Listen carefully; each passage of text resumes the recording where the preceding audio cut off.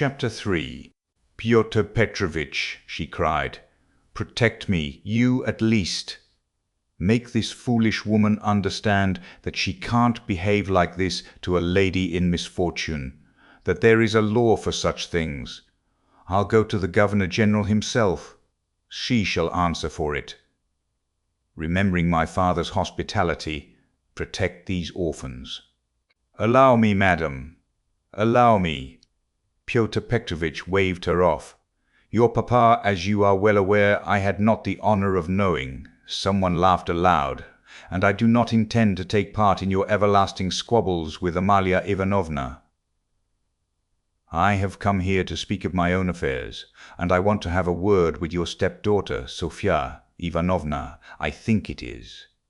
Allow me to pass. Pyotr Petrovitch, edging by her, went to the opposite corner where Sonia was. Katerina Ivanovna remained standing where she was, as though thunderstruck. She could not understand how Pyotr Petrovitch could deny having enjoyed her father's hospitality. Though she had invented it herself, she believed in it firmly by this time. She was struck, too, by the businesslike, dry, and even contemptuous, menacing tone of Pyotr Petrovitch. All the clamour gradually died away at his entrance. Not only was this serious businessman strikingly incongruous with the rest of the party, but it was evident, too, that he had come upon some matter of consequence, that some exceptional cause must have brought him, and that therefore something was going to happen. Raskolnikov, standing beside Sonia, moved aside to let him pass. Pyotr Petrovitch did not seem to notice him. A minute later, Lebeziatnikov, too, appeared in the doorway. He did not come in, but stood still, listening with marked interest, almost wonder, and seemed for a time perplexed. "Excuse me for possibly interrupting you, but it's a matter of some importance," Pyotr Petrovitch observed, addressing the company generally. "I am glad indeed to find other persons present. Amalia Ivanovna, I humbly beg you as mistress of the house to pay careful attention to what I have to say to Sofya Ivanovna. Sofya Ivanovna," he went on, addressing Sonia, who was very much surprised and already alarmed, "immediately after your visit, I found that 100-rouble note was missing from my table in the room of my friend Mr. Lebeziatnikov. If in any way, whatever you know, and will tell us where it is now, I assure you, on my word of honor, and call all present to witness that the matter shall end there. In the opposite case, I shall be compelled to have recourse to very serious measures, and then you must blame yourself." Complete silence reigned in the room. Even the crying children were still. Sonia stood deadly pale, staring at Luzhin, and unable to say a word. She seemed not to understand. Some seconds passed. "Well, how is it to be then?" asked Luzhin, looking intently at her. "I don't know. I know nothing about it," Sonia articulated faintly at last. "No, you know nothing?" Luzhin repeated, and again he paused for some seconds. "Think a moment, mademoiselle," he began severely, but still, as it were, admonishing her. "Reflect. I am prepared to give you time for consideration. Kindly observe this. If I were not so entirely convinced, I should not, you may be sure, with my experience, venture to accuse you so directly. Seeing that for such direct accusation before witnesses, if false, or even mistaken, I should myself in a certain sense be made responsible, I am aware of that. This morning I changed for my own purposes several 5% securities for the sum of approximately 3,000 roubles. The account is noted down in my pocket-book. On my return home I proceeded to count the money, as Mr. Lebeziatnikov will bear witness, and after counting 2,300 roubles, I put the rest in my pocket-book in my coat pocket. About 500 roubles remained on the table, and among them 3 notes of 100 roubles each. At that moment you entered, at my invitation, and all the time you were present you were exceedingly embarrassed, so that 3 times you jumped up in the middle of the conversation and tried to make off. Mr. Lebeziatnikov can bear witness to this. You yourself, mademoiselle, probably will not refuse to confirm my statement that I invited you through Mr. Lebeziatnikov solely in order to discuss with you the hopeless and destitute position of your relative, Katerina Ivanovna, whose dinner I was unable to attend, and the advisability of getting up something of the nature of a subscription, lottery, or the like, for her benefit. You thanked me, and even shed tears. I describe all this as it took place, primarily to recall it to your mind, and secondly, to show you that not the slightest detail has escaped my recollection. Then I took a 10-ruble note from the table and handed it to you by way of first installment on my part for the benefit of your relative. Mr. Lebeziatnikov saw all this. Then I accompanied you to the door, you being still in the same state of embarrassment. After which, being left alone with Mr. Lebeziatnikov, I talked to him for 10 minutes. Then Mr. Lebeziatnikov went out, and I returned to the table with the money lying on it, intending to count it and to put it aside as I proposed doing before. To my surprise, 100-ruble note had disappeared. Kindly consider the position. Mr. Lebeziatnikov I cannot suspect.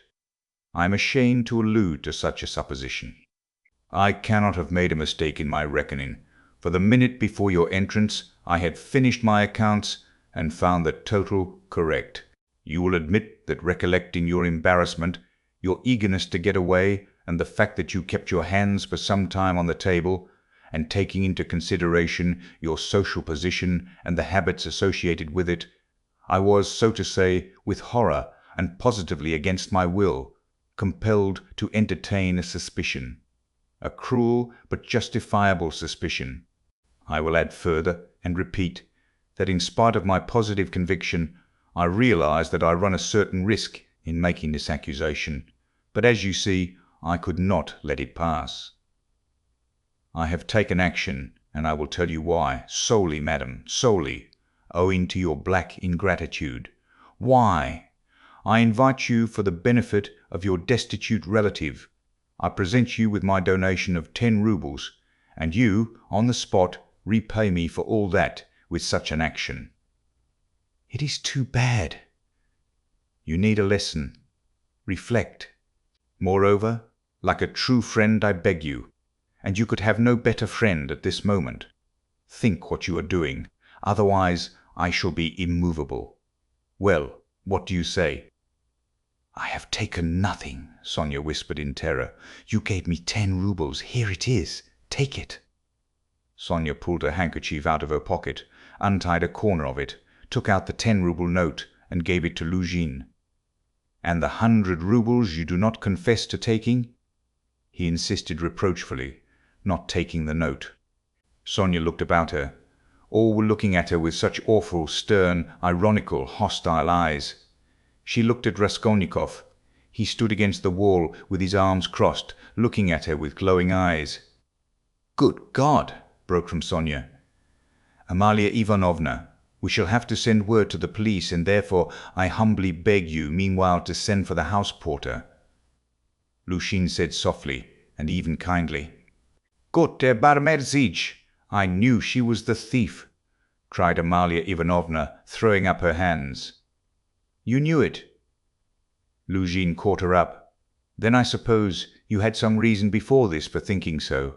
I beg you, worthy Amalia Ivanovna, to remember your words which have been uttered before witnesses." There was a buzz of loud conversation on all sides. All were in movement. "What?" cried Katerina Ivanovna, suddenly realizing the position, and she rushed at Luzhin. "What?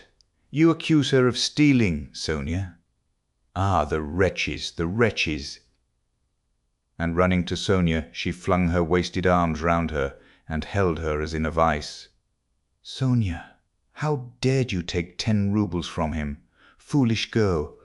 Give it to me. Give me the 10 rubles from him. Shoo!"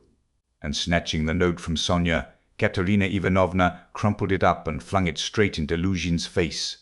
It hit him in the eye and fell on the ground. Amalia Ivanovna hastened to pick it up. Pyotr Petrovitch lost his temper. "Hold that mad woman!" he shouted. At that moment several other persons besides Lebeziatnikov appeared in the doorway, among them the two ladies. "What? Mad? Am I mad? Idiot!" shrieked Katerina Ivanovna. "You are an idiot yourself, pettifogging lawyer, base man. Sonia, take his money. Sonia a thief. Why, she'd give away her last penny." And Katerina Ivanovna broke into hysterical laughter. "Did you ever see such an idiot?" She turned from side to side. "And you too?" She suddenly such an idiot. She suddenly saw the landlady. "And you too, sausage eater. You declare that she is a thief, you trashy Prussian hen's leg in a crinoline. She hasn't been out of this room. She came straight from you, you wretch, and sat down beside me. Everyone saw her. She sat here, by Rodion Romanovitch. Search her.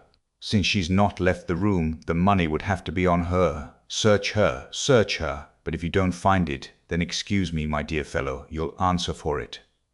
I'll go to our sovereign, to our gracious Tsar himself, and throw myself at Tsar himself, and throw myself at his feet, today, this minute. I am alone in the world. They would let me in. Do you think they wouldn't? You're wrong. I will get in. I will get in. You reckoned on her meekness. You relied upon that. But I am not so submissive, let me tell you. You've gone too far yourself. Search her, search her." And Katerina Ivanovna in a frenzy shook Luzhin and dragged him towards Sonia. "I am ready. I'll be responsible. But calm yourself, madam, calm yourself. I see that you are not so submissive." "Well, well, but as to that," Luzhin muttered, "that ought to be before the police, though indeed there are witnesses enough as it is. I am ready. But in any case it's difficult for a man on account of her sex.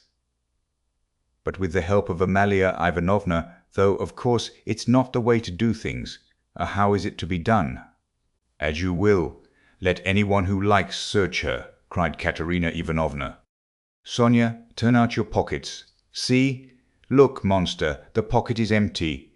Here was her handkerchief. Here is the other pocket. Look. Do you see? Do you see?" And Katerina Ivanovna turned, or rather snatched, both pockets inside out. But from the right pocket a piece of paper flew out, and describing a parabola in the air, fell at Luzhin's feet. Everyone saw it. Several cried out. Pyotr Petrovitch stooped down, picked up the paper in 2 fingers, lifted it where all could see it, and opened it. It was a 100-rouble note folded in 8. Pyotr Petrovitch held up the note folded in 8. "Thief! Out of my lodging! Police! Police!" yelled Amalia Ivanovna. "They must to Siberia be sent." "Away!" Exclamations arose on all sides. Raskolnikov was silent, keeping his eyes fixed on Sonia, except for an occasional rapid glance at Luzhin. Sonia stood still, as though unconscious.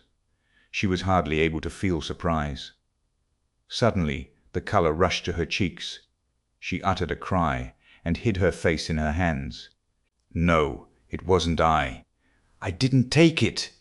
I know nothing about it," she cried with a heart-rending wail, and she ran to Katerina Ivanovna, who clasped her tightly in her arms, as though she would shelter her from all the world. "Sonia, Sonia, I don't believe it. You see, I don't believe it," she cried in the face of the obvious fact, swaying her to and fro in her arms like a baby, kissing her face continually, then snatching at her hands and kissing them too. "You took it. How stupid these people are. Oh dear! You are fools, fools," she cried, addressing the whole room. You don't know what a heart she has, what a girl she has, what a heart she has. She'd take it, She'd sell her last rag. She'd go barefoot to help you if you needed it. That's what she is. She has the yellow passport because my children were starving. She sold herself for us. Ah, husband, husband, do you see? Do you see? What a memorial dinner for you! Merciful heavens! Defend her! Why are you all standing still? Rodion Romanovitch, why don't you stand up for her? Do you believe it too? You are not worth her little finger, all of you together. Good God, defend her now, at least. The wail of the poor, consumptive, helpless woman seemed to produce a great effect on her audience. The agonized, wasted, consumptive face, the parched, blood-stained lips, the hoarse voice, the tears unrestrained as a child's, the trustful, childish, and yet despairing prayer for help were so piteous that everyone seemed to feel for her. Pyotr Petrovitch, at any rate, was at once moved to compassion. "Madam, madam, this incident does not reflect upon you," he cried impressively. "No one would take upon himself to accuse you of being an instigator or even an accomplice in it, especially as you have proved her guilt by turning out her pockets, showing that you had no previous idea of it. I am most ready to show compassion, if poverty, so to speak, drove Sofya Semyonovna to it. But why did you refuse to confess, mademoiselle? Were you afraid of the disgrace? The first step? You lost your head, perhaps? One can quite understand it. But how could you have lowered yourself to such an action? Gentlemen," he addressed the whole company, "gentlemen, compassionate and, so to say, commiserating these people, I am ready to overlook it even now, in spite of the personal insult lavished upon me. And may this disgrace be a lesson to you for the future," he said, addressing Sonia, "and I will carry the matter no further. Enough." Pyotr Petrovitch stole a glance at Raskolnikov. Their eyes met, and the fire in Raskolnikov's seemed ready to reduce him to ashes. Meanwhile, Katerina Ivanovna apparently heard nothing. She was kissing and hugging Sonia like a madwoman. The children, too, were embracing Sonia on all sides, and Polenka, though she did not fully understand what was wrong, was drowned in tears and shaking with sobs as she hid her pretty little face, swollen with weeping, on Sonia's shoulder. "How vile!" a loud voice cried suddenly in the doorway. Pyotr Petrovitch looked round quickly.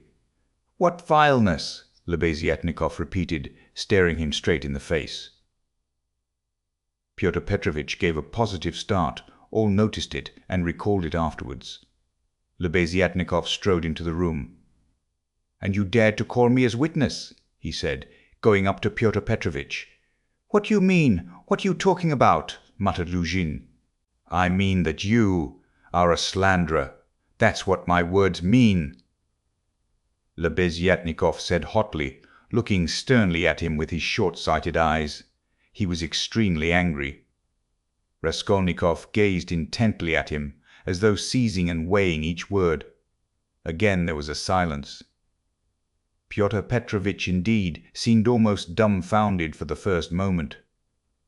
"If you mean that for me," he began, stammering. "But what's the matter with you? Are you out of your mind?" "I'm in my mind, but you are a scoundrel." "Ah, how vile! I've heard everything. I kept waiting on purpose to understand it, for I must own even now it is not quite logical. What you have done it all for I can't understand." "Why, what have I done then?" "Give over talking in your nonsensical riddles. Or maybe you are drunk. You may be a drunkard, perhaps, vile man, but I am not. I never touch vodka, for it's against my convictions. Would you believe it? He himself, with his own hands, gave Sofya Semyonovna that 100-rouble note. I saw it. I was a witness. I'll take my oath." "He did it. He," repeated Lebeziatnikov, addressing all. "Are you crazy, milksop?" squealed Luzhin. "She is herself before you. She herself here declared just now, before everyone, that I gave her only 10 roubles. How could I have given it to her?" I saw it, Lebeziatnikov repeated, "and though it is against my principles, I am ready this very minute to take any oath you like before the court, for I saw how you slipped it in her pocket. Only like a fool, I thought you did it out of kindness. When you were saying good-bye to her at the door, while you held her hand in one hand, with the other, the left, you slipped the note into her pocket." I saw it. Luzhin turned pale. "What lies!" he cried impudently. "Why, how could you, standing by the window, see the note?" "You fancied it with your short-sighted eyes." You are raving. No, I didn't fancy it. And though I was standing some way off, I saw it all.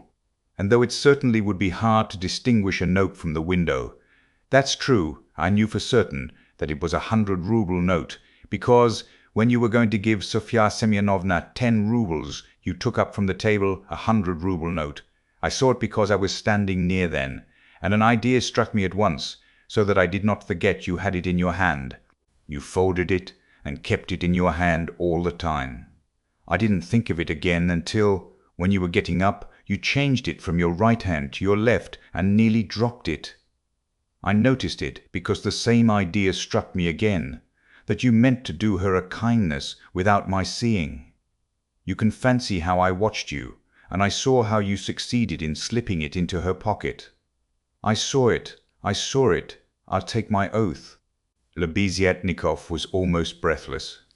Exclamations arose on all hands, chiefly expressive of wonder, but some were menacing in tone. They all crowded round Pyotr Petrovitch. Katerina Ivanovna flew to Lebeziatnikov. I was mistaken in you. Protect her. You are the only one to take her part. She is an orphan. God has sent you. Katerina Ivanovna, hardly knowing what she was doing, sank on her knees before him. A pack of nonsense, yelled Luzhin, roused to fury. It's all nonsense you've been talking. An idea struck you, you didn't think, you noticed. What does it amount to? So I gave it to her on the sly on purpose? What for? With what object? What have I to do with this? What for? That's what I can't understand, but that what I am telling you is the fact. That's certain. So far from my being mistaken, you infamous criminal man, I remember how, on account of it, a question occurred to me at once, just when I was thanking you and pressing your hand. What made you put it secretly in her pocket? Why you did it secretly, I mean. Could it be simply to conceal it from me, knowing that my convictions are opposed to yours and that I do not approve of private benevolence, which effects no radical cure? Well, I decided that you really were ashamed of giving such a large sum before me. Perhaps, too, I thought, he wants to give her a surprise, when she finds a whole 100-ruble note in her pocket. For I know, some benevolent people are very fond of decking out their charitable actions in that way. Then the idea struck me, too, that you wanted to test her, to see whether, when she found it, she would come to thank you. Then, too, that you wanted to avoid thanks, and that, as the saying is, your right hand should not know, something of that sort, in fact. I thought of so many possibilities that I put off considering it, but still thought it indelicate to show you that I knew your secret. But another idea struck me again, that Sofya Semyonovna might easily lose the money before she noticed it. That was why I decided to come in here, to call her out of the room and to tell her that you put 100 rubles in her pocket. But on my way, I went first to Madame Kobilatnikov's to take them the general treatise on the positive methods, and especially to recommend Pideritz's article, and also Wagner's. Then I come on here, and what a state of things I find. Now could I have all these ideas and reflections if I had not seen you put the 100-ruble note in her pocket? When Lebeziatnikov finished his long-winded harangue with the logical deduction at the end, he was quite tired, and the perspiration streamed from his face. He could not, alas, even express himself correctly in Russian, though he knew no other language, so that he was quite exhausted, almost emaciated, after this heroic exploit. But his speech produced a powerful effect. He had spoken with such vehemence, with such conviction, that everyone obviously believed him. Pyotr Petrovitch felt that things were going badly with him.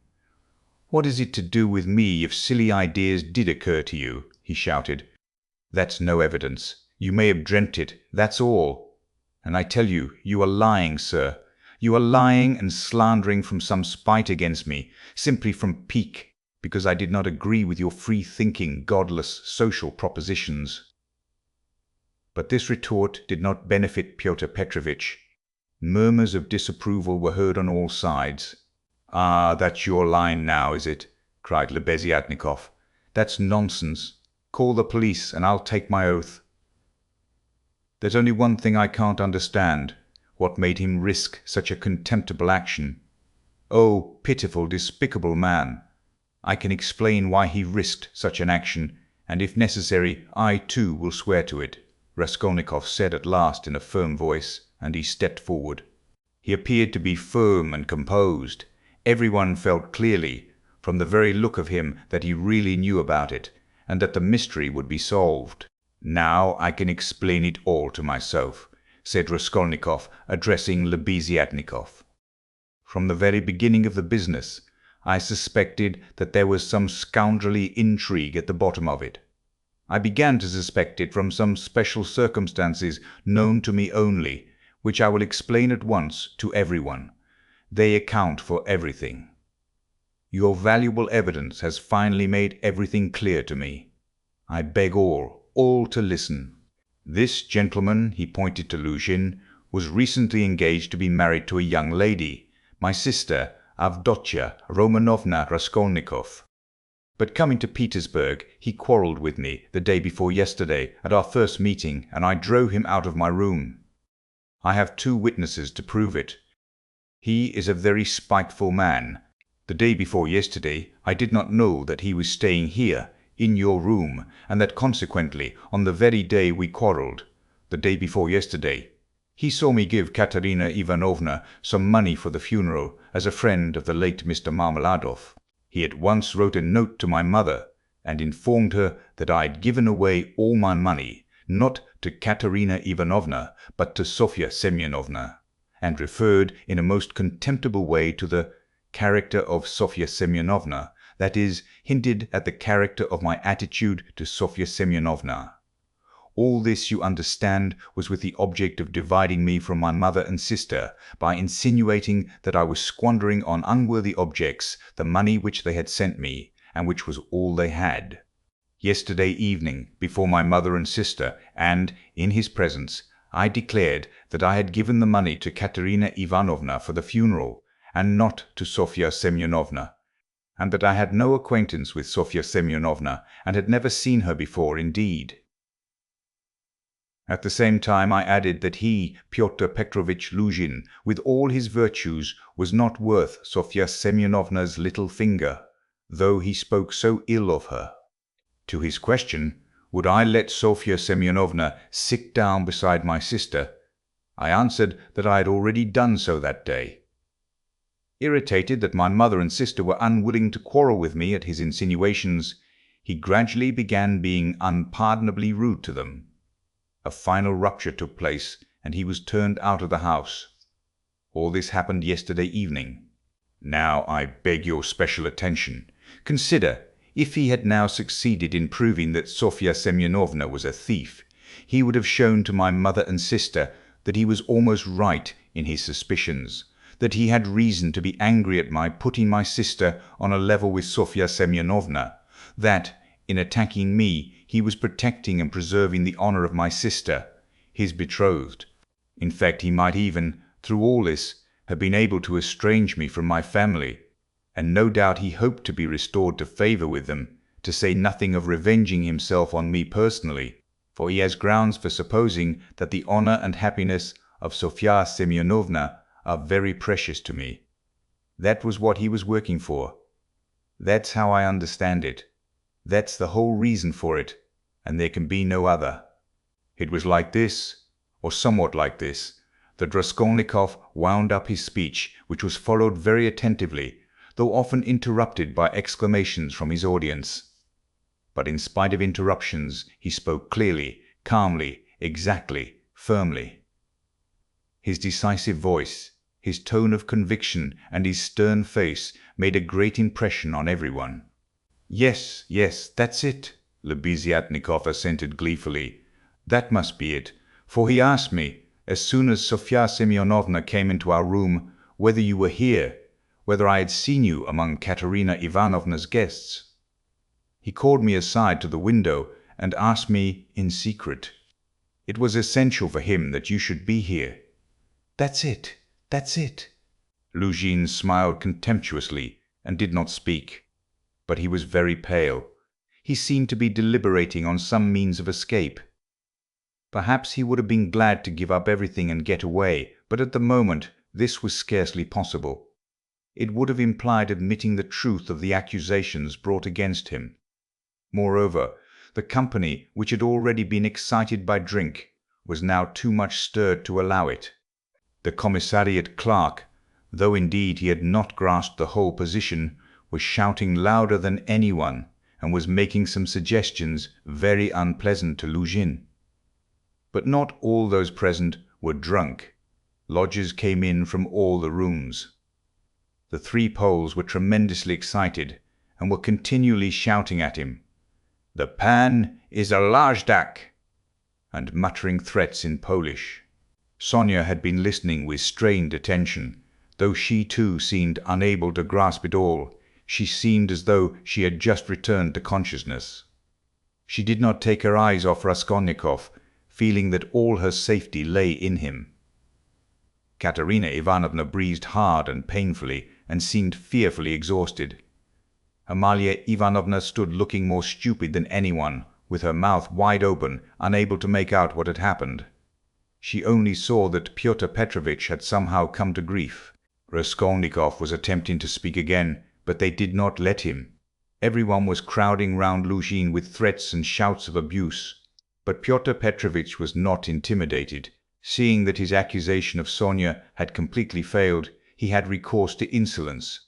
"Allow me, gentlemen, allow me. Don't squeeze. Let me pass," he said, making his way through the crowd. "And no threats, if you please. I assure you it will be useless. You will gain nothing by it. On the contrary, you have to answer, gentlemen, for violently obstructing the course of justice. The thief has been more than unmasked, and I shall prosecute. Our judges are not so blind and not so drunk, and will not believe the testimony of two notorious infidels, agitators, and atheists, who accuse me from motives of personal revenge which they are foolish enough to admit. Yes, allow me to pass.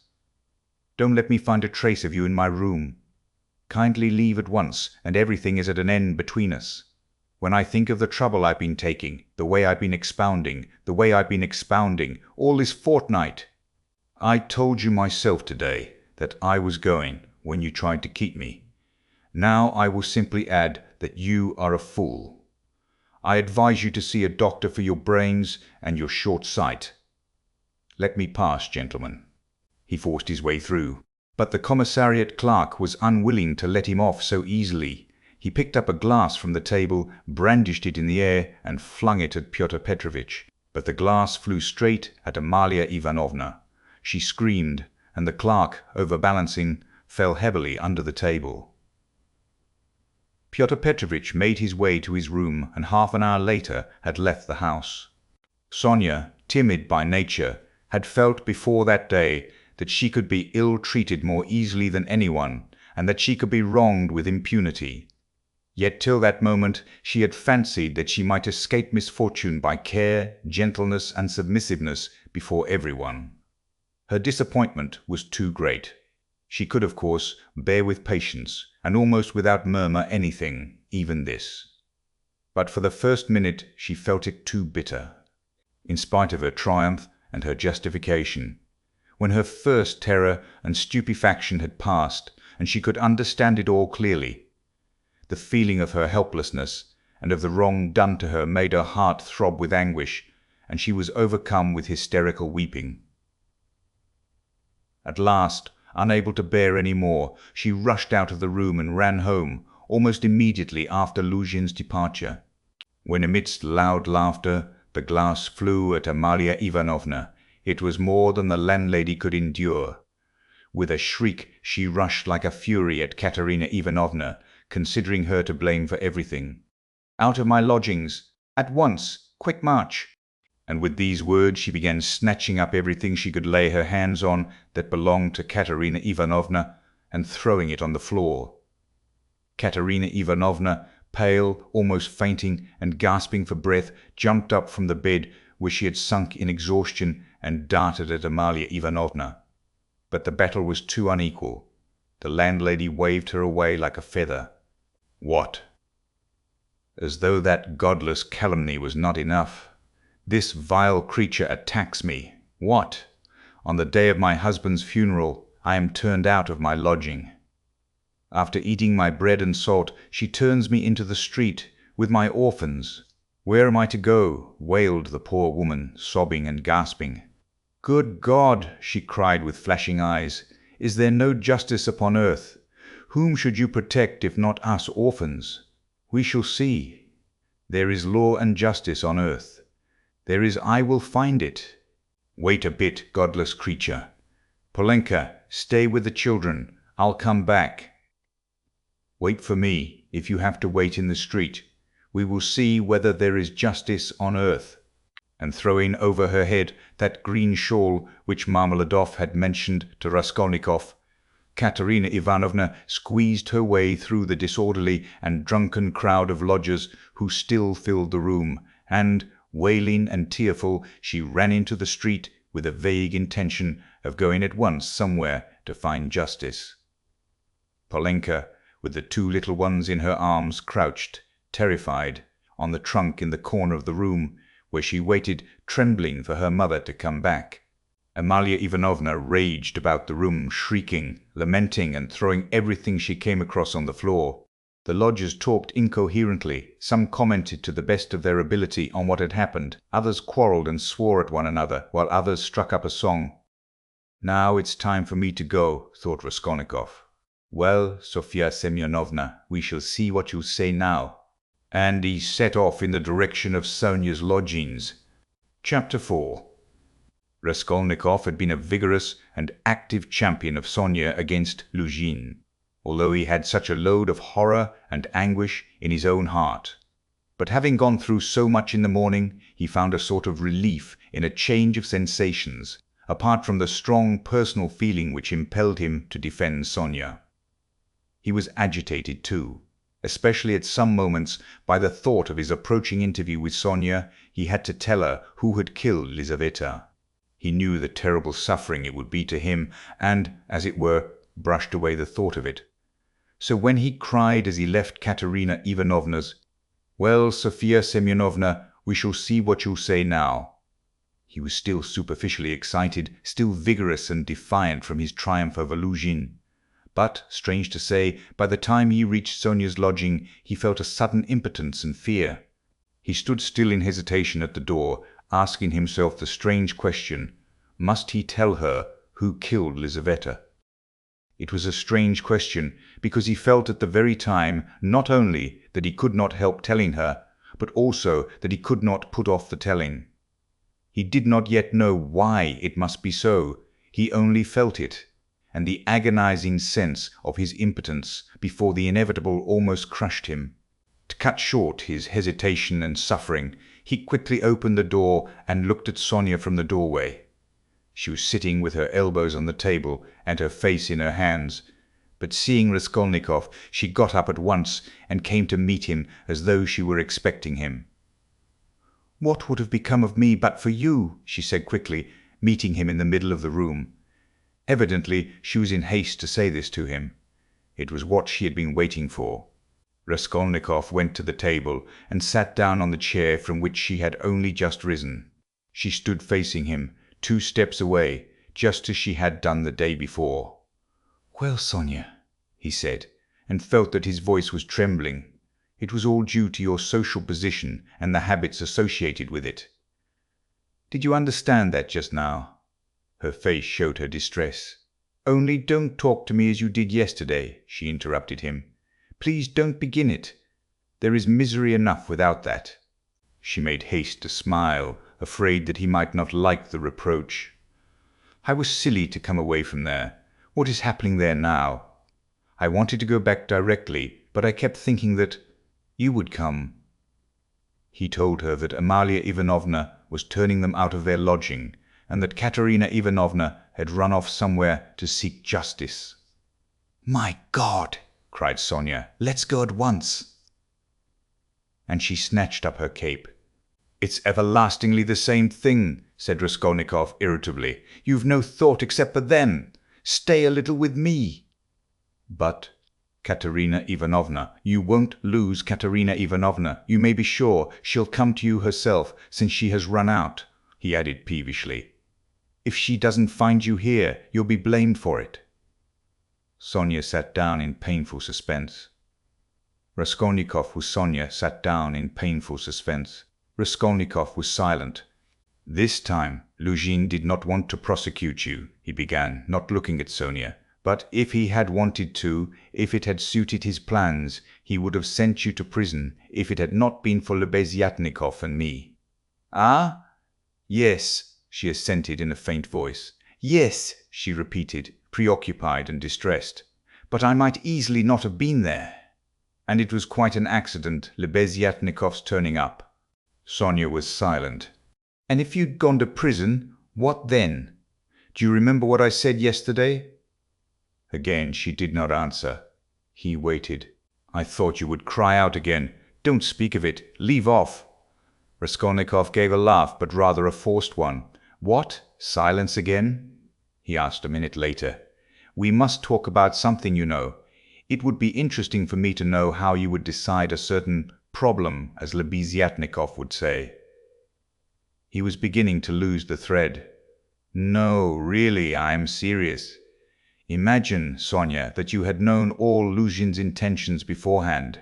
Known, that is, for a fact, that they would be the ruin of Katerina Ivanovna and the children, and yourself thrown in, since you don't count yourself for anything. Polenka too, for she'll go the same way. Well, if suddenly it all depended on your decision whether he or they should go on living, that is, whether Luzhin should go on living and doing wicked things, or Katerina Ivanovna should die, how would you decide which of them was to die? I ask you." Sonia looked uneasily at him. There was something peculiar in this hesitating question, which seemed approaching something in a roundabout way. "I felt that you were going to ask some question like that," she said, looking inquisitively at him. "I dare say you did. But how is it to be answered?" "Why do you ask about what could not happen?" said Sonia reluctantly. "Then it would be better for Luzhin to go on living and doing wicked things. You haven't dared to decide even that. But I can't know the divine providence. And why do you ask what can't be answered? What's the use of such foolish questions? How could it happen that it should depend on my decision? Who has made me a judge to decide who is to live and who is not to live?" "Oh, if the divine providence is to be mixed up in it, there is no doing anything," Raskolnikov grumbled morosely. "You'd better say straight out what you want," Sonia cried in distress. "You are leading up to something again. Can you have come simply to torture me?" She could not control herself and began crying bitterly. He looked at her in gloomy misery. 5 minutes passed. "Of course you're right, Sonia," he said softly at last. He was suddenly changed. His tone of assumed arrogance and helpless defiance was gone. Even his voice was suddenly weak. "I told you yesterday that I was not coming to ask forgiveness, and almost the first thing I've said is to ask forgiveness. I said that about Luzhin and Providence for my own sake. I was asking forgiveness, Sonia." He tried to smile, but there was something helpless and incomplete in his pale smile. He bowed his head and hid his face in his hands. And suddenly a strange, surprising sensation of a sort of bitter hatred for Sonia passed through his heart. As it were wondering and frightened of this sensation, he raised his head and looked intently at her. But he met her uneasy and painfully anxious eyes fixed on him. There was love in them. His hatred vanished like a phantom. It was not the real feeling. He had taken the one feeling for the other. It only meant that that minute had come.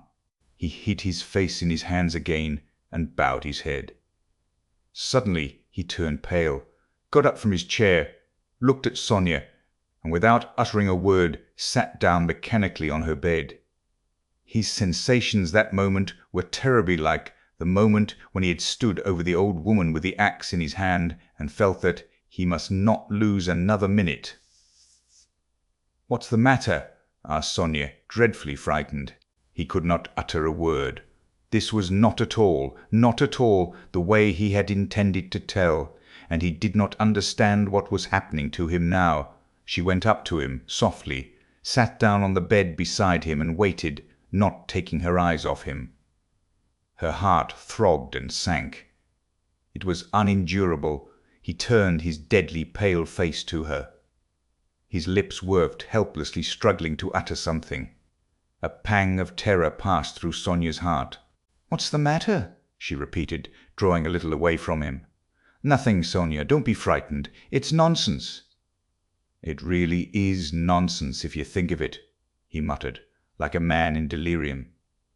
"Why have I come to torture you?" he added suddenly, looking at her. "Why, really?"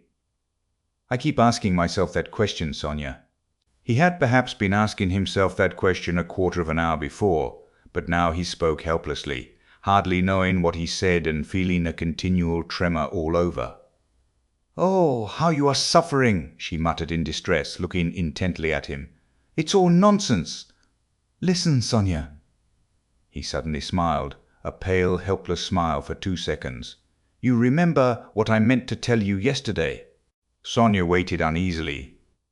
"I said, as I went away, that perhaps I was saying goodbye forever, but that if I came today, I would tell you who killed Lizaveta."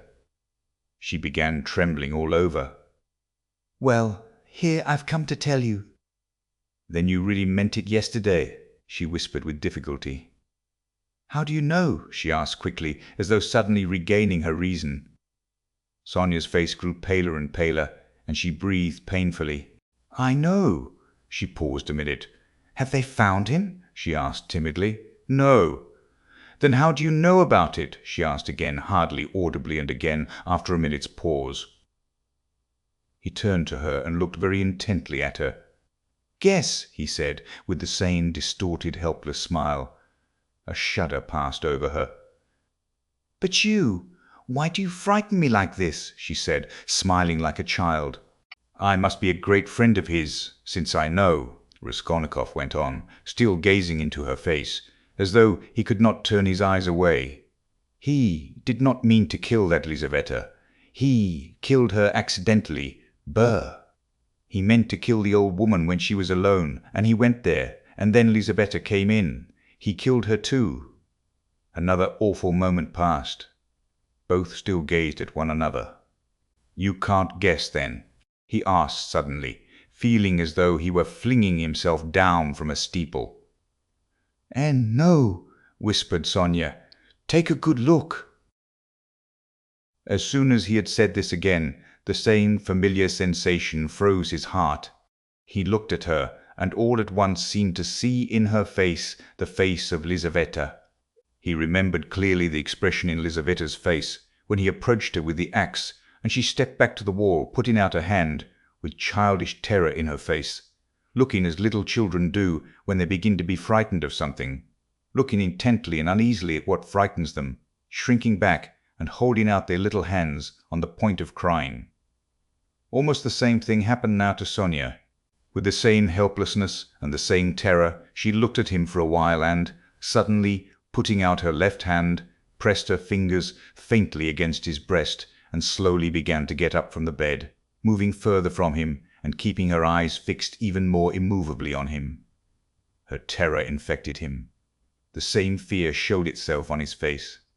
In the same way he stared at her, and almost with the same childish smile. "Have you guessed?" he whispered at last. "Good God!" broke in an awful wail from her bosom. She sank helplessly on the bed with her face in the pillows, but a moment later she got up, moved quickly to him, seized both his hands and, gripping them tight in her thin fingers, began looking into his face again with the same intent stare. In this last desperate look she tried to look into him and catch some last hope. But there was no hope. There was no doubt remaining. It was all true. Later on, indeed, when she recalled that moment, she thought it strange and wondered why she had seen at once that there was no doubt. She could not have said, for instance, that she had foreseen something of the sort, and yet now, as soon as he told her, she suddenly fancied that she had really foreseen this very thing. "Stop, Sonia, enough! Don't torture me," he begged her miserably. It was not at all like this. He had thought of telling her, but this is how it happened. She jumped up, seeming not to know what she was doing, and, wringing her hands, walked into the middle of the room, but quickly went back and sat down again beside him, her shoulder almost touching his. All of a sudden she started as though she had been stabbed, uttered a cry, and fell on her knees before him. She did not know why. "What have you done? What have you done to yourself?" she said in despair, and, jumping up, she flung herself on his neck, threw her arms round him, and held him tightly. Raskolnikov drew back and looked at her with a mournful smile. "You are a strange girl, Sonia. You kiss me and hug me when I tell you about that. You don't think what you are doing. There is no one in the whole world now so unhappy as you," she cried in a frenzy, not hearing what he said, and she suddenly broke into violent hysterical weeping. A feeling long unfamiliar to him flooded his heart and softened it at once. He did not struggle against it. 2 tears started into his eyes and hung on his eyelashes. "Then you won't leave me, Sonia," he said, looking at her almost with hope. "No, no, never, nowhere," cried Sonia. "I will follow you everywhere. Oh, my God! Oh, how miserable I am!" Why didn't I know you before? Why didn't you come before? Oh dear, here I have come. Yes, now, what's to be done now? Together, together, together, together, she repeated as it were unconsciously, and she hugged him again. "I'll follow you to Siberia." He recoiled at this, and the same hostile, almost haughty smile came to his lips. "Perhaps I don't want to go to Siberia yet, Sonia," he said. Sonia looked at him quickly. Again, after her first passionate, agonizing sympathy for the unhappy man, that terrible idea of the murder overwhelmed her. In his changed tone she seemed to hear the murderer speaking. She looked at him bewildered. She knew nothing as yet, why, how, with what object it had been. Now all these questions rushed at once into her mind, and again she could not believe it. He is a murderer. Could it be true? "What's the meaning of it? Where am I?" she said in complete bewilderment, as though still unable to recover herself. "How could you, a man like you, how could you bring yourself to it? What does it mean?" "Oh, well, to plunder. Leave off, Sonia," he answered wearily, almost with vexation. Sonia stood as though struck dumb, but suddenly she cried, "You were hungry." "It was. To help your mother." "Yes?" "No, Sonia, no," he muttered, turning away and hanging his head. "I was not so hungry. I certainly did want to help my mother, but that's not the real thing either. Don't torture me, Sonia." Sonia clasped her hands. Could it all be true? Good God, what a truth! Who could believe it? And how could you give away your last farthing and yet rob and murder? "Ah," she cried suddenly, "that money you gave Katerina Ivanovna, that money! Can that money—" "No, Sonia," he broke in hurriedly, "that money was not it. Don't worry yourself. That money my mother sent me, and it came when I was ill, the day I gave it to you. Razumihin saw it. He received it for me. That money was mine, my own." Sonia listened to him in bewilderment and did her utmost to comprehend. "And that money, I don't even know really whether there was any money," he added softly, as though reflecting. "I took a purse off her neck, made of chamois leather, a purse stuffed full of something, but I didn't look in it. I suppose I hadn't time. And the things, chains and trinkets, I buried under a stone with the purse next morning in a yard off the V. Prospect. They are all there now, off the V. Prospect." Sonia strained every nerve to listen. "Then why? You said you did it to rob, but you took nothing," she asked quickly, catching at a straw. "I don't know. I haven't yet decided whether to take that money or not," he said, musing again, and, seeming to wake up with a start, he gave a brief ironical smile. "Ah, what silly stuff I am talking, eh?" The thought flashed through Sonia's mind. Wasn't he mad? But she dismissed it at once. No, it was something else. She could make nothing of it. Nothing. "Do you know, Sonia," he said suddenly with conviction, "let me tell you, if I'd simply killed because I was hungry, laying stress on every word and looking enigmatically but sincerely at her, I should be happy now. You must believe that. What would it matter to you?" he cried a moment later with a sort of despair. "What would it matter to you if I were to confess that I did wrong? What do you gain by such a stupid triumph over me? What do you gain by such a stupid triumph over me?"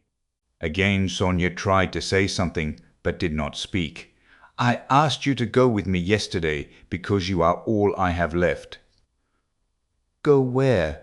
asked Sonia timidly. "Not to steal and not to murder. Don't be anxious." He smiled bitterly. "We are so different. And you know, Sonia, it's only now, only this moment, that I understand where I asked you to go with me yesterday. Yesterday, when I said it, I did not know where. I asked you for one thing. I came to you for one thing. Not to leave me." "You won't leave me, Sonia." She squeezed his hand. "And why? Why did I tell her? Why did I let her know?" he cried a minute later in despair, looking with infinite anguish at her. "Here you expect an explanation from me, Sonia. You are sitting and waiting for it. I see that. But what can I tell you? You won't understand, and will only suffer misery on my account. Well, you are crying and embracing me again. Why do you do it? Because I couldn't bear my burden, and have come to throw it on another. You suffer too, and I shall feel better. And can you love such a mean wretch? But aren't you suffering too?" cried Sonia. Again a wave of the same feeling surged into his heart, and again for an instant softened it. "Sonia, I have a bad heart. Take note of that. It may explain a great deal. I have come because I am bad. There are men who wouldn't have come. But I am a coward and a mean wretch. But I am a coward and a mean wretch. But never mind. That's not the point. I must speak now, but I don't know how to begin." He paused and sank into thought. "Ah, we are so different," he cried again. "We are not alike. And why did I come? I shall never forgive myself that." "No, no, it was a good thing you came," cried Sonia. "It's better I should know, far better." He looked at her with anguish. "What if it were really that?" he said, as though reaching a conclusion. "Yes, that's what it was. I wanted to become a Napoleon. That is why I killed her. Do you understand now?" "No," Sonia whispered naively and timidly. "Only speak, speak. I shall understand. I shall understand in myself." She kept begging him. "You'll understand." "Very well, we shall see." He paused and was for some time lost in meditation. "It was like this," I asked myself one day. "This question.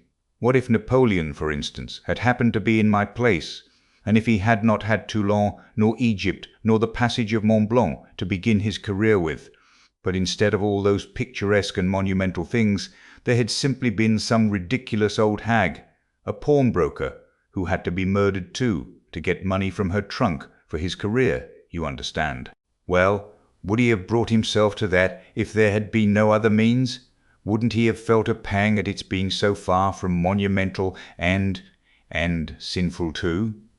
Well, I must tell you that I worried myself fearfully over that question, so that I was awfully ashamed when I guessed at last, all of a sudden, somehow, that it would not have given him the least pang, that it would not even have struck him that it was not monumental, that he would not have seen that there was anything in it to pause over, and that, if he had had no other way, he would have strangled her in a minute without thinking about it. Well, I too left off thinking about it, murdered her, following his example. And that's exactly how it was. Do you think it funny? Yes, Sonia, the funniest thing of all is that perhaps that's just how it was." Sonia did not think it at all funny. "You had better tell me straight out, without examples," she begged, still more timidly and scarcely audibly. He turned to her, looked sadly at her, and took her hands. "You are right again, Sonia. Of course, that's all nonsense. It's almost all talk. You see, you know, of course, that my mother has scarcely anything. My sister happened to have a good education and was condemned to drudge as a governess. All their hopes were centered on me. I was a student, but I couldn't keep myself at the university and was forced for a time to leave it. Even if I had lingered on like that, in 10 or 12 years I might, with luck, hope to be some sort of teacher or clerk with a salary of 1,000 roubles." He repeated it as though it were a lesson. "And by that time my mother would be worn out with grief and anxiety, and I could not succeed in keeping her in comfort, while my sister might well have fared worse. And it's a hard thing to pass everything by all one's life, to turn one's back upon everything, to forget one's mother, and decorously accept the insults inflicted on one's sister. Why should one? When one has buried them, to burden oneself with others, wife and children, and to leave them again without a farthing. So I resolved to gain possession of the old woman's money, and to use it for my first years without worrying my mother, to keep myself at the university and for a little while after leaving it, and to do this all on a broad, thorough scale, so as to build up a completely new career and enter upon a new life of independence. Well, that's all. Well, of course, in killing the old woman, I did wrong. Well, that's all. Well, of course." He struggled to the end of his speech in exhaustion and let his head sink. "Oh, that's not it. That's not it," Sonia cried in distress. "How could one? No, that's not right, not right." "You see yourself that it's not right? But I've spoken truly. It's the truth. As though that could be the truth. Good God! I've only killed a louse, Sonia, a useless, loathsome, harmful creature. A human being. A louse." "I too know it wasn't a louse," he answered, looking strangely at her. "But I'm talking nonsense, Sonia," he added. "I've been talking nonsense a long time. That's not it. You are right there. There were quite other causes for it. I haven't talked to anyone for so long, Sonia. My head aches dreadfully now." His eyes shone with feverish brilliance. He was almost delirious. An uneasy smile strayed on his lips. His terrible exhaustion could be seen through his excitement. Sonia saw how he was suffering. She too was growing dizzy. And he talked so strangely, it seemed somehow comprehensible, but yet... "But how? Good God!" And she wrung her hands in despair. "No, Sonia, that's not it." He began again suddenly, raising his head, as though a new and sudden train of thought had struck and, as it were, roused him. "That's not it. Better, imagine. Yes, it's certainly better. Imagine that I am vain, envious, malicious, base, vindictive, and, well, perhaps with a tendency to insanity. Let's have it all out at once. They've talked of madness already, I noticed. I told you just now I could not keep myself at the university. But do you know that perhaps I might have done? My mother would have sent me what I needed for the fees, and I could have earned enough for clothes, boots, and food, no doubt. Lessons have turned up at half a rouble. Razumihin works, but I turned sulky and wouldn't. Yes, sulkiness, that's the right word for it. I sat in my room like a spider. You've been in my den, you've seen it. And do you know, Sonia, that low ceilings and tiny rooms cramp the soul, yeah? And do you know, Sonia, that low ceilings and tiny rooms cramp the soul? And yet I wouldn't go out of it. I wouldn't on purpose. I didn't go out for days together, and I wouldn't work. I wouldn't even eat. I just lay there doing nothing. If Nastasia brought me anything, I ate it. If she didn't, I went all day without. I wouldn't ask on purpose from sulkiness. At night I had no light. I lay in the dark, and I wouldn't earn money for candles. I ought to have studied, but I sold my books, and the dust lies an inch thick on the notebooks on my table. I preferred lying still and thinking, and I kept thinking, and I had dreams all the time, strange dreams of all sorts, no need to describe. Only then I began to fancy that, no, that's not it. Again I am telling you wrong. You see, I kept asking myself, then why am I so stupid that if others are stupid, and I know they are, yet I won't be wiser? Then I saw, Sonia, that if one waits for everyone to get wiser, it will take too long. Afterwards, I understood that that would never come to pass, that men won't change, and that nobody can alter it, and that it's not worth wasting effort over it. Yes, that's so. That's the law of their nature, Sonia. That's so. And I know now, Sonia, that whoever is strong in mind and spirit will have power over them. Anyone who is greatly daring is right in their eyes. He who despises most things will be a lawgiver among them, and he who dares most of all will be most in the right. So it has been till now, and so it will always be.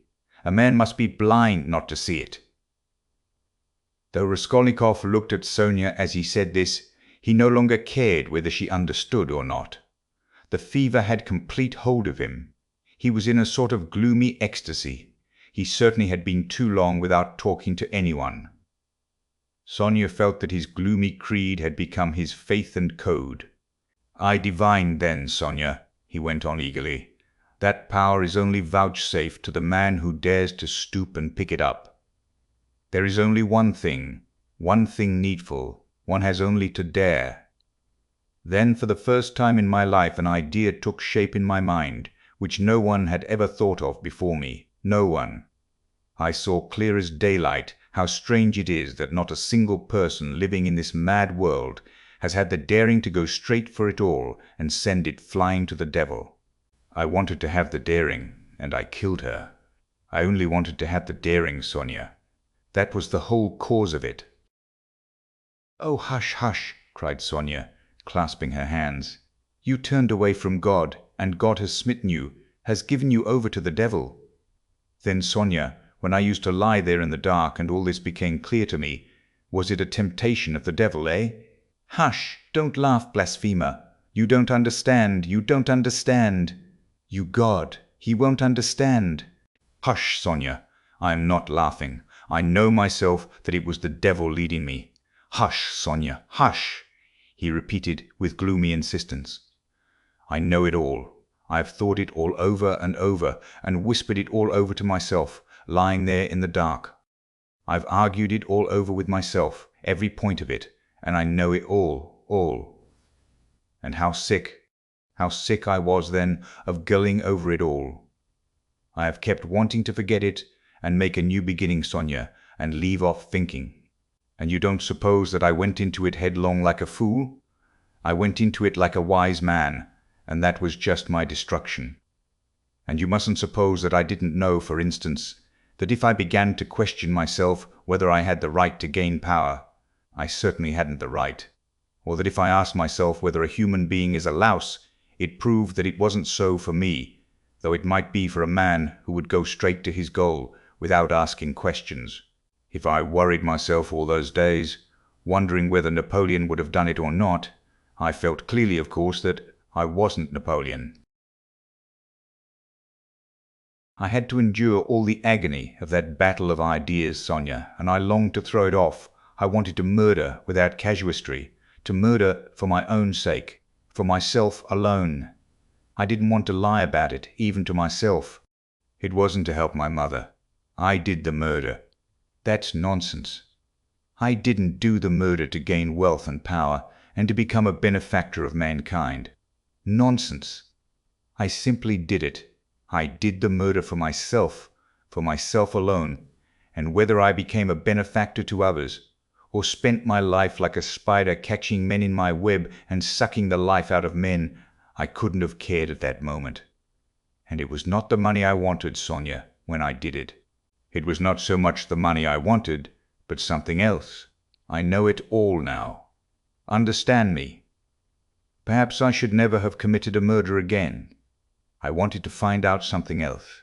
It was something else led me on. I wanted to find out then, and quickly, whether I was a louse like everybody else, or a man. Whether I can step over barriers or not. Whether I dare stoop to pick up or not. Whether I am a trembling creature, or whether I have the right. To kill? Have the right to kill. Sonia clasped her hands. "Ach, Sonia!" he cried irritably, and seemed about to make some retort, but was contemptuously silent. "Don't interrupt me, Sonia. I want to prove one thing only, that the devil led me on then, and he has shown me since that I had not the right to take that path, because I am just such a louse as all the rest. He was mocking me, and here I've come to you now. Welcome your guest. If I were not a louse, should I have come to you?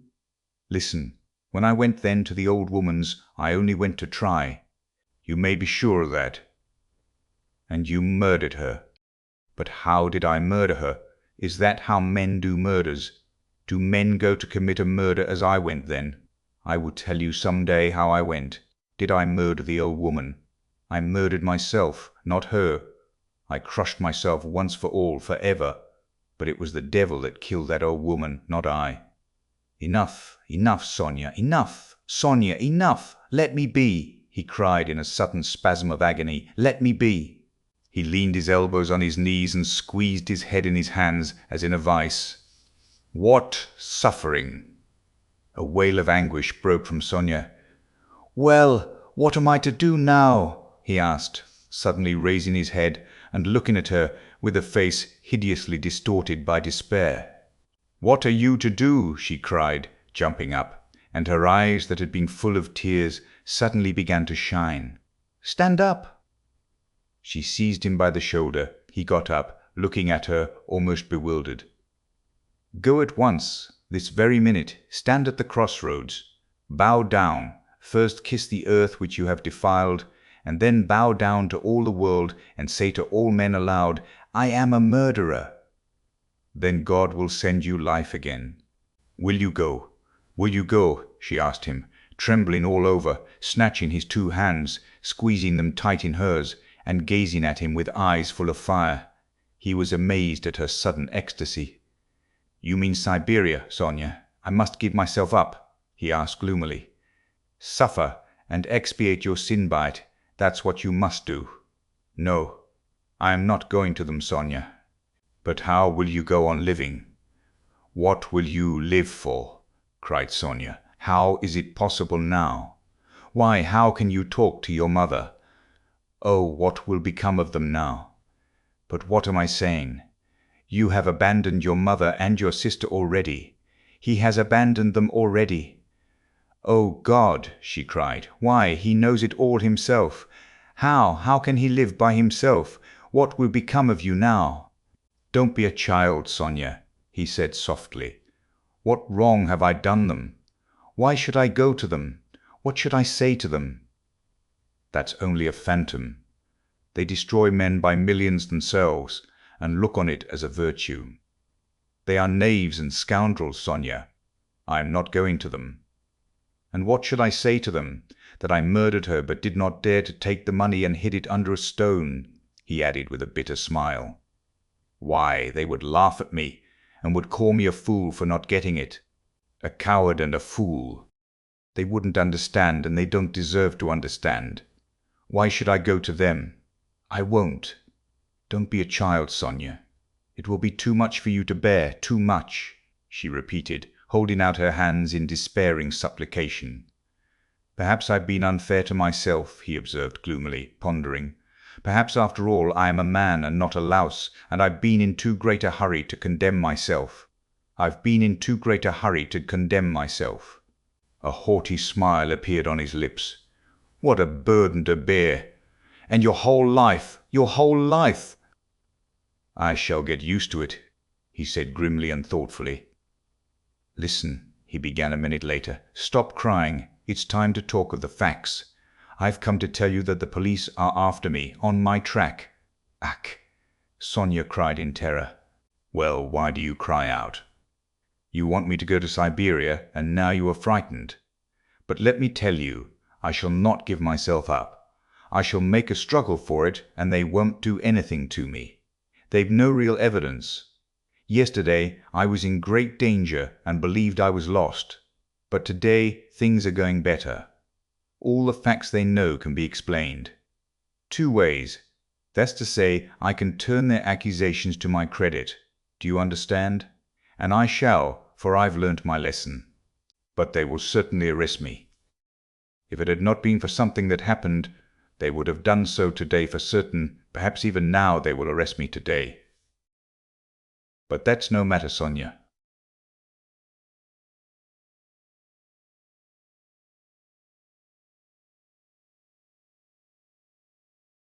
For there isn't any real proof against me. And there won't be, I give you my word for it. And they can't convict a man on what they have against me.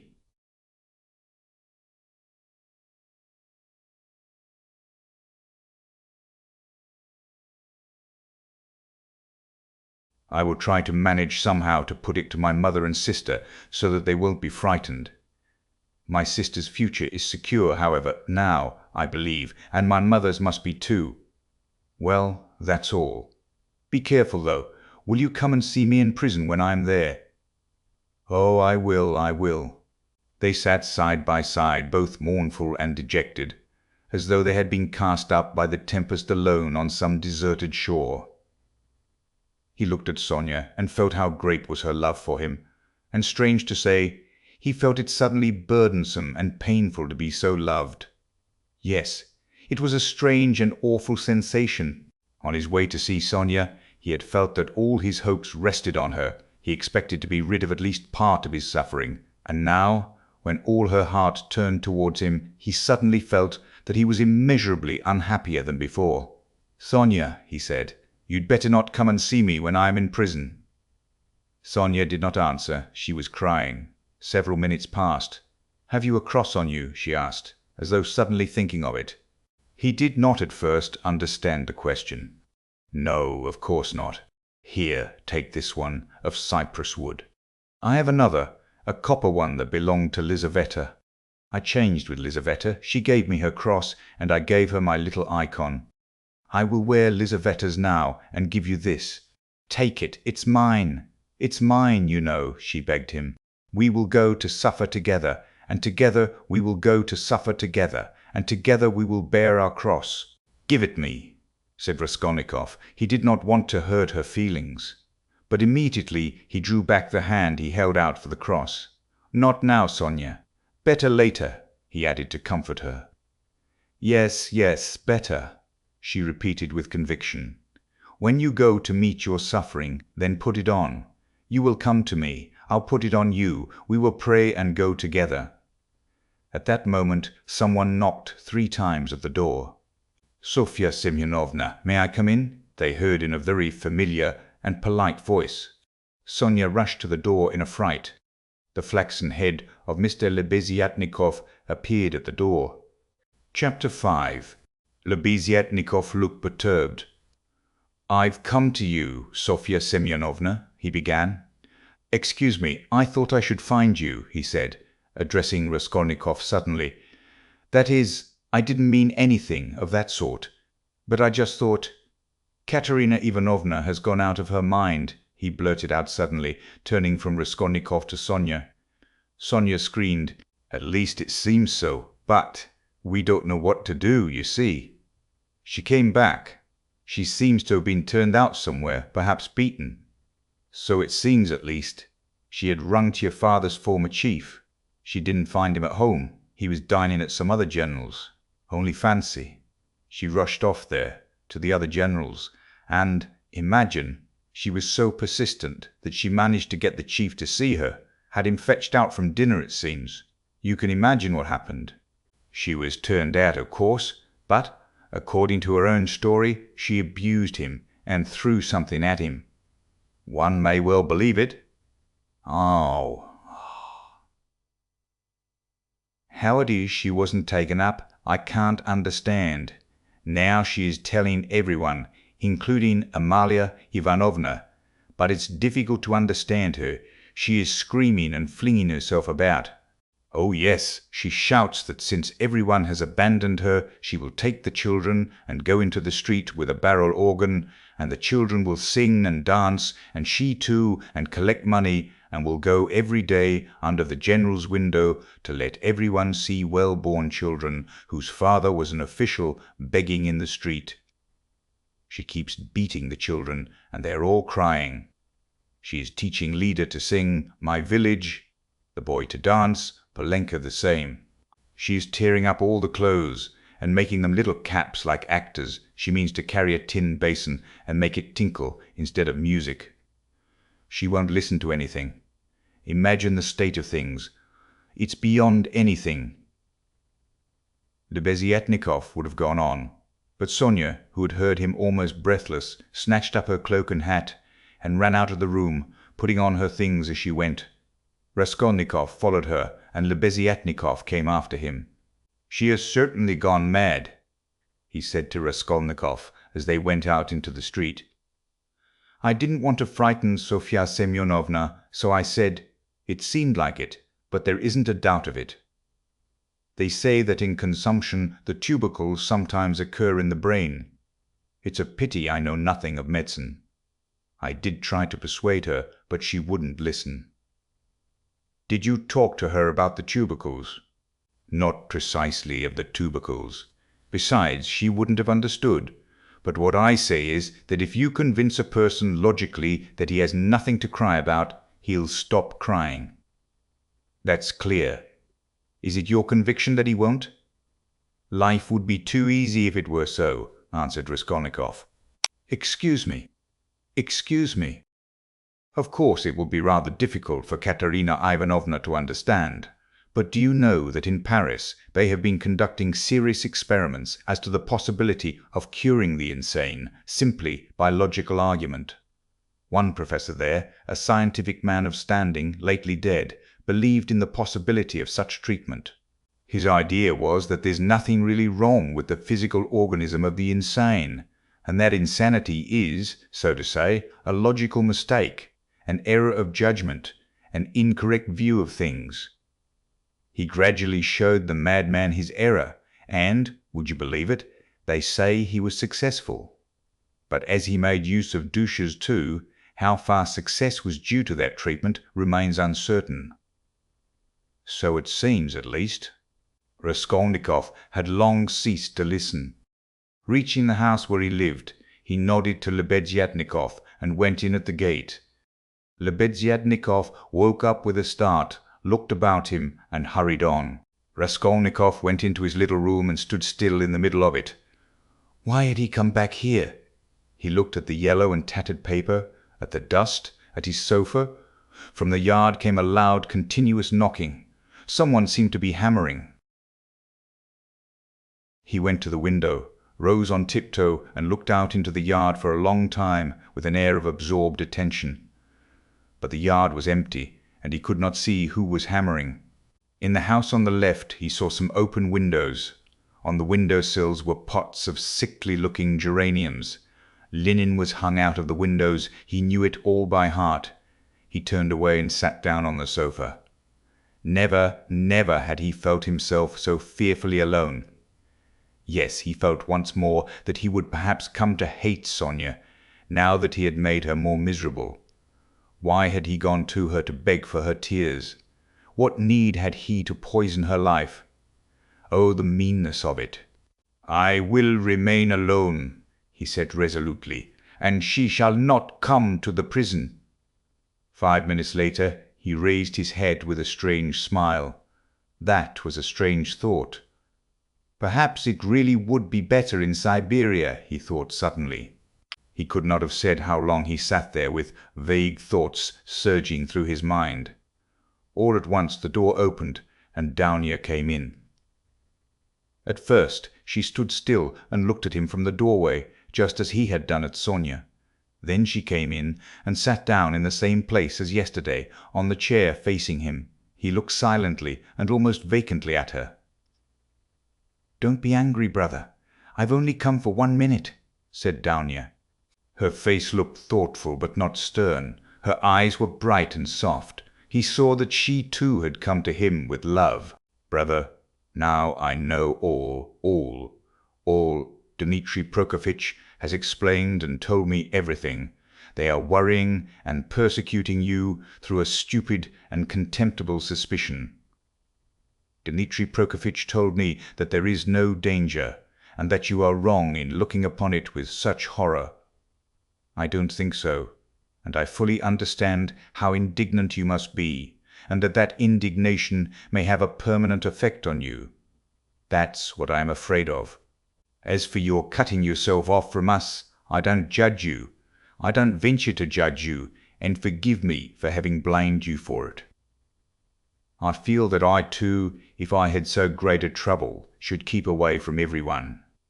I shall tell Mother nothing of this, but I shall talk about you continually, and shall tell her from you that you will come very soon. Don't worry about her, I will set her mind at rest, but don't you try her too much. Come once at least, remember that she is your mother. And now I have come simply to say," Downier began to get up, "that if you should need me, or should need all my life or anything, call me and I'll come. Goodbye." She turned abruptly and went towards the door. "Downier!" Raskolnikov stopped her and went towards her. "That Razumihin, Dmitri Prokofitch, is a very good fellow." Downier flushed slightly. "Well?" she asked, waiting a moment. "He is competent, hard-working, honest, and capable of real love. Goodbye, Downier." Downier flushed crimson, then suddenly she took alarm. "But what does it mean, brother? Are we really parting forever, that you give me such a parting message?" "Never mind. Goodbye." He turned away and walked to the window.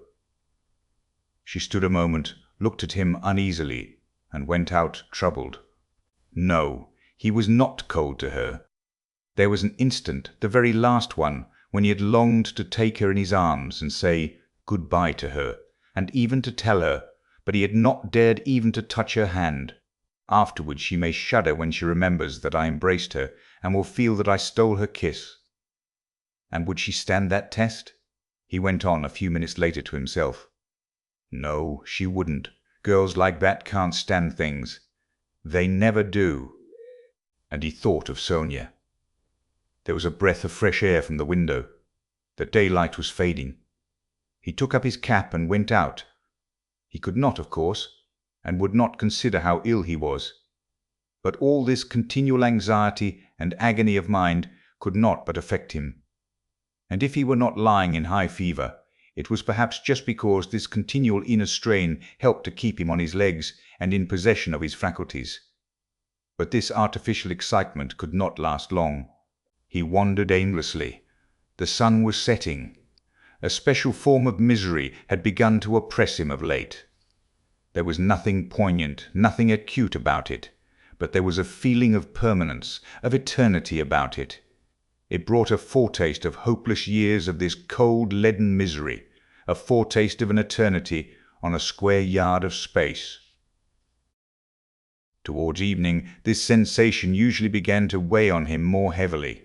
With this idiotic, purely physical weakness, depending on the sunset or something, one can't help doing something stupid. "You'll go to Dounia as well as to Sonia," he muttered bitterly. He heard his name called. He looked round. Lebeziatnikov rushed up to him. "Only fancy, I've been to your room looking for you. Only fancy, she's carried out her plan and taken away the children. Sofya Semyonovna and I have had a job to find them. She is rapping on a frying pan and making the children dance. The children are crying. They keep stopping at the crossroads, and in front of shops there's a crowd of fools running after them. Come along!" "And Sonia?" Raskolnikov asked anxiously, hurrying after Lebeziatnikov. "Simply frantic. That is, it's not Sofya Semyonovna's frantic, but Katerina Ivanovna, though Sofya Semyonova's frantic too. But Katerina Ivanovna is absolutely frantic. I tell you she is quite mad. They'll be taken to the police. You can fancy what an effect that will have. They are on the canal bank, near the bridge now, not far from Sofya Semyonovna's, quite close.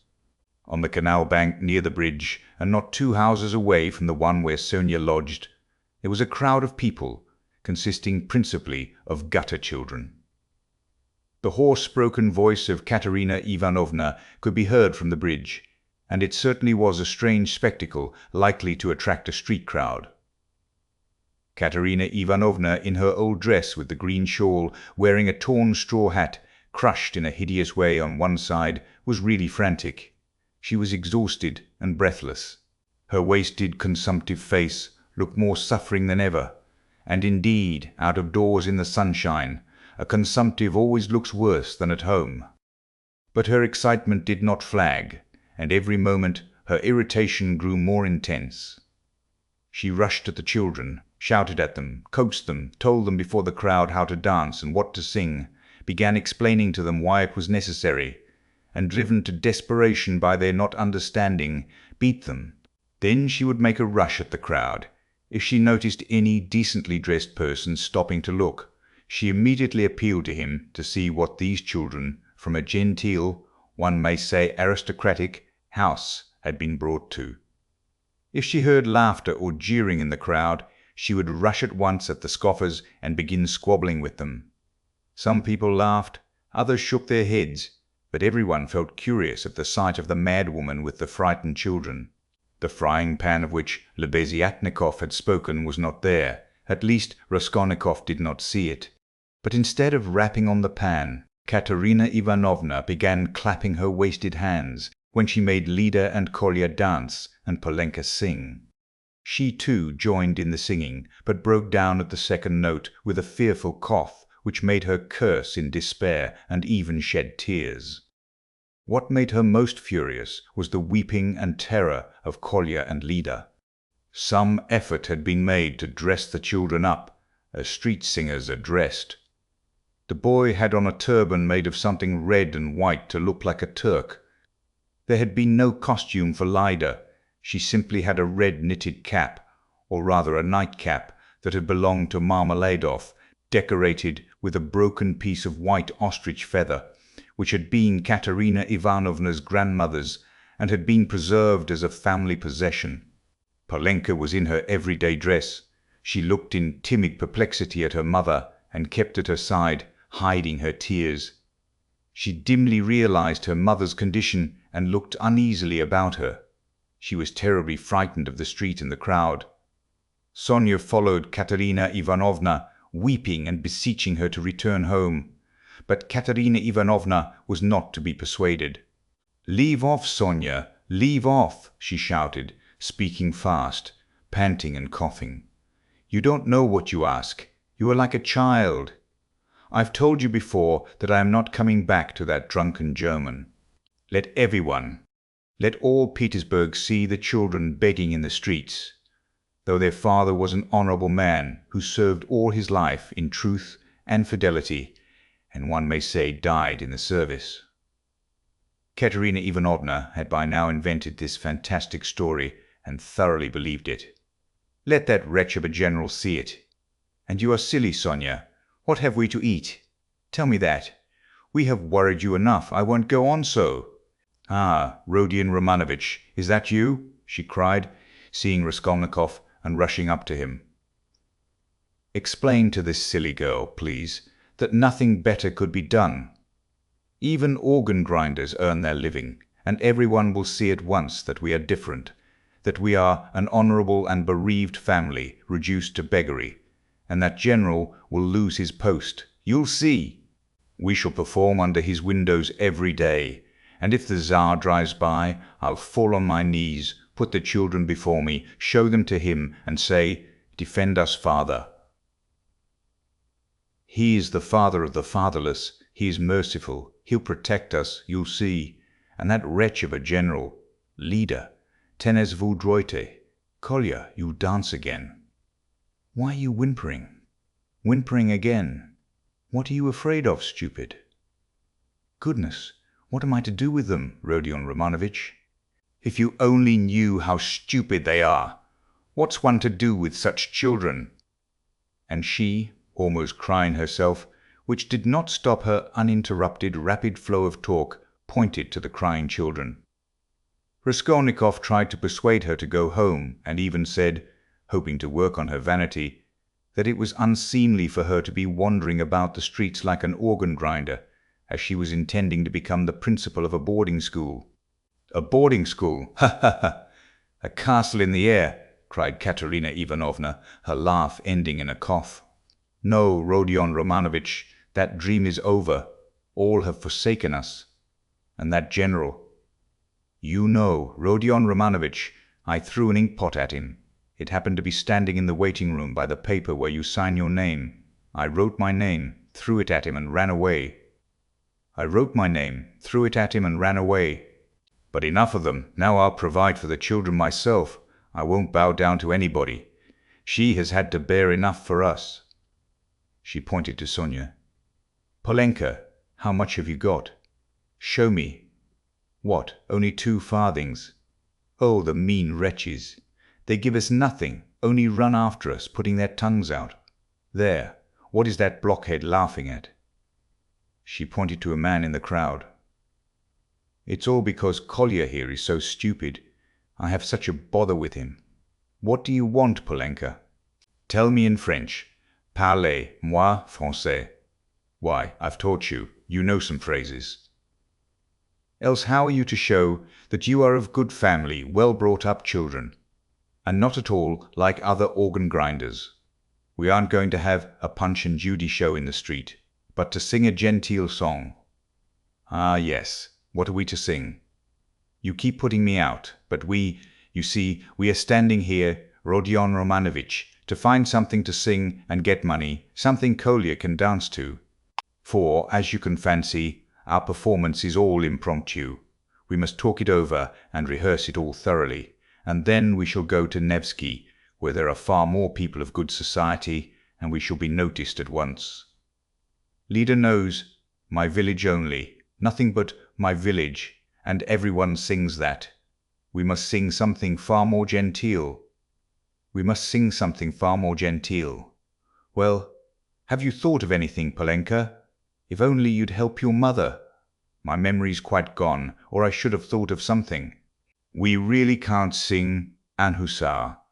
Ah, let us sing in French. 5 sous. I have taught it you. I have taught it you. And, as it is in French, people will see at once that you are children of good family, and that will be much more touching. You might sing Marlborough Saint va-t'en guerre, for that's quite a child's song, and is sung as a lullaby in all the aristocratic houses. Marlborough s'en va, guerre ne sait quand reviendra, she began singing. But no, better sing 5 sous.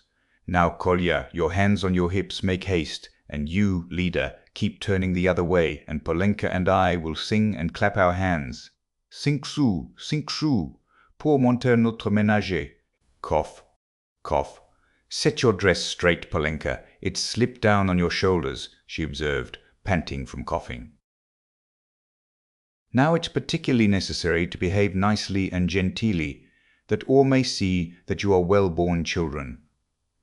I said at the time that the bodice should be cut longer and made of 2 widths. It was your fault, Sonia, with your advice to make it shorter, and now you see the child is quite deformed by it. Why, you're all crying again. What's the matter, stupids? Come, Kolya, begin. Make haste, make haste. Oh, what an unbearable child. 5 sous, 5 sous. A policeman again. What do you want? A policeman was indeed forcing his way through the crowd. But at that moment, a gentleman in civilian uniform and an overcoat, a solid-looking official of about 50 with a decoration on his neck, which delighted Katerina Ivanovna and had its effect on the policeman, approached and without a word handed her a green 3-rouble note. His face wore a look of genuine sympathy. Katerina Ivanovna took it and gave him a polite, even ceremonious, bow. I thank you, honoured sir, she began loftily. The causes that have induced us. Take the money, Polenka. You see there are generous and honourable people who are ready to help a poor gentlewoman in distress. You see, honored sir, these orphans of good family, I might even say of aristocratic connections, and that wretch of a general sat eating grouse and stamped at my disturbing him. Your Excellency, I said, protect the orphans, for you knew my late husband, Semyon Zaharovitch, and on the very day of his death the basest of scoundrels slandered his only daughter. That policeman again. Protect me, she cried to the official. Why is that policeman edging up to me? We have only just run away from one of them. What do you want, fool? It's forbidden in the streets. You mustn't make a disturbance. Yet you're making a disturbance. It's just the same as if I were grinding an organ. What business is it of yours? You have to get a license for an organ, and you haven't got one, and in that way you collect a crowd. Where do you lodge? What? A license? Wailed Katerina Ivanovna. I buried my husband today. What need of a license? Calm yourself, madam, calm yourself, began the official. Come along, I will escort you. This is no place for you in the crowd. You are ill. Honored sir, you don't know, screamed Katerina Ivanovna. We are going to the Nevsky. Sonia, Sonia, Sonia, where is she? She is crying too. What's the matter with you all? Kolya, Lida, where are you going? She cried suddenly in alarm. What's the matter with you all? Honored sir. Kolya, Lida, where are they off to? Kolya and Lida, scared out of their wits by the crowd and their mother's mad pranks, suddenly seized each other by the hand and ran off at the sight of the policeman who wanted to take them away somewhere. Weeping and wailing, poor Katerina Ivanovna ran after them. She was a piteous and unseemly spectacle as she ran, weeping and panting for breath. Sonia and Polenka rushed after them. Bring them back, Sonia. Oh, stupid, ungrateful children. Polenka, catch them. It's for your sakes. It's for your sakes, She stumbled as she ran and fell down. She's cut herself. She's bleeding. Oh dear, cried Sonia, bending over her. All ran up and crowded around. Raskolnikov and Lebeziatnikov were the first at her side. The official, too, hastened up, and behind him the policeman, who muttered, "Bother," with a gesture of impatience, feeling that the job was going to be a troublesome one. Pass on, he said to the crowd that pressed forward. She's dying, someone shouted. She's gone out of her mind, said another. Lord have mercy upon us, said a woman, crossing herself. Have they caught the little girl and the boy? They're being brought back. The elder one's got them. Ah, the naughty imps. When they examined Katerina Ivanovna carefully, they saw that she had not cut herself against a stone, as Sonia thought, but that the blood that stained the pavement red was from her chest. I've seen that before, muttered the official to Raskolnikov and Lebeziatnikov. That's consumption. The blood flows and chokes the patient. I saw the same thing with a relative of my own not long ago, nearly a pint of blood, all in a minute. What's to be done, though? She is dying. This way, to my room, Sonia implored. I live here, Sonia implored. I live here. See that house, the second from here. Come to me, make haste. She turned from one to the other. Send for the doctor. Oh dear! Thanks to the official's efforts, this plan was adopted, the policeman even helping to carry Katerina Ivanovna. She was carried to Sonia's room, almost unconscious, and laid on the bed. The blood was still flowing, but she seemed to be coming to herself.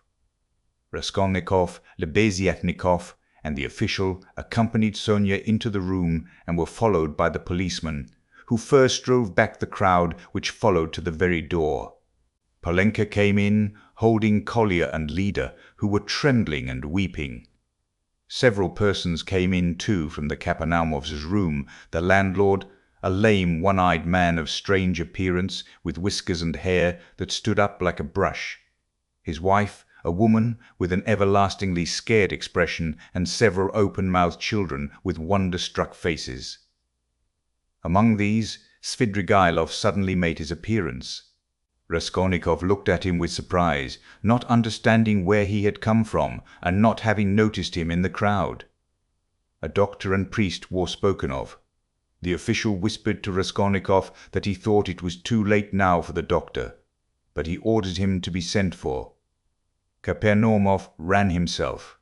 Meanwhile, Katerina Ivanovna had regained her breath. The bleeding ceased for a time. She looked with sick but intent and penetrating eyes at Sonia, who stood pale and trembling, wiping the sweat from her brow with a handkerchief. At last she asked to be raised. They sat her up on the bed, supporting her on both sides. "Where are the children?" she said in a faint voice. "You've brought them, Polenka? Oh, the sillies! Why did you run away? Oh!" Once more her parched lips were covered with blood. She moved her eyes, looking about her. "So that's how you live, Sonia. Never once have I been in your room." She looked at her with a face of suffering. "We have been your ruin, Sonia. Polenka, Lida, Kolya, come here." "Well, here they are, Sonia. Take them all. I hand them over to you. I've had enough. The ball is over. Cough. Lay me down. Let me over to you. I've had enough. Cough. Lay me down. Let me die in peace." They laid her back on the pillow. "What? The priest? I don't want him. You haven't got a rouble to spare. I have no sins. God must forgive me without that. He knows how I have suffered. And if he won't forgive me, I don't care." She sank more and more into uneasy delirium. At times she shuddered, turned her eyes from side to side, recognized everyone for a minute, but at once sank into delirium again. Her breathing was hoarse and difficult. There was a sort of rattle in her throat. I said to him, "Your Excellency," she ejaculated, gasping after each word. "That Amalia Ludwigovna. Ah! Lida, Kolya, hands on your hips, make haste. Glissez, glissez. Pas de basque, tap with your heels, be a graceful child. Du hast Diamanten und Perlen, what next? That's the thing to sing. Du hast die schönsten Augen, Mädchen, was willst du mehr? What an idea! Was willst du mehr? What things the fool invents! Ah, yes, in the heat of midday in the Vale of Dagestan. Ah, how I loved it! I loved that song to distraction, Polenka. Your father, you know, used to sing it when we were engaged. Oh, those days! Oh, that's the thing for us to sing. How does it go? I've forgotten. Remind me. How was it?" She was violently excited and tried to sit up. At last, in a horribly hoarse, broken voice, she began, shrieking and gasping at every word, with a look of growing terror. "In the heat of midday, in the Vale of Dagestan, with lead in my breast, Your Excellency," she wailed suddenly with a heart-rending scream and a flood of tears, "protect the orphans. You have been their father's guest, one may say aristocratic." She started, regaining consciousness, and gazed at all with a sort of terror, but at once recognized Sonia. "Sonia, Sonia," she articulated softly and caressingly, as though surprised to find her there. "Sonia, darling, are you here too?" They lifted her up again. "Enough. It's over. Farewell, poor thing. I am done for. I am broken," she cried with vindictive despair, and her head fell heavily back on the pillow. She sank into unconsciousness again, but this time it did not last long. Her pale, yellow, wasted face dropped back, her mouth fell open, her leg moved convulsively. She gave a deep, deep sigh and died. Sonia fell upon her, flung her arms about her, and remained motionless with her head pressed to the dead woman's wasted bosom. Polenka threw herself at her mother's feet, kissing them and weeping violently. Though Kolya and Lida did not understand what had happened, they had a feeling that it was something terrible. They put their hands on each other's little shoulders, stared straight at one another, and both at once opened their mouths and began screaming. They were both still in their fancy dress, one in a turban, the other in the cap with the ostrich feather. And how did the certificate of merit come to be on the bed beside Katerina Ivanovna?" It lay there by the pillow. Raskolnikov saw it. He walked away to the window. Lebeziatnikov skipped up to him. "She is dead," he said. "Rodion Romanovitch, I must have 2 words with you," said Svidrigaïlov, coming up to them. Lebeziatnikov at once made room for him and delicately withdrew. Svidrigaïlov drew Raskolnikov further away. "I will undertake all the arrangements, the funeral and that. You know it's a question of money, and, as I told you, I have plenty to spare. I will put those 2 little ones and Polenka into some good orphan asylum, and I will settle 1,500 roubles to be paid to each on coming of age, so that Sofya Semyonovna need have no anxiety about them. And I will pull her out of the mud too, for she is a good girl, isn't she? So tell Avdotya Romanovna that is how I am spending her 10,000. "What is your motive for such benevolence?" asked Raskolnikov. "Ah, you sceptical person," laughed Svidrigaïlov. "I told you I had no need of that money. Won't you admit that it's simply done from humanity? She wasn't a louse, you know." He pointed to the corner where the dead woman lay. "Was she, like some old pawnbroker woman? Come, you'll agree, is Luzhin to go on living and doing wicked things, or is she to die? And if I didn't help them, Polenka would go the same way." He said this with an air of a sort of gay, winking slyness, keeping his eyes fixed on Raskolnikov, who turned white and cold, hearing his own phrases spoken to Sonia. He quickly stepped back and looked wildly at Svidrigaïlov. "How do you know?" he whispered, hardly able to breathe. "Why, I lodge here at Madame Reslik's, the other side of the wall. Here is Kapernaumov, and there lives Madame Reslik, an old and devoted friend of mine. I am a neighbour." "You?" "Yes," continued Svidrigaïlov, shaking with laughter. "I assure you on my honour, dear Rodion Romanovitch, that you have interested me enormously. I told you we should become friends. I foretold it. Well, here we have. And you will see what an accommodating person I am. You'll see that you can get on with me." ERT 6. Chapter 1. A strange period began for Raskolnikov. It was as though a fog had fallen upon him and wrapped him in a dreary solitude from which there was no escape. Recalling that period long after, he believed that his mind had been clouded at times, and that it had continued so with intervals till the final catastrophe. He was convinced that he had been mistaken about many things at that time, for instance, as to the date of certain events. Anyway, when he tried later on to piece his recollections together, he learnt a great deal about himself from what other people told him. He had mixed up incidents and had explained events as due to circumstances which existed only in his imagination. At times he was a prey to agonies of morbid uneasiness, amounting sometimes to panic. But he remembered, too, moments, hours, perhaps whole days of complete apathy, which came upon him as a reaction from his previous terror, and might be compared with the abnormal insensibility sometimes seen in the dying. He seemed to be trying in that latter stage to escape from a full and clear understanding of his position. Certain essential facts which required immediate consideration were particularly irksome to him. How glad he would have been to be free from some cares, the neglect of which would have threatened him with complete, inevitable ruin. He was particularly worried about Svidrigaïlov. He might be said to be permanently thinking of Svidrigaïlov. From the time of Svidrigaïlov's 2 menacing and unmistakable words in Sonia's room at the moment of Katerina Ivanovna's death, the normal working of his mind seemed to break down. But although this new fact caused him extreme uneasiness, Raskolnikov was in no hurry for an explanation of it. At times, finding himself in a solitary and remote part of the town, in some wretched eating-house, sitting alone, lost in thought, hardly knowing how he had come there, he suddenly thought of Svidrigaïlov.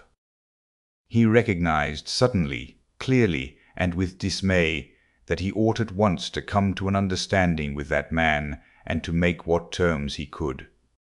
Walking outside the city gates one day, he positively fancied that they had fixed a meeting there, that he was waiting for Svidrigailov. Another time he woke up before daybreak, lying on the ground under some bushes, and could not at first understand how he had come there. But during the 2 or 3 days after Katerina Ivanovna's death, he had 2 or 3 times met Svidrigailov at Sonia's lodging, where he had gone aimlessly for a moment. They exchanged a few words and made no reference to the vital subject, as though they were tacitly agreed not to speak of it for a time. Katerina Ivanovna's body was still lying in the coffin. Svidrigailov was busy making arrangements for the funeral. Sonia, too, was very busy. At their last meeting, Svidrigailov informed Raskolnikov that he had made an arrangement, and a very satisfactory one, for Katerina Ivanovna's children, that he had, through certain connections, succeeded in getting hold of certain personages by whose help the 3 orphans could be at once placed in very suitable institutions, that the money he had settled on them had been of great assistance, as it is much easier to place orphans with some property than destitute ones with some property than destitute ones. He said something too about Sonia, and promised to come himself in a day or 2 to see Raskolnikov, mentioning that he would like to consult with him, that there were things they must talk over. This conversation took place in the passage on the stairs. Svidrigailov looked intently at Raskolnikov, and suddenly, after a brief pause, dropping his voice, asked, "But how is it, Rodion Romanovitch? You don't seem yourself. You look and you listen, but you don't seem to understand. Cheer up, we'll talk things over. I'm only sorry I've so much to do of my own business and other people's. Ah, Rodion Romanovitch," he added suddenly, "what all men need is fresh air, more than anything." He moved to one side to make way for the priest and server who were coming up the stairs. They had come for the requiem service. By Svidrigailov's orders, it was sung twice a day, punctually. Svidrigailov went his way. Raskolnikov stood still a moment, thought, and followed the priest into Sonia's room. He stood at the door. They began quietly, slowly and mournfully singing the service. From his childhood, the thought of death and the presence of death had something oppressive and mysteriously awful, and it was long since he had heard the requiem service. And there was something else here as well, too awful and disturbing. He looked at the children. They were all kneeling by the coffin. Polenka was weeping. Behind them, Sonia prayed, softly and, as it were, timidly weeping. "These last 2 days she hasn't said a word to me, she hasn't glanced at me," Raskolnikov thought suddenly. The sunlight was bright in the room, the incense rose in clouds. The priest read, "Give rest, O Lord." Raskolnikov stayed all through the service. As he blessed them and took his leave, the priest looked round strangely. After the service, Raskolnikov went up to Sonia. She took both his hands and let her head sink on his shoulder. This slight friendly gesture bewildered Raskolnikov. It seemed strange to him that there was no trace of repugnance, no trace of disgust, no tremor in her hand. It was the furthest limit of self-abnegation, at least so he interpreted it. Sonia said nothing. Raskolnikov pressed her hand and went out. He felt very miserable. If it had been possible to escape to some solitude, he would have thought himself lucky, even if he had to spend his whole life there. But although he had almost always been by himself of late, he had never been able to feel alone. Sometimes he walked out of the town onto the high road. Once he had even reached a little wood. But the lonelier the place was, the more he seemed to be aware of an uneasy presence near him. It did not frighten him, but greatly annoyed him, so that he made haste to return to the town, to mingle with the crowd, to enter restaurants and taverns, to walk in busy thoroughfares. There he felt easier and even more solitary. One day at dusk he sat for an hour listening to songs in a tavern, and he remembered that he positively enjoyed it. But at last he had suddenly felt the same uneasiness again, as though his conscience smote him. "Here I sit listening to singing. Is that what I ought to be doing?" he thought. Yet he felt at once that that was not the only cause of his uneasiness. There was something requiring immediate decision, but it was something he could not clearly understand or put into words. It was a hopeless tangle. No, better the struggle again. Better Porphyry again, or Svidrigailov. Better some challenge again, some attack. Yes, yes, he thought. He went out of the tavern and rushed away almost at a run. The thought of Daunia and his mother suddenly reduced him almost to a panic. That night he woke up before morning, among some bushes in Krestovsky Island, trembling all over with fever. He walked home, and it was early morning when he arrived.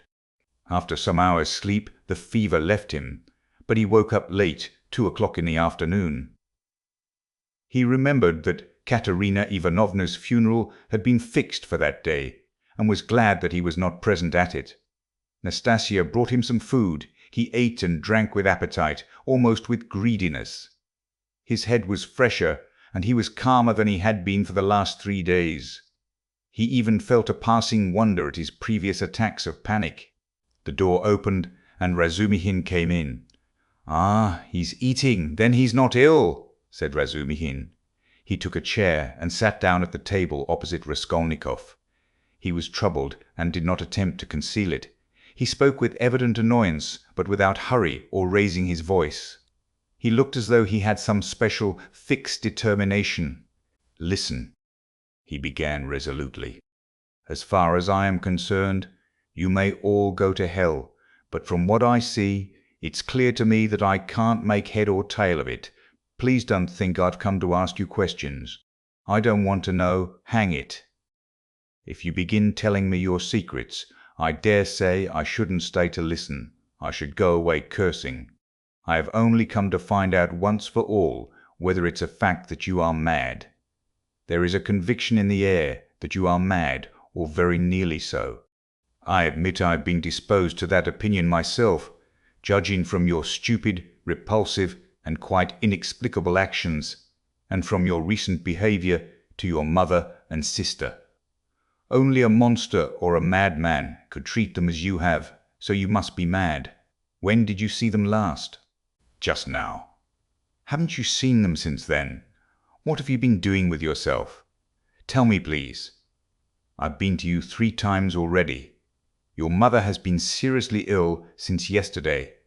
She'd made up her mind to come to you. Avdotya Romanovna tried to prevent her. She wouldn't hear a word. If he is ill, if his mind is giving way, who can look after him like his mother?" she said. "We all came here together. We couldn't let her come alone all the way. We kept begging her to be calm. We came in, you weren't here. She sat down and stayed 10 minutes while we stood waiting in silence. She got up and said, 'If he's gone out, that is, if he is well and has forgotten his mother, it's humiliating and unseemly for his mother to stand at his door begging for kindness.' She returned home and took to her bed. Now she is in a fever. 'I see,' she said, 'that he has time for his girl.' She means by your girl, Sofya Semyonovna, your betrothed or your mistress. I don't know. I went at once to Sofya Semyonovna's, for I wanted to know what was going on. I looked round. I saw the coffin, the children crying, and Sofya Semyonovna trying them on mourning dresses. No sign of you. I apologized, came away, and reported to Avdotya Romanovna. So that's all nonsense, and you haven't got a girl. The most likely thing is that you are mad. But here you sit, guzzling boiled beef as though you'd not had a bite for 3 days. Though as far as that goes, madmen eat too. But though you have not said a word to me yet, you are not mad. That I'd swear. Above all, you are not mad. So you may go to hell, all of you, for there's some mystery, some secret about it, and I don't intend to worry my brains over your secrets. So I've simply come to swear at you," he finished, getting up, "to relieve my mind. And I know what to do now." "What do you mean to do now? What business is it of yours, what I mean to do? You were going in for a drinking bout." "How? How did you know?" "Why, it's pretty plain." Razumihin paused for a minute. "You always have been a very rational person, and you've never been mad. Never," he observed suddenly with warmth. "You're right. I shall drink. Goodbye." and he moved to go out. "I was talking with my sister, the day before yesterday, I think it was, about you, Razumihin." "About me?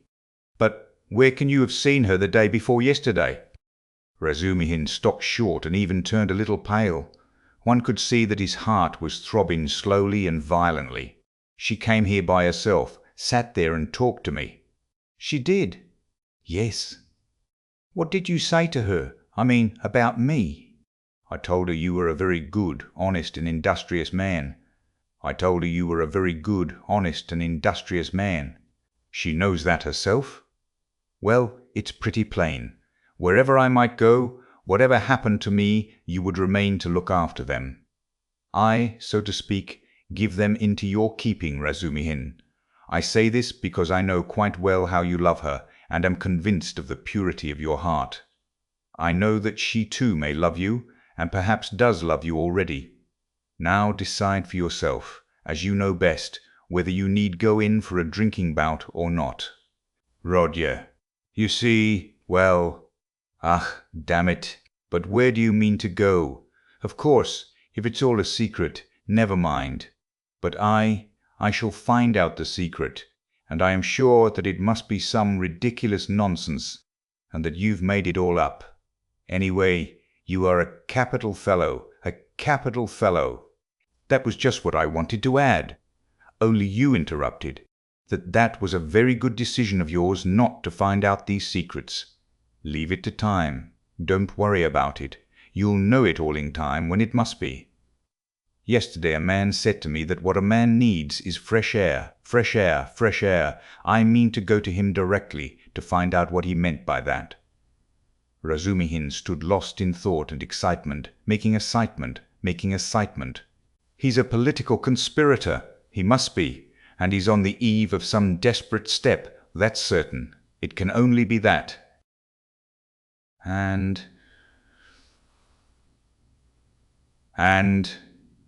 Antonia knows," he thought suddenly.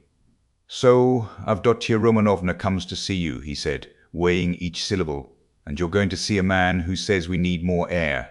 And so, of course, that letter, that too must have something to do with it," he concluded to himself. "What letter?" "She got a letter today. It upset her very much indeed. Too much so. I began speaking of you. She begged me not to. Then she said that perhaps we should very soon have to part. Then she began warmly thanking me for something. Then she went to her room and locked herself in." "She got a letter?" Raskolnikov asked thoughtfully. "Yes. And you didn't know? Goodbye, Rodion. There was a time, brother, when Never mind, goodbye. You see, there was a time. Well, goodbye. I must be off too. I am not going to drink. There's no need now. That's all stuff." He hurried out, but when he had almost closed the door behind him, he suddenly opened it again and said, looking away, "Oh, by the way, do you remember that murder? You know Porfiry's, that old woman? Do you know the murderer has been found, he has confessed, and given the proofs. It's one of those very workmen, the painter, only fancy. Do you remember I defended them here? Would you believe it? All that scene of fighting and laughing with his companions on the stairs, while the porter and the two witnesses were going up. He got up on purpose to disarm suspicion. The cunning, the presence of mind of the young dog. One can hardly credit it, but it's his own explanation. He has confessed it all. And what a fool I was about it. Well, he's simply a genius of hypocrisy and resourcefulness in disarming the suspicions of the lawyers. So there's nothing much to wonder at, I suppose. Of course, people like that are always possible. And the fact that he couldn't keep up the character, but confessed, makes him easier to believe in. But what a fool I was. I was frantic on their side. Tell me, please, from whom did you hear that, and why does it interest you so?" Raskolnikov asked with unmistakable agitation. "What next?" "You ask me why it interests me. Well, I heard it from Porfiry, among others. It was from him I heard almost all about it." "From Porfiry?" "From Porfiry." "From Porfiry?" What? What did he say? Raskolnikov asked in dismay. He gave me a capital explanation of it. Psychologically, after his fashion. He explained it? Explained it himself? Yes, yes, goodbye. I'll tell you all about it another time, but now I'm busy. There was a time when I fancied, but no matter, another time. What need is there for me to drink now? You have made me drunk without wine. I am drunk, Roger. Goodbye, I'm going. I'll come again very soon. He went out. He's a political conspirator. There's not a doubt about it, Razumihin decided, as he slowly descended the stairs. And he's drawn his sister in. That's quite in keeping with Avdotia Romanovna's character. There are interviews between them. She hinted at it too. So many of her words, eth and hints, bear that meaning, and how else can all this tangle be explained? And I was almost thinking, good heavens, what I thought! Yes, I took leave of my senses, and I wronged him. It was his doing, under the lamp in the corridor that day. Phew! What a crude, nasty, vile idea on my part. Nikolai is a brick for confessing, and how clear it all is now. His illness then, all his strange actions. Before this, in the university, how morose he used to be, how gloomy. But what's the meaning now of that letter? There's something in that too, perhaps. Whom was it from? I suspect. No, I must find out. He thought of Dunia, realizing all he had heard, and his heart throbbed, and he suddenly broke into a run. As soon as Razumihin went out, Raskolnikov got up, turned to the window, walked into one corner, and then into another, as though forgetting the smallness of his room, and sat down again on the sofa. He felt, so to speak, renewed. Again the struggle. So a means of escape had come. Yes, a means of escape had come. It had been too stifling, too cramping, the burden had been too agonizing. A lethargy had come upon him at times. From the moment of the scene with Nikolai at Porphyry's, he had been suffocating, penned in without hope of escape. After Nikolai's confession on that very day had come, the scene with Sonia. His behavior and his last words had been utterly unlike anything he could have imagined beforehand. He had grown feebler, instantly and fundamentally. And he had agreed at the time with Sonia, he had agreed in his heart, he could not go on living alone with such a thing on his mind. And Svidrigailov was a riddle. He worried him. That was true, but somehow not on the same point. He might still have a struggle to come with Svidrigailov.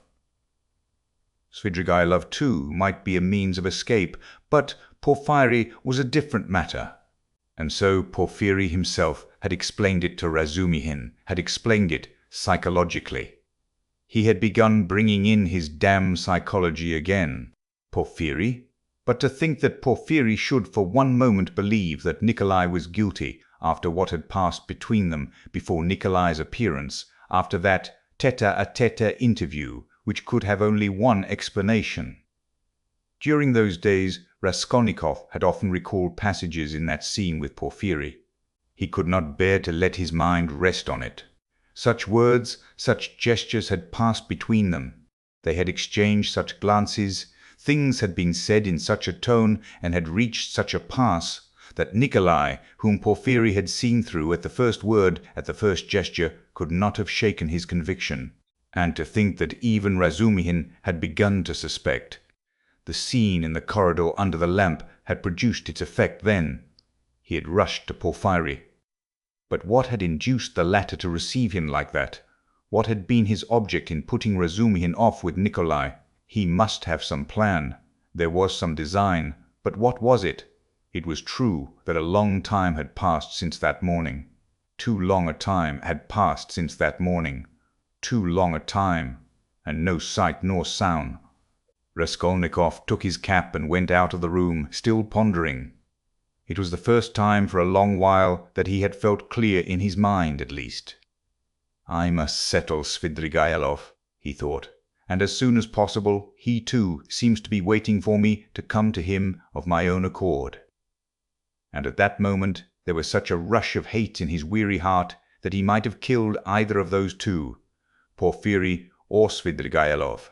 At least he felt that he would be capable of doing it later, if not now.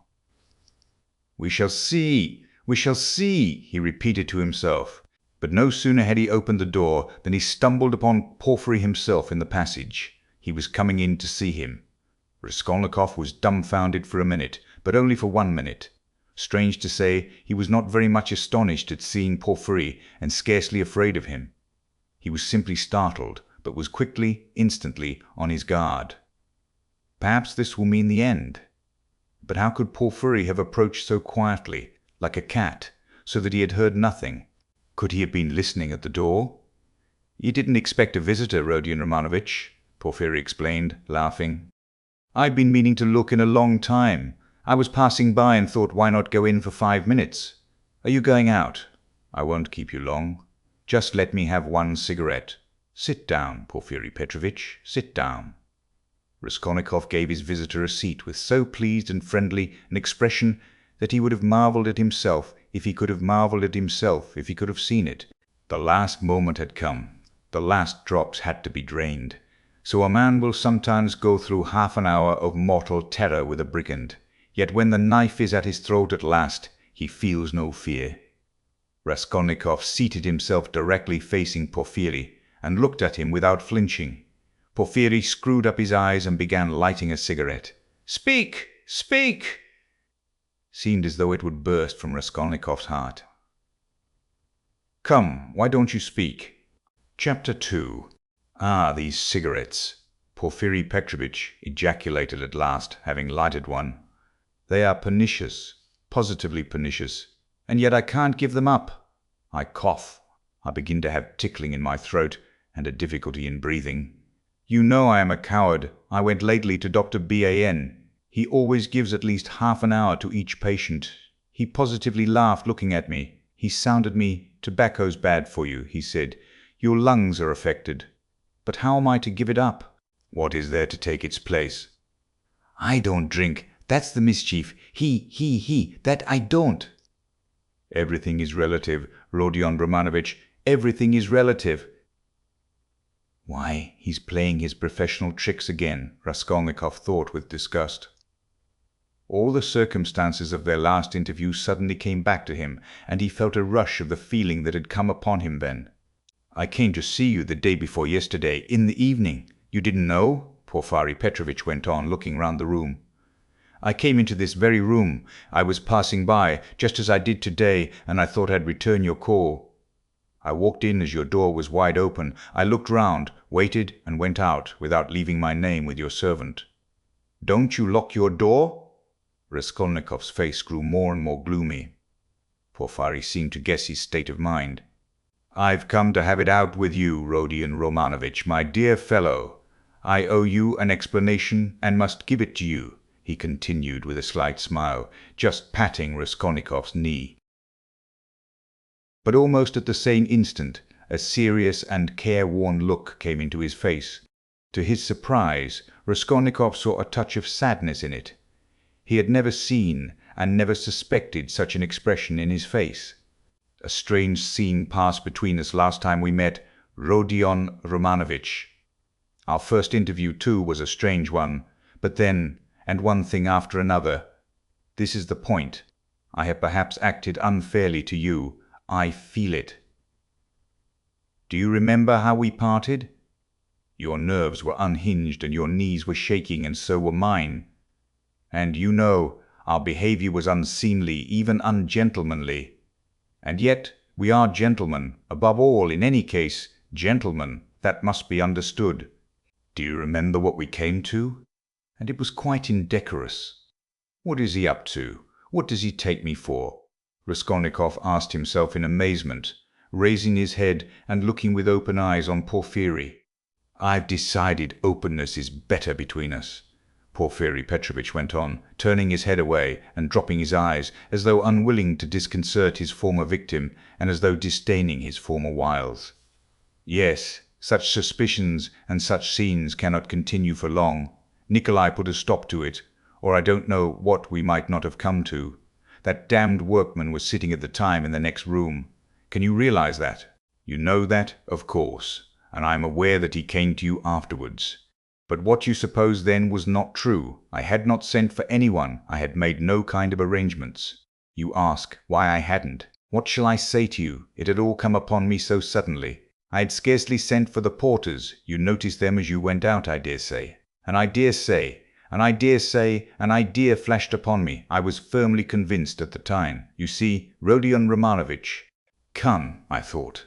Even if I let one thing slip for a time, I shall get hold of something else. I shan't lose what I want anyway. You are nervously irritable, Rodion Romanovich, by temperament. It's out of proportion with other qualities of your heart and character, which I flatter myself I have to some extent divined. Of course I did reflect even then that it does not always happen that a man gets up and blurts out his whole story. It does happen sometimes, if you make a man lose all patience, though even then it's rare. I was capable of realizing that. If I only had a fact, I thought, the least little fact to go upon, something I could lay hold of, something tangible, not merely psychological. For if a man is guilty, you must be able to get something substantial out of him. One may reckon upon most surprising results indeed. I was reckoning on your temperament, Rodion Romanovich, on your temperament above all things. I had great hopes of you at that time. But what are you driving at now? Raskolnikov muttered at last, asking the question without thinking. What is he talking about? He wondered distractedly. Does he really take me to be innocent? What am I driving at? I've come to explain myself. I consider it my duty, so to speak. I want to make clear to you how the whole business, the whole misunderstanding arose. I've caused you a great deal of suffering, Rodion Romanovich. I am not a monster. I understand what it must mean for a man who has been unfortunate, but who is proud, imperious, and above all impatient, to have to bear such treatment. I regard you in any case as a man of noble character, and not without elements of magnanimity, though I don't agree with all your convictions. I wanted to tell you this first, frankly and quite sincerely, for above all, I don't want to deceive you. When I made your acquaintance, I felt attracted by you. Perhaps you will laugh at my saying so. You have a right to. I know you disliked me from the first, and indeed you've no reason to like me. You may think what you like, but I desire now to do all I can to efface that impression and to show that I am a man of heart and conscience. I speak sincerely. Porfiri Petrovitch made a dignified pause. Raskolnikov felt a rush of renewed alarm. The thought that Porfiri believed him to be innocent began to make him uneasy. It's scarcely necessary to go over everything in detail, Porfiri Petrovitch went on. Indeed, I could scarcely attempt it. To begin with, there were rumours. Through whom, how, and when those rumours came to me, and how they affected you, I need not go into. My suspicions were aroused by a complete accident, which might just as easily not have happened. What was it? I believe there is no need to go into that either. Those rumours and that accident led to one idea in my mind. I admit it openly, for one may as well make a clean breast of it. I was the first to pitch on you. The old woman's notes on the pledges and the rest of it, that all came to nothing. Yours was one of 100. I happened, too, to hear of the scene at the office, from a man who described it capitally, unconsciously reproducing the scene with great vividness. It was just one thing after another. Rodion Romanovich, my dear fellow, how could I avoid being brought to certain ideas? From 100 rabbits you can't make a horse. 100 suspicions don't make a proof, as the English proverb says, but that's only from the rational point of view. You can't help being partial, for after all, a lawyer is only human. I thought, too, of your article in that journal. Do you remember, on your first visit, we talked of it? I jeered at you at the time, but that was only to lead you on.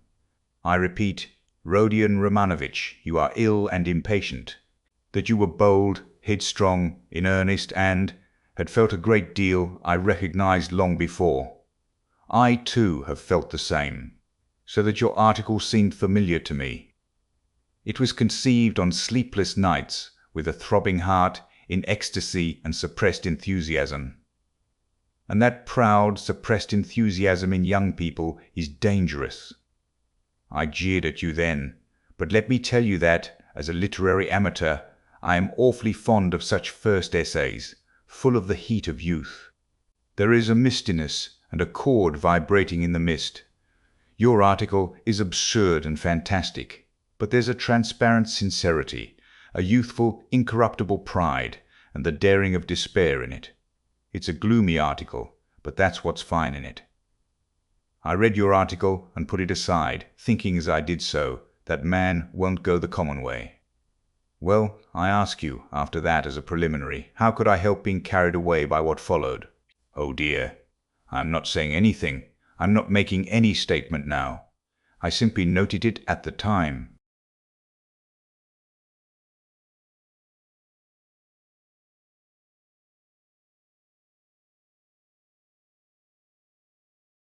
What is there in it?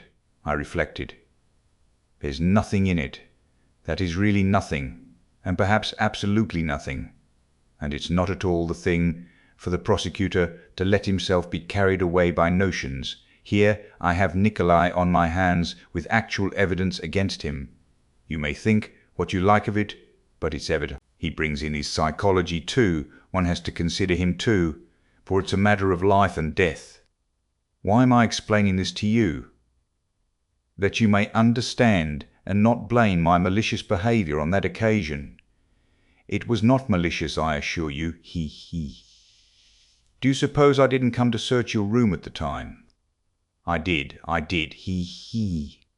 I was here when you were lying ill in bed, not officially, not in my own person, but I was here. Your room was searched to the last thread at the first suspicion, but umsonst. I thought to myself, now that man will come of himself, and quickly too. If he's guilty, he's sure to come. Another man wouldn't, but he will. And you remember how Mr. Razumihin began discussing the subject with you? We arranged that to excite you, so we purposely spread rumors that he might discuss the case with you. And Razumihin is not a man to restrain his indignation. Mr. Zametov was tremendously struck by your anger and your open daring. Think of blurting out in a restaurant, "I killed her." It was too daring, too reckless. I thought so myself. If he is guilty, he will be a formidable opponent. That was what I thought at the time. I was expecting you. But you simply bowled Zametov over and, well, you see, it all lies in this, that this damnable psychology can be taken two ways. Well, I kept expecting you, and so it was. You came. My heart was fairly throbbing. Ach, now why need you have come? Your laughter too, as you came in, do you remember? I saw it all plain as daylight, but if I hadn't expected you so specially, I should not have noticed anything in your laughter. You see what influence a mood has. Mr. Razumihin, then. Ah, that stone under which the things were hidden. I seem to see it somewhere in a kitchen garden. You told Zametov, and afterwards you repeated that in my office. And when we began picking your article to pieces, how you explained it. One could take every word of yours in two senses, as though there were another meaning hidden. So in this way, Rodion Romanovich, I reached the furthest limit, and knocking my head against a post, I pulled myself up, asking myself what I was about. After all, I said, you can take it all in another sense if you like, and it's more natural so indeed. I couldn't help admitting it was more natural. I was bothered. No, I'd better get hold of some little facts, I said. So when I heard of the bell ringing, I held my breath and was all in a tremor. Here is my little fact, thought I, and I didn't think it over. I simply wouldn't. I would have given 1,000 roubles at that minute to have seen you with my own eyes when you walked 100 paces beside that workman after he had called you murderer to your face, and you did not dare to ask him a question all the way. And then, what about your trembling? What about your bell ringing in your illness, in semi-delirium? And so, Rodion Romanovich, can you wonder that I played such pranks on you? And what made you come at that very minute? Someone seemed to have sent you, by Jove. And if Nikolai had not parted us, and do you remember Nikolai at the time? Do you remember him clearly? It was a thunderbolt, a regular thunderbolt. And how I met him. I didn't believe in the thunderbolt, not for a minute. You could see it for yourself, and how could I? Even afterwards, when you had gone, and he began making very, very plausible answers on certain points, so that I was surprised at him myself. Even then, I didn't believe his story. You see what it is to be as firm as a rock. No, thought I, Morgenfrau, what has Nikolai got to do with it?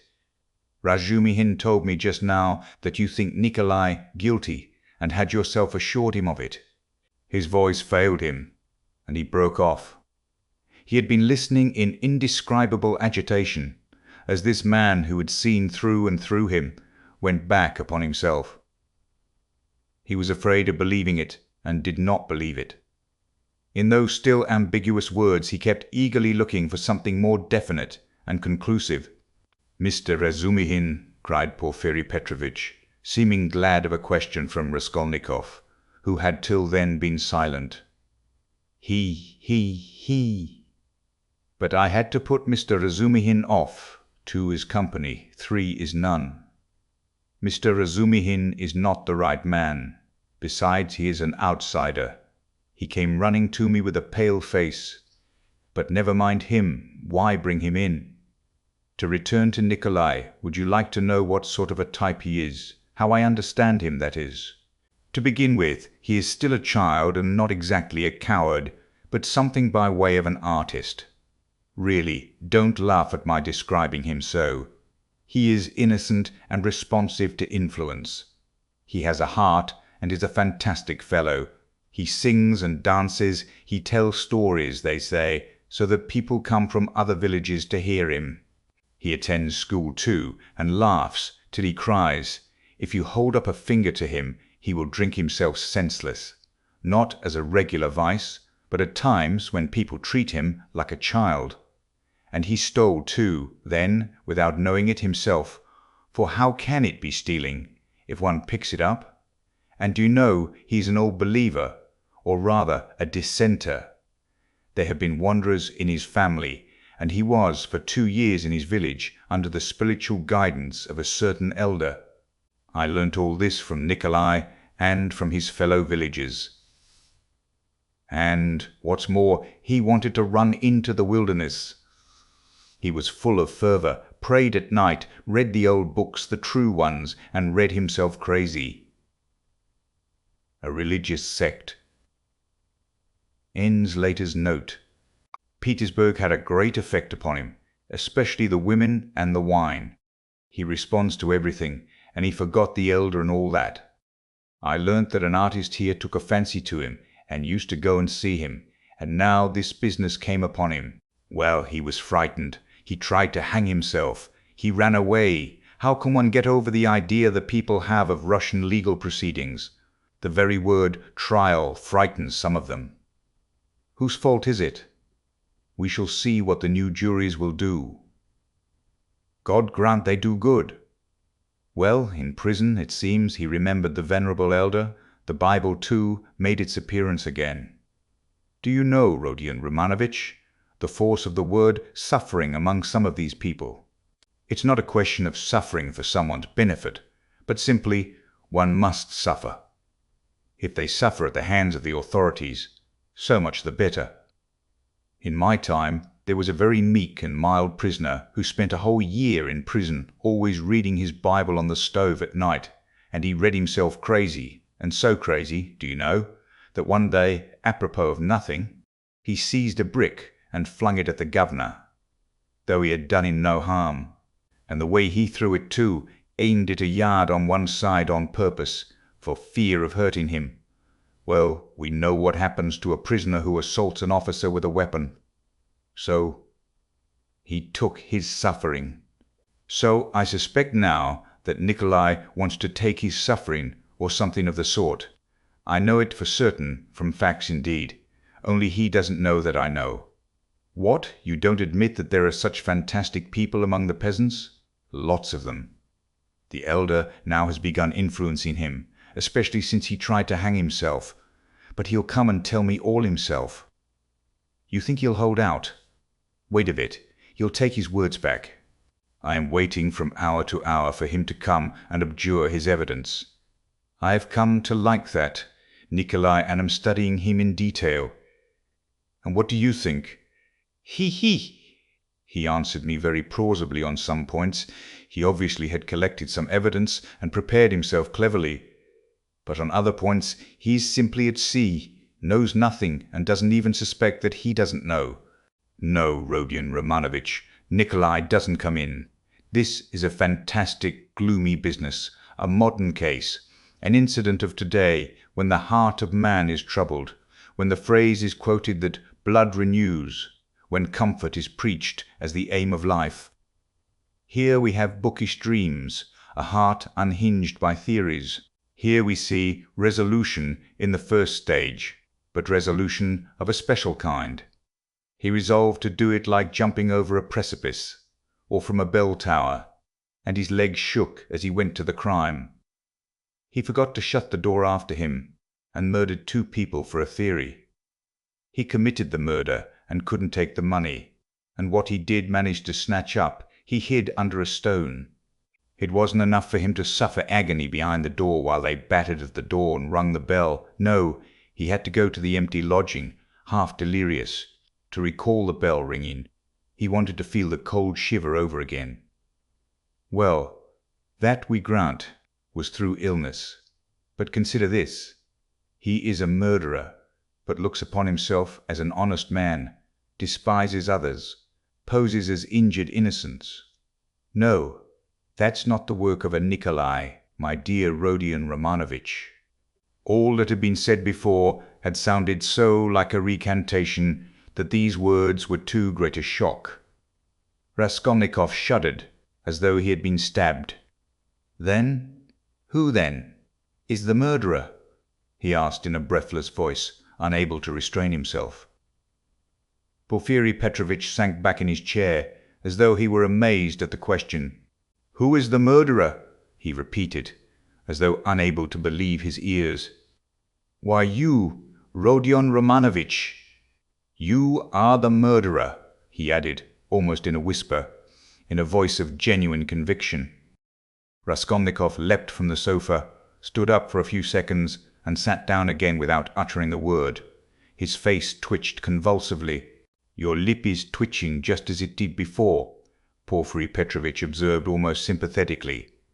You've been misunderstanding me, I think, Rodion Romanovich, he added after a brief pause.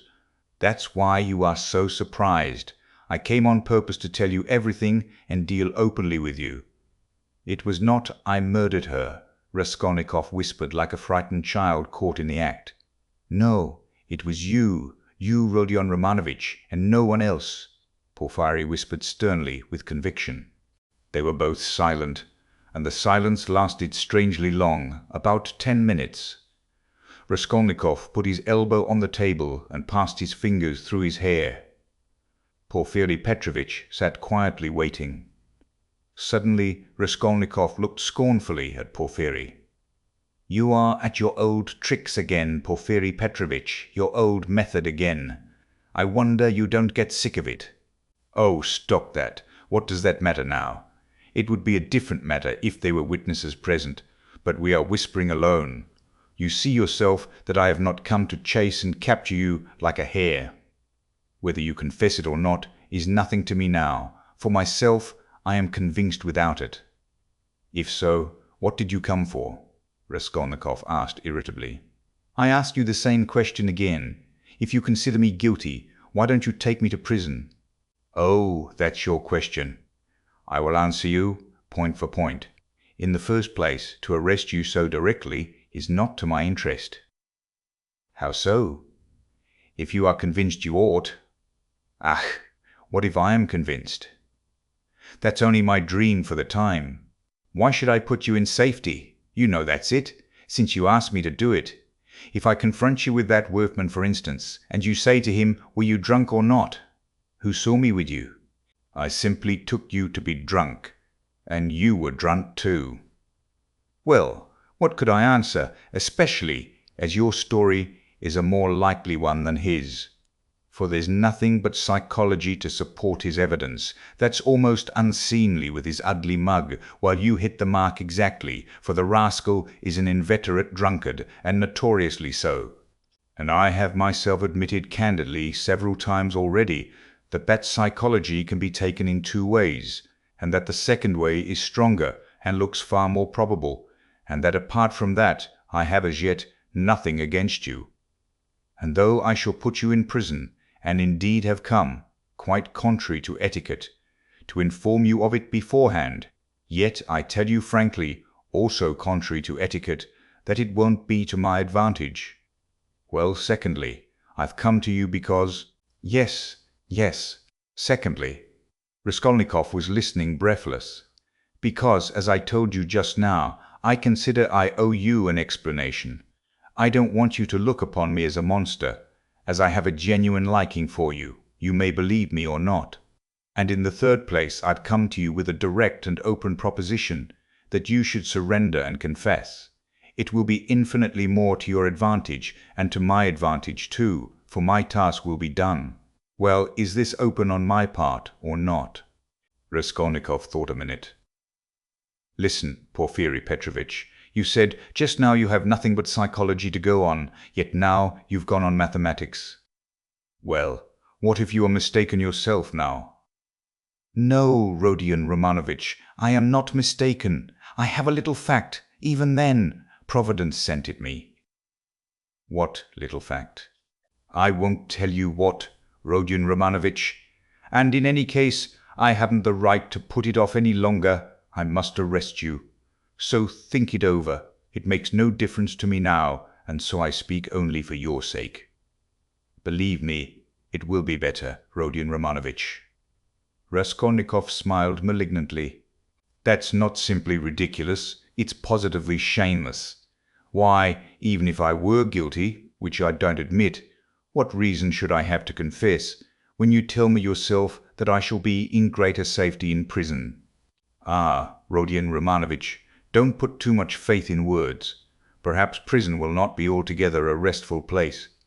That's only theory, and my theory, and what authority am I for you? Perhaps, too, even now, I am hiding something from you. I can't lay bare everything. He. And how can you ask what advantage? Don't you know how it would lessen your sentence? You would be confessing at a moment when another man has taken the crime on himself, and so has muddled the whole case. Consider that. I swear before God that I will so arrange that your confession shall come as a complete surprise. We will make a clean sweep of all these psychological points, of a suspicion against you, so that your crime will appear to have been something like an aberration, for in truth it was an aberration. I am an honest man, Rodion Romanovitch, and will keep my word. Raskolnikov maintained a mournful silence, and let his head sink dejectedly. He pondered a long while, and at last smiled again, but his smile was sad and gentle. No, he said, apparently abandoning all attempt to keep up appearances with Porfiry. It's not worth it. I don't care about lessening the sentence. That's just what I was afraid of, Porfiry cried warmly and, as it seemed, involuntarily. That's just what I feared, that you wouldn't care about the mitigation of sentence. Raskolnikov looked sadly and expressively at him. Ah, don't disdain life, Porfiry went on. You have a great deal of it still before you. How can you say you don't want a mitigation of sentence? You are an impatient fellow. A great deal of what lies before me. Of life. What sort of prophet are you? Do you know much about it? Seek, and ye shall find. This may be God's means for bringing you to Him. And it's not forever, the bondage. The time will be shortened, laughed Raskolnikov. Why, is it the bourgeois disgrace you are afraid of? It may be that you are afraid of it without knowing it, because you are young. But anyway, you shouldn't be afraid of giving yourself up and confessing. Ah, hang it! Raskolnikov whispered with loathing and contempt, as though he did not want to speak aloud. He got up again as though he meant to go away, but sat down again in evident despair. Hang it if you like. You've lost faith and you think that I am grossly flattering you, but how long has your life been? How much do you understand? You made up a theory, and then were ashamed that it broke down and turned out to be not at all original. It turned out something base, that's true, but you are not hopelessly base. By no means so base. At least you didn't deceive yourself for long. You went straight to the furthest point at one bound. How do I regard you? I regard you as one of those men who would stand and smile at their torturer while he cuts their entrails out, if only they have found faith or God. Find it, and you will live. You have long needed a change of air. Suffering, too, is a good thing. Suffer. Maybe Nikolai is right in wanting to suffer. I know you don't believe in it, but don't be overwise. Fling yourself straight into life without deliberation. Don't be afraid. The flood will bear you to the bank and set you safe on your feet again. What bank? How can I tell? I only believe that you have long life before you. I know that you take all my words now for a set speech prepared beforehand, but maybe you will remember them after. They may be of use some time. That's why I speak. It's as well that you only killed the old woman. If you'd invented another theory, you might perhaps have done something 1,000 times more hideous. You ought to thank God, perhaps. How do you know? Perhaps God is saving you for something. But keep a good heart and have less fear. Are you afraid of the great expiation before you? No, it would be shameful to be afraid of it. Since you have taken such a step, you must harden your heart. There is justice in it. You must fulfill the demands of justice. I know that you don't believe it, but indeed, life will bring you through. You will live it down in time. What you need now is fresh air, fresh air, fresh air, fresh air, fresh air, fresh air. Raskolnikov positively started. But who are you? What prophet are you? From the height of what majestic calm do you proclaim these words of wisdom? Who am I? I am a man with nothing to hope for, that's all. A man perhaps of feeling and sympathy, maybe of some knowledge too, but my day is over. But you are a different matter. There is life waiting for you. Though, who knows? Maybe your life too will pass off in smoke and come to nothing. Come, what does it matter that you will pass into another class of men? It's not comfort you regret, with your heart. What of it that perhaps no one will see you for so long? It's not time, but yourself that will decide that. Be the sun, and all will see you. The sun has before all to be the sun. Why are you smiling again? At my being such a shiller? I bet you're imagining that I am trying to get round you by flattery. Well, perhaps I am. He. Perhaps you'd better not believe my word. Perhaps you'd better not believe my word. Perhaps you'd better never believe it altogether. I'm made that way, I confess it. But let me add, you can judge for yourself, I think, how far I am a base sort of man, and how far I am honest. When do you mean to arrest me? Well, I can let you walk about another day or two. Think it over, my dear fellow, and pray to God. It's more in your interest, believe me.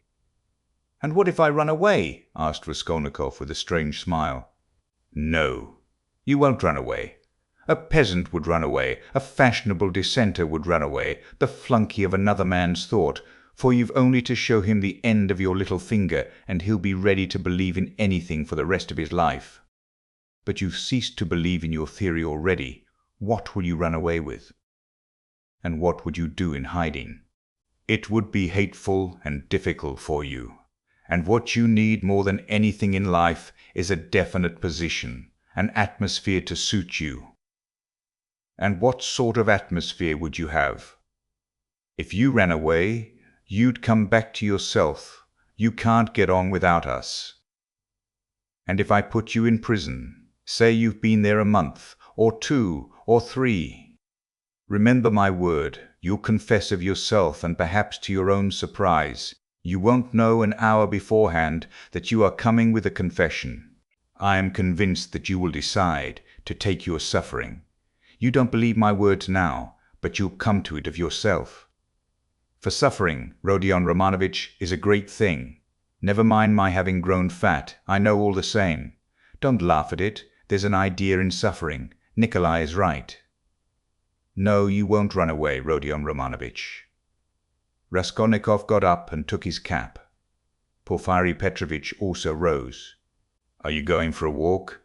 The evening will be fine, if only we don't have a storm, though it would be a good thing to freshen the air. He too took his cap. Porfiry Petrovitch, please don't take up the notion that I have confessed to you today, Raskolnikov pronounced with sullen insistence. You're a strange man, and I have listened to you from simple curiosity. But I have admitted nothing, remember that? Oh, I know that. I'll remember. Look at him, he's trembling. Don't be uneasy, my dear fellow. Have it your own way. Walk about a bit. You won't be able to walk too far. If anything happens, I have one request to make of you, he added, dropping his voice. It's an awkward one, but important. If anything were to happen, though indeed I don't believe in it and think you quite incapable of it, yet in case you were taken during these 40 or 50 hours with the notion of putting an end to the business in some other way, in some fantastic fashion, laying hands on yourself, it's an absurd proposition, but you must forgive me for it.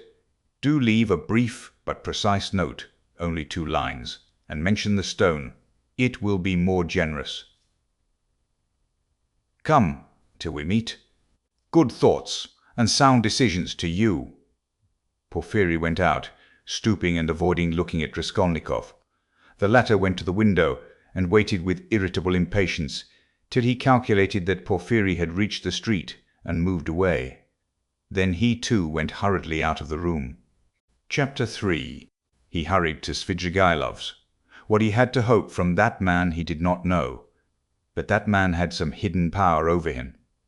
Having once recognized this, he could not rest, and now the time had come.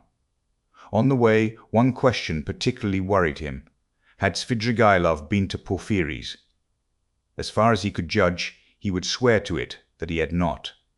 He pondered again and again, went over Porfiry's visit. No, he hadn't been, of course he hadn't. But if he had not been yet, would he go? Meanwhile, for the present, he fancied he couldn't. Why? He could not have explained, but if he could, he would not have wasted much thought over it at the moment. It all worried him, and at the same time he could not attend to it.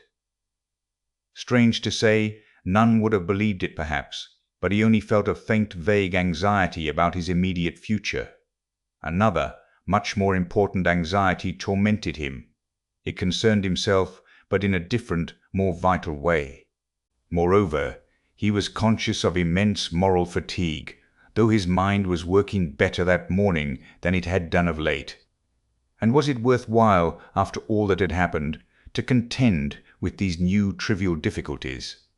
Was it worth while, for instance, to maneuver that Svidrigaïlov should not go to Porfiry's? Was it worth while to investigate, to ascertain the facts, to waste time over anyone like Svidrigaïlov? Oh, how sick he was of it all! And yet he was hastening to Svidrigaïlov. Could he be expecting something new from him, information or means of escape? Men will catch at straws. Was it destiny or some instinct bringing them together? Perhaps it was only fatigue, despair. Perhaps it was not Svidrigaïlov, but some other whom he needed, and Svidrigaïlov had simply presented himself by chance. Sonia? But what should he go to Sonia for now? To beg her tears again. He was afraid of Sonia too. Sonia stood before him as an irrevocable sentence. He must go his own way or hers. At that moment especially, he did not feel equal to seeing her. No, would it not be better to try Svidrigaïlov? And he could not help inwardly owning that he had long felt that he must see him for some reason. But what could they have in common? Their very evil doing could not be of the same kind. The man, moreover, was very unpleasant, evidently depraved, undoubtedly cunning and deceitful, possibly malignant. Such stories were told about him. It is true he was befriending Katerina Ivanovna's children, but who could tell with what motive and what it meant? The man always had some design, some project. There was another thought which had been continually hovering of late about Raskolnikov's mind and causing him great uneasiness. It was so painful that he made distinct efforts to get rid of it. He sometimes thought that Svidrigaïlov was dogging his footsteps. Svidrigaïlov had found out his secret and had had designs on Donia. What if he had them still? Wasn't it practically certain that he had? And what if, having learnt his secret and so having gained power over him, he were to use it as a weapon against Donia? This idea sometimes even tormented his dreams, but it had never presented itself so vividly to him as on his way to Svidrigaïlov. The very thought moved him to gloomy rage. To begin with, this would transform everything, even his own position. He would have at once to confess his secret to Donia. Would he have to give himself up, perhaps, to prevent Donia from taking some rash step? The letter? This morning Donia had received a letter. From whom could she get letters in Petersburg? Luzhin, perhaps. It's true, Razumihin was there to protect her, but Razumihin knew nothing of the position. Perhaps it was his duty to tell Razumihin. He thought of it with repugnance. In any case, he must see Svidrigaïlov as soon as possible, he decided finally. Thank God! The details of the interview were of little consequence, if only he could get at the root of the matter. But if Svidrigaïlov were capable, if he were intriguing against Dounia, then Raskolnikov was so exhausted by what he had passed through that month that he could only decide such questions in one way. Then I shall kill him, he thought in cold despair.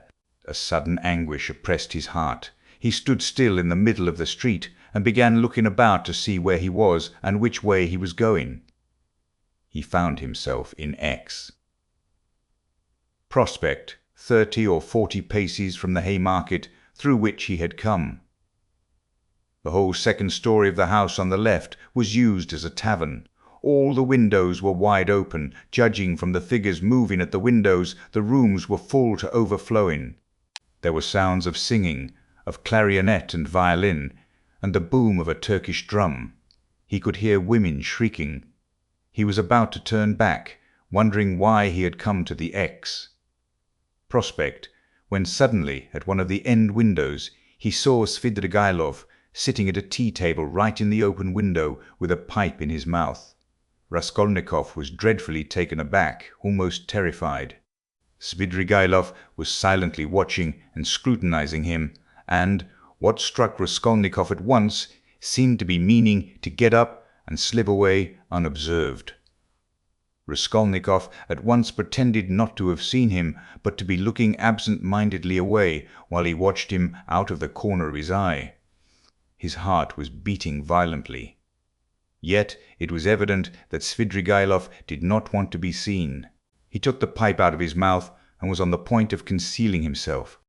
But as he got up and moved back his chair, he seemed to have become suddenly aware that Raskolnikov had seen him and was watching him.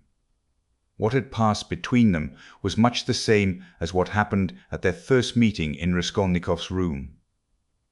A sly smile came into Svidrigaïlov's face and grew broader and broader. Each knew that he was seen and watched by the other.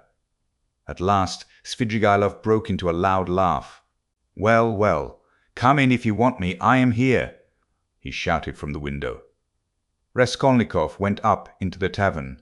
He found Svidrigaïlov in a tiny back room adjoining the saloon, in which merchants, clerks, and numbers of people of all sorts were drinking tea at 20 little tables to the desperate bawling of a chorus of singers. The click of billiard balls could be heard in the distance. On the table before Svidrigaïlov stood an open bottle and a glass half full of champagne. In the room he found also a boy with a little hand organ, a healthy-looking, red-cheeked girl of 18, wearing a tucked-up striped skirt and a Tyrolese hat with ribbons. In spite of the chorus in the other room, She was singing some servants' hall song in a rather husky contralto, to the accompaniment of the organ. "Come, that's enough." Svidrigaïlov stopped her at Raskolnikov's entrance. The girl at once broke off and stood waiting respectfully. She had sung her guttural rhymes, too, with a serious and respectful expression in her face. "Hey, Philip, a glass!" shouted Svidrigaïlov. "I won't drink anything," said Raskolnikov. "As you like, I didn't mean it for you." "Drink, Katya." "I don't want anything more today. You can go." He poured her out a full glass and laid down a yellow note. Katya drank off her glass of wine, as women do, without putting it down, in 20 gulps, took the note and kissed Svidrigaïlov's hand, which he allowed quite seriously. She went out of the room, and the boy trailed after her with the organ. Both had been brought in from the street. Svidrigaïlov had not been a week in Petersburg, but everything about him was already, so to speak, on a patriarchal footing. The waiter, Philip, was by now an old friend and very obsequious. The door leading to the saloon had a lock on it. Svidrigaïlov was at home in this room, and perhaps spent whole days in it. The tavern was dirty and wretched, not even second-rate. "I was going to see you and looking for you," Raskolnikov began. "But I don't know what made me turn from the Haymarket into the Prospect just now. I never take this turning. I turn to the right from the Haymarket. And this isn't the way to you. I simply turned, and here you are. It is strange. Why don't you say at once, it's a miracle? Because it may be only chance." "Oh, that's the way with all you folk," laughed Svidrigaïlov. "You won't admit it, even if you do inwardly believe it a miracle. Here you say that it may be only chance. And what cowards they all are here, about having an opinion of their own. You can't fancy, Rodion Romanovitch. I don't mean you. You have an opinion of your own, and are not afraid to have it. That's how it was you attracted my curiosity." "Nothing else?" "Well, that's enough, you know." Svidrigaïlov was obviously exhilarated, but only slightly so. He had not had more than half a glass of wine. "I fancy you came to see me before you knew that I was capable of having what you call an opinion of my own," observed Raskolnikov. "Oh well, it was a different matter. Everyone has his own plans. And apropos of the miracle, let me tell you that I think you have been asleep for the last 2 or 3 days. I told you of this tavern myself. There is no miracle in your coming straight here. I explained the way myself, told you where it was, and the hours you could find me here. Do you remember?" "I don't remember." "I don't remember," answered Raskolnikov with surprise. "I believe you. I told you twice.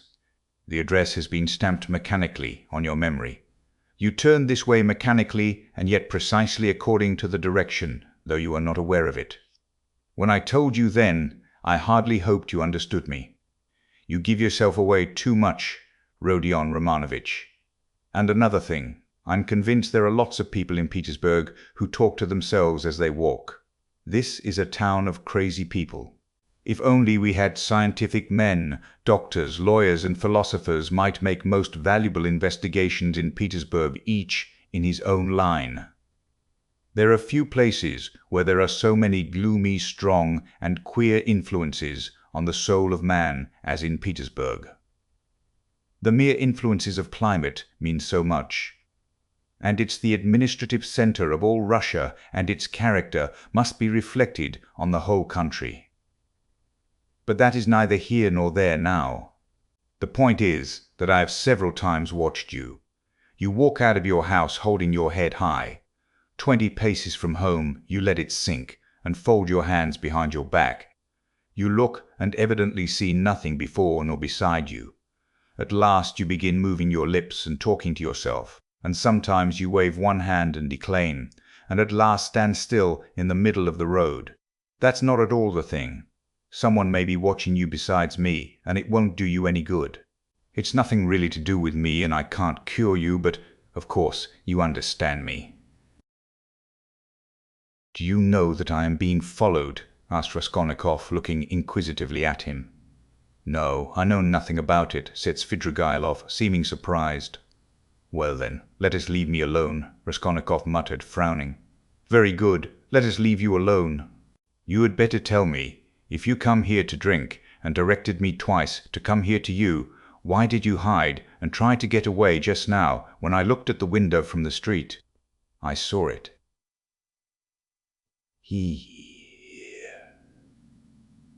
"And why was it you lay on your sofa with closed eyes and pretended to be asleep, though you were wide awake while I stood in your doorway?" "I saw it." "I may have had reasons. You know that yourself." "And I may have had my reasons, though you don't know them." Raskolnikov dropped his right elbow on the table, leaned his chin in the fingers of his right hand, and stared intently at Svidrigaïlov. For a full minute he scrutinized his face, which had impressed him before. It was a strange face, like a mask, white and red, with bright red lips, with a flaxen beard, and still thick flaxen hair. His eyes were somehow too blue, and their expression somehow too heavy and fixed. There was something awfully unpleasant in that handsome face, which looked so wonderfully young for his age. Svidrigaïlov was smartly dressed in light summer clothes, and was particularly dainty in his linen. He wore a huge ring with a precious stone in it. "Have I got to bother myself about you two now?" said Raskolnikov suddenly, coming with nervous impatience straight to the point. "Even though perhaps you are the most dangerous man, if you care to injure me, I don't want to put myself out any more. I will show you at once that I don't prize myself, as you probably think I do.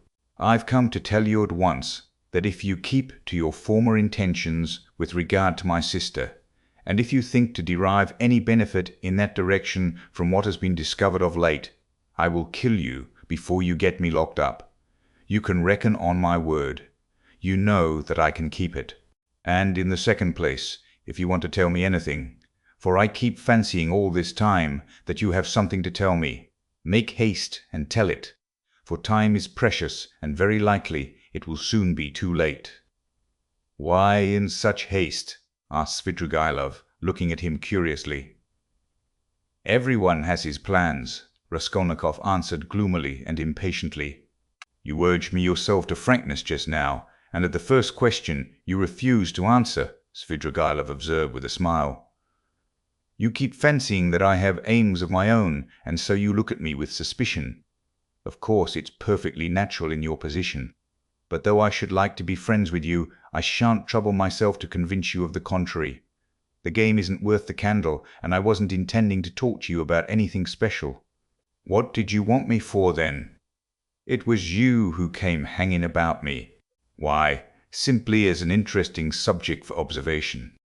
I liked the fantastic nature of your position. That's what it was. Besides, you were the brother of a person who greatly interested me, and from that person I had in the past heard a very great deal about you, from which I gathered that you had a great influence over her. Isn't that enough?" "Ha, ha, ha! Still, I must admit that your question is rather complex, and is difficult for me to answer. Here you, for instance, have come to me not only for a definite object, but for the sake of hearing something new. Isn't that so? Isn't that so?" persisted Svidrigaïlov with a sly smile. "Well, can't you fancy then that I, too, on my way here in the train, was reckoning on you, on your telling me something new, on my making some profit out of you? You see what rich men we are. What profit could you make?" "How can I tell you? How do I know? You see in what a tavern I spend all my time, and it's my enjoyment. That's to say, it's no great enjoyment, but one must sit somewhere. That poor Katya now. You saw her? If only I had been a glutton now, at Club Gourmand. But you see, I can eat this." He pointed to a little table in the corner where the remnants of a terrible-looking beefsteak and potatoes lay on a tin dish. "Have you dined, by the way? I've had something and want nothing more. I don't drink, for instance, at all. Except for champagne, I never touch anything, and not more than a glass of that all the evening. And even that is enough to make my head ache. I ordered it just now to wind myself up, for I am just going off somewhere, and you see me in a peculiar state of mind. That was why I hid myself just now like a schoolboy, for I was afraid you would hinder me. But I believe—" He pulled out his watch. "I can spend an hour with you. It's 4:30 now. If only I'd been something. A landowner, a father, a cavalry officer, a photographer, a journalist. I am nothing, no specialty, and sometimes I am positively bored. I really thought you would tell me something new. But what are you? And why have you come here? What am I? You know, a gentleman. I served for 2 years in the cavalry. Then I knocked about here in Petersburg. Then I married Marfa Petrovna and lived in the country. There you have my biography. You are a gambler, I believe? No, a poor sort of gambler, a card sharper, not a gambler. You have been a card sharper then? Yes, I've been a card sharper then. Yes, I've been a card sharper too. Didn't you get thrashed sometimes? It did happen. Why? Why, you might have challenged them. Altogether it must have been lively. I won't contradict you, and besides, I am no hand at philosophy. I confess that I hastened here for the sake of the women. As soon as you buried Marfa Petrovna? Quite so. Svidrigaïlov smiled with engaging candor. What of it? You seem to find something wrong in my speaking like that about women? You ask whether I find anything wrong in vice. Vice. Oh, that's what you are after. But I'll answer you in order. First, about women in general. You know I am fond of talking. Tell me, what should I restrain myself for? Why should I give up women, since I have a passion for them? It's an occupation anyway. So you hope for nothing here but vice. Oh, very well, for vice then. You insist on its being vice. But anyway, I like a direct question. In this vice at least there is something permanent, founded indeed upon nature and not dependent on fantasy. Something present in the blood like an ever-burning ember, forever setting one on fire, and, maybe, not to be quickly extinguished, even with years. You'll agree it's an occupation of a sort. That's nothing to rejoice at. It's a disease, and a dangerous one. Oh, that's what you think, is it? I agree that it is a disease like everything that exceeds moderation, and, of course, in this one must exceed moderation. But in the first place, everybody does so in one way or another, and in the second place, of course, one ought to be moderate and prudent, however mean it may be. But what am I to do? If I hadn't this, I might have to shoot myself. I am ready to admit that a decent man ought to put up with being bored, but yet— And could you shoot yourself? Oh, come! Svidrigaïlov parried with disgust. Please don't speak of it, he added hurriedly, and with none of the bragging tone he had shown in all the previous conversation. His face quite changed. I admit, it's an unpardonable weakness, but I can't help it. I am afraid of death, and I dislike its being talked of. Do you know that I am, to a certain extent, a mystic? Ah, the apparitions of Marfa Petrovna. Do they still go on visiting you? Oh, don't talk of them. There have been no more in Petersburg. Confound them, he cried with an air of irritation. Let's rather talk of that, though. I have not much time, and can't stay long with you. It's a pity. I should have found plenty to tell you. What's your engagement, a woman? Yes, a woman, a casual woman. Yes, a woman, a casual incident. No, that's not what I want to talk of. And the hideousness, the filthiness of all your surroundings. Doesn't that affect you? Have you lost the strength to stop yourself? And do you pretend to strength too? He. You surprised me just now, Rodion Romanovich, though I knew beforehand it would be so. You preached to me about vice and aesthetics. You, a Schiller, you, an idealist. Of course that's all as it should be, and it would be surprising if it were not so. Yet it is strange in reality. Ah, what a pity I have no time, for you're a most interesting type. Ah, by the way, are you fond of Schiller? I am awfully fond of him. But what a braggart you are, Raskolnikov said with some disgust. Upon my word I am not, answered Svidrigaïlov, laughing. However, I won't dispute it. Let me be a braggart. Why not brag if it hurts no one? I spent 7 years in the country with Marfa Petrovna, so now when I come across an intelligent person like you, intelligent and highly interesting, I am simply glad to talk, and besides, I've drunk that half glass of champagne, and it's gone to my head a little.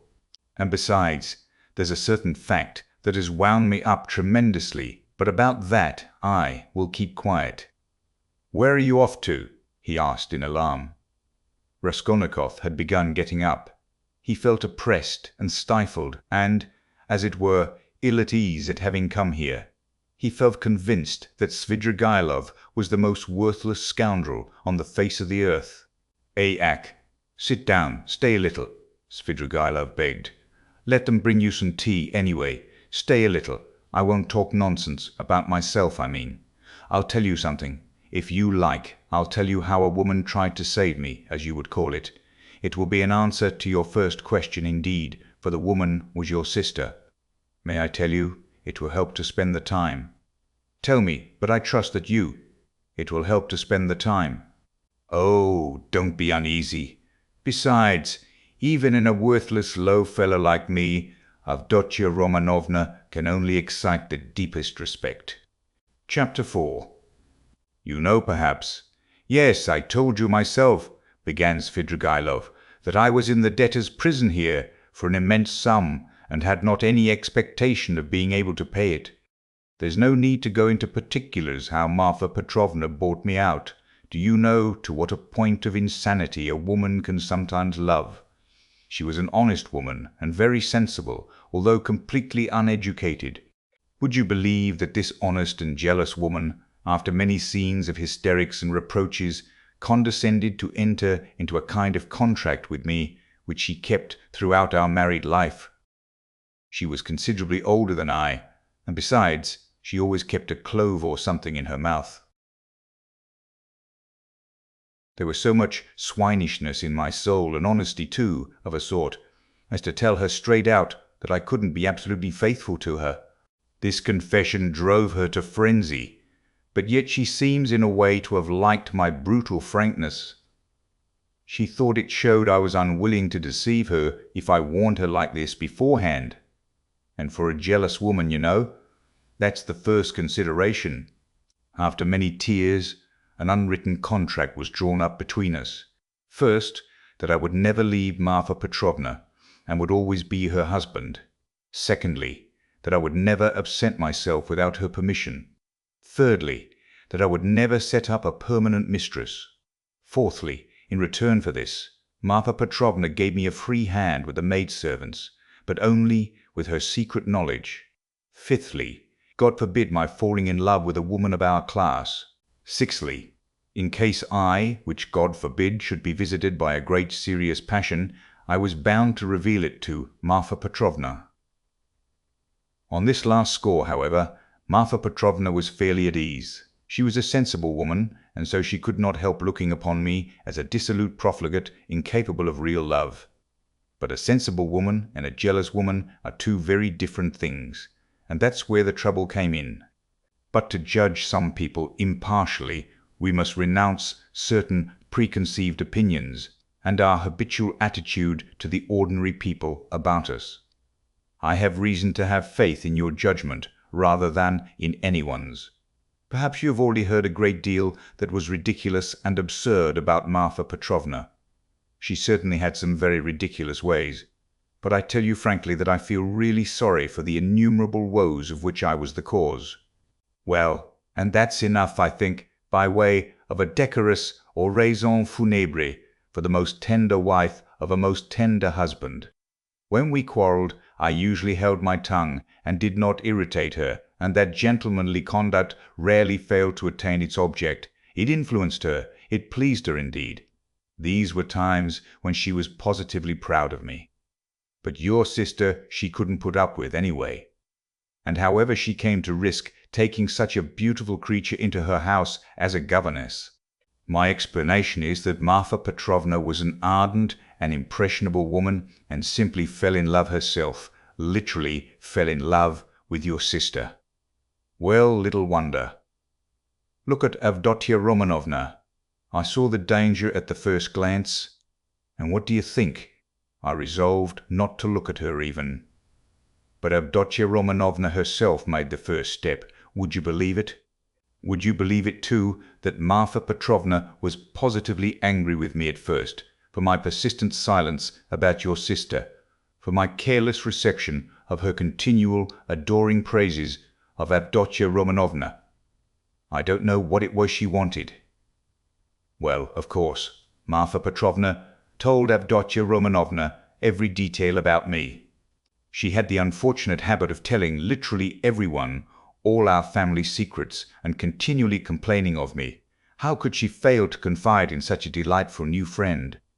I expect they talked of nothing else but me, and no doubt Avdotya Romanovna heard all those dark, mysterious rumours that were current about me. I don't mind betting that you too have heard something of the sort already. I have. Luzhin charged you with having caused the death of a child. Is that true?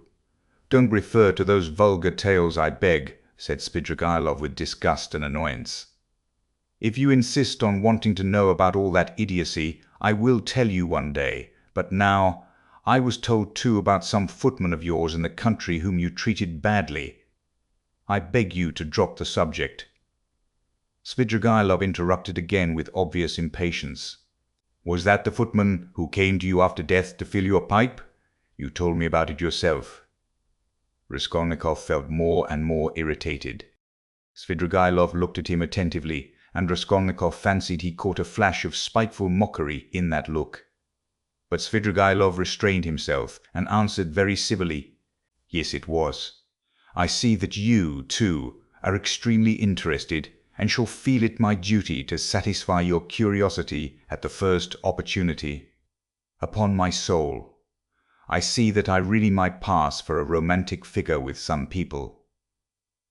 Judge how grateful I must be to Marfa Petrovna for having repeated to Avdotya Romanovna such mysterious and interesting gossip about me. I dare not guess what impression it made on her, but in any case it worked in my interests.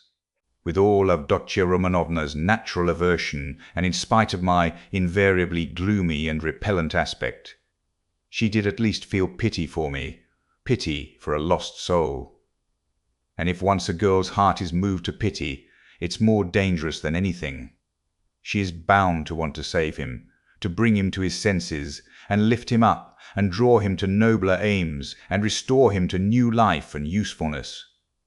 Well, we all know how far such dreams can go. I saw at once that the bird was flying into the cage of herself, and I too made ready. I think you are frowning, Rodion Romanovitch. There's no need. As you know, it all ended in smoke. Hang it all, what a lot I am drinking. Do you know, I always, from the very beginning, regretted that it wasn't your sister's fate to be born in the 2nd or 3rd century A.D., as the daughter of a reigning prince or some governor or proconsul in Asia Minor. She would undoubtedly have been one of those who would endure martyrdom, and would have smiled when they branded her bosom with hot pincers, and she would have gone to it of herself. And in the 4th or 5th century she would have walked away into the Egyptian desert, and would have stayed there 30 years living on roots and ecstasies and visions. She is simply thirsting to face some torture for someone, and if she can't get her torture, she'll throw herself out of a window. I've heard something of a Mr. Razumihin. He's said to be a sensible fellow. His surname suggests it indeed. He's probably a divinity student. Well, he'd better look after your sister. I believe I understand her, and I'm proud of it. But at the beginning of an acquaintance, as you know, one is apt to be more heedless and stupid. One doesn't see clearly. Hang it all, why is she so handsome? It's not my fault. In fact, it began on my fault. It began on my side with a most irresistible physical desire. Avdotya Romanovna is awfully chaste, incredibly and phenomenally so. Take note, I tell you this about your sister as a fact. She is almost morbidly chaste, in spite of her broad intelligence, and it will stand in her way. There happened to be a girl in the house then, Parasha, a black-eyed wench, whom I had never seen before. She had just come from another village, Very pretty, but incredibly stupid, she burst into tears, wailed so that she could be heard all over the place, and caused scandal. One day after dinner, Avdotya Romanovna followed me into an avenue in the garden, and with flashing eyes insisted on my leaving poor Parasha alone. It was almost our first conversation by ourselves. I, of course, was only too pleased to obey her wishes, tried to appear disconcerted, embarrassed, in fact played my part, not badly. Then came interviews, mysterious conversations, exhortations, entreaties, supplications, even tears. Would you believe it? Even tears. Think what the passion for propaganda will bring some girls to. I, of course, threw it all on my destiny, posed as hungering and thirsting for light, and finally resorted to the most powerful weapon in the subjection of the female heart, a weapon which never fails one. It's the well-known resource flattery. Nothing in the world is harder than speaking the truth, and nothing easier than flattery. If there's the 100th part of a false note in speaking the truth, it leads to a discord, and that leads to trouble. But if all, to the last note, is false in flattery, it is just as agreeable, and is heard not without satisfaction. It may be a coarse satisfaction, but still a satisfaction. And however coarse the flattery, at least half will be sure to seem true. That's so for all stages of development and classes of society. A Vestal Virgin might be seduced by flattery. I can never remember without laughter how I once seduced a lady who was devoted to her husband, her children, and her principles. What fun it was, and how little trouble! And the lady really had principles of her own anyway. All my tactics lay in simply being utterly annihilated and prostrate before her purity. I flattered her shamelessly, and as soon as I succeeded in getting a pressure of the hand, even a glance from her, I would reproach myself for having snatched it by force, and would declare that she had resisted, so that I could never have gained anything but for my being so unprincipled. I maintained that she was so innocent that she could not foresee my treachery, and yielded to me unconsciously, unawares, and so on. In fact, I triumphed, while my lady remained firmly convinced that she was innocent, chaste, and faithful to all her duties and obligations, and had succumbed quite by accident. And how angry she was with me when I explained to her at last that it was my sincere conviction that she was just as eager as I. Poor Marfa Petrovna was awfully weak on the side of flattery, and if I had only cared to, I might have had all her properties settled on me during her lifetime. I am drinking an awful lot of wine now and talking too much. I hope you won't be angry if I mention now that I was beginning to produce the same effect on Avdotya Romanovna. But I was stupid and impatient and spoiled it all. Avdotya Romanovna had several times, and one time in particular, been greatly displeased by the expression of my eyes. Would you believe it? There was sometimes a light in them which frightened her and grew stronger and stronger and more unguarded, till it was hateful to her. No need to go into detail, but we parted. There I acted stupidly again. I fell to jeering in the coarsest way at all such propaganda and efforts to convert me. Parasha came on to the scene again, and not she alone. In fact, there was a tremendous to-do. Ah, Rodion Romanovitch, if you could only see how your sister's eyes can flash sometimes. Never mind my being drunk at this moment, and having had a whole glass of wine. I am speaking the truth. I assure you that this glance has haunted my dreams. The very rustle of her dress was more than I could stand at last. I really began to think that I might become epileptic. I could never have believed that I could be moved to such a frenzy. It was essential, indeed, to be reconciled, but by then it was impossible. And imagine what I did then. To what a pitch of stupidity a man can be brought by frenzy. Never undertake anything in a frenzy, Rodion Romanovitch. I reflected that Avdotya Romanovna was after all a beggar. Ah, excuse me, that's not the word, but does it matter if it expresses the meaning? That she lived by her work. that she had her mother and you to keep. Ah, hang it, you are frowning again. And I resolved to offer her all my money. 30,000 rubles I could have realized then, if she would run away with me here, to Petersburg. Of course, I should have vowed eternal love, rapture, and so on. Do you know, I was so wild about her at that time that if she had told me to poison Marfa Petrovna, or to cut her throat and to marry herself, it would have been done at once. But it ended in the catastrophe of which you know already. You can fancy how frantic I was when I heard that Marfa Petrovna had got hold of that scoundrelly attorney, Luzhin, and had almost made a match between them, which would really have been just the same thing as I was proposing. Wouldn't it? Wouldn't it? I notice that you've begun to be very attentive, you interesting young man. D. Svidrigaïlov struck the table with his fist impatiently. He was flushed. Raskolnikov saw clearly that the glass or glass and a half of champagne that he had sipped almost unconsciously was affecting him, and he resolved to take advantage of the opportunity. He felt very suspicious of Svidrigaïlov. "Well, after what you have said, I am fully convinced that you have come to Petersburg with designs on my sister," he said directly to Svidrigaïlov, in order to irritate him further. "Oh, nonsense," said Svidrigaïlov, seeming to rouse himself. "Why, I told you. Besides, your sister can't endure me." "Yes, I am certain that she can't, but that's not the point. Are you so sure that she can't?" Svidrigaïlov screwed up his eyes and smiled mockingly. "You are right. She doesn't love me, but you can never be sure of what has passed between husband and wife, or lover and mistress. There's always a little corner which remains a secret to the world and is only known to those two. Will you answer for it that Avdotya Romanovna regarded me with aversion? From some words you dropped, I noticed that you still have designs, and of course evil ones, on Downia, and mean to carry them out promptly." "What? Have I dropped words like that?" Svidrigaïlov asked, in naive dismay, taking not the slightest notice of the epithet bestowed on his designs. "Why? You are dropping them even now. Why are you so frightened? What are you so afraid of now?" "Me afraid?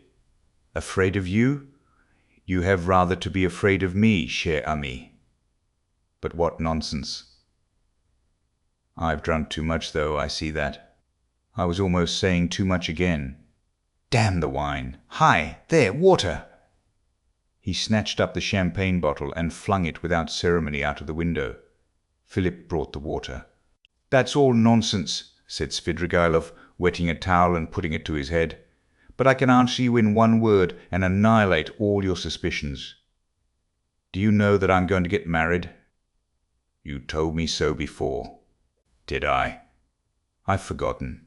But I couldn't have told you so for certain, for I'd not even seen my betrothed.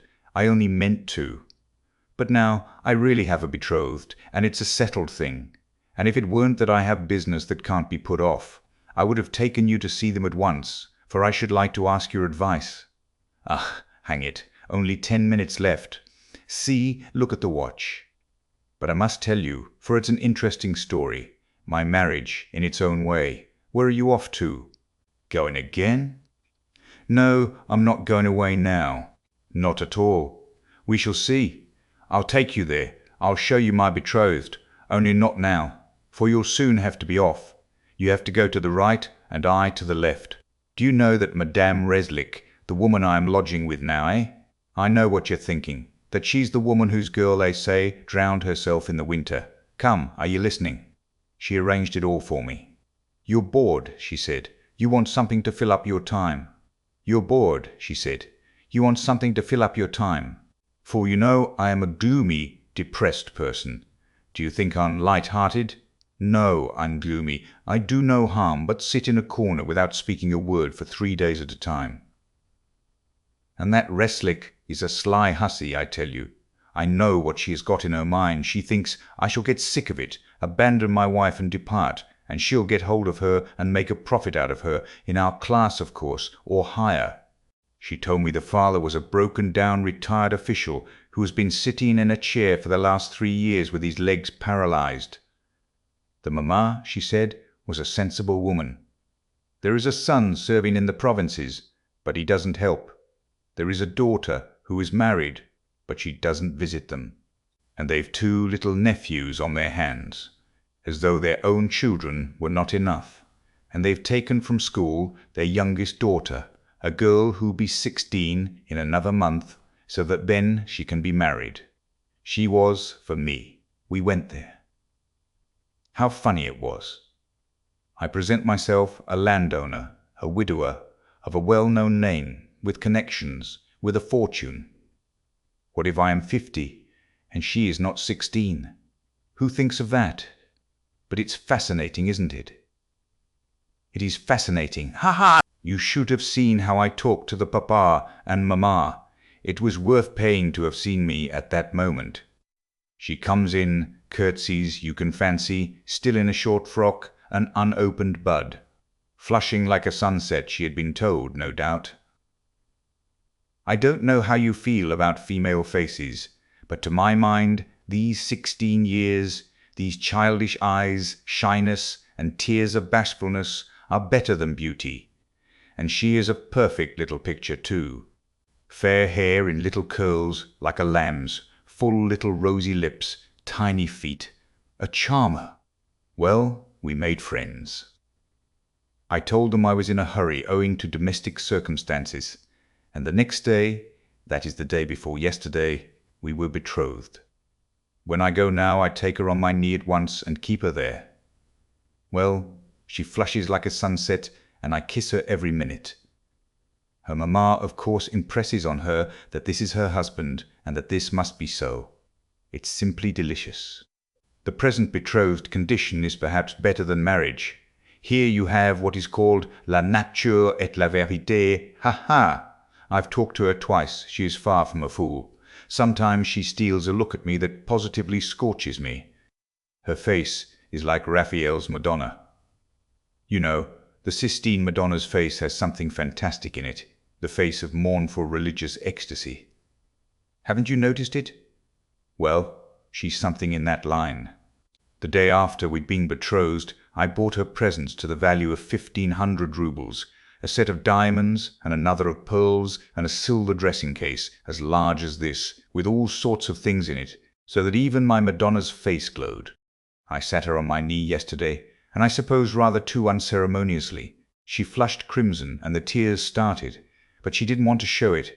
We were left alone. She suddenly flung herself on my neck, for the first time of her own accord, put her little arms round me, kissed me, and vowed that she would be an obedient, faithful, and good wife, would make me happy, would devote all her life, every minute of her life, would sacrifice everything, everything, and that all she asks in return is my respect, and that she wants nothing, nothing more from me, nothing more from me, nothing more from me, nothing more from me. From an angel of 16 in a muslin frock, with little curls, with a flush of maiden shyness in her cheeks and tears of enthusiasm in her eyes, is rather fascinating. Isn't it fascinating? It's worth paying for, isn't it? Well, listen. We'll go to see my betrothed, only not just now. The fact is, this monstrous difference in age and development excites your sensuality. Will you really make such a marriage? Why, of course. Everyone thinks of himself, and he lives most gaily, who knows best how to deceive himself. Ha ha! But why are you so keen about virtue? Have mercy on me, my good friend. I am a sinful man. Ha ha ha! But you have provided for the children of Katerina Ivanovna, though you had your own reasons, Ivanovna, though you had your own reasons. I understand it all now. I am always fond of children, very fond of them, laughs Svidrigailov. I can tell you one curious instance of it. The first day I came here, I visited various haunts. After 7 years, I simply rushed at them. You probably notice that I am not in a hurry to renew acquaintance with my old friends. I shall do without them as long as I can. Do you know, when I was with Marfa Petrovna in the country, I was haunted by the thought of these places, where anyone who knows his way about can find a great deal. Yes, upon my soul. The peasants have vodka, the educated young people, shut out from activity, waste themselves in impossible dreams and visions, and are crippled by theories. Jews have sprung up and are amassing money, and all the rest give themselves up to debauchery. From the first hour the town reeked of its familiar odours. I chanced to be in a frightful den. I like my dens dirty. It was a dance, so called, and there was a cancan such as I never saw in my day. Yes, there you have progress. All of a sudden I saw a little girl of 13, nicely dressed, dancing with a specialist in that line, with another one, Vish, a Vish. Her mother was sitting on a chair by the wall. You can't fancy what a cancan that was. The girl was ashamed, blushed, at last felt insulted, and began to cry. Her partner seized her and began whirling her round and performing before her. Everyone laughed and— I like your public, even the cancan public. They laughed and shouted, serves her right, shouldn't bring children. Well, it's not my business whether that consoling reflection was logical or not. I at once fixed on my plan, sat down by the mother, and began by saying that I too was a stranger, and that people here were ill-bred, and that they couldn't distinguish decent folks and treat them with respect. Gave her to understand that I had plenty of money, offered to take them home in my carriage. I took them home and got to know them. They were lodging in a miserable little hole and had only just arrived from the country. She told me that she and her daughter could only regard my acquaintance as an honour. I found out that they had nothing of their own and had come to town upon some legal business. I proffered my services and money. I learnt that they had gone to the dancing saloon by mistake, believing that it was a genuine dancing class. I offered to assist in the young girl's education in French and dancing. My offer was accepted with enthusiasm as an honour, and we are still friendly. If you like, we'll go and see them, only not just now. Stop. Enough of your vile, nasty anecdotes, depraved, vile, sensual man. Schiller, you are a regular Schiller. Ola vertuva tele senice. But you know I shall tell you these things on purpose, for the pleasure of hearing your outcries. I dare say. I can see I am ridiculous myself, muttered Raskolnikov angrily. Svidrigaïlov laughed heartily. Finally he called Philip, paid his bill, and began getting up. I say, but I am drunk, assez causé, he said. It's been a pleasure. I should rather think it must be a pleasure, cried Raskolnikov, getting up.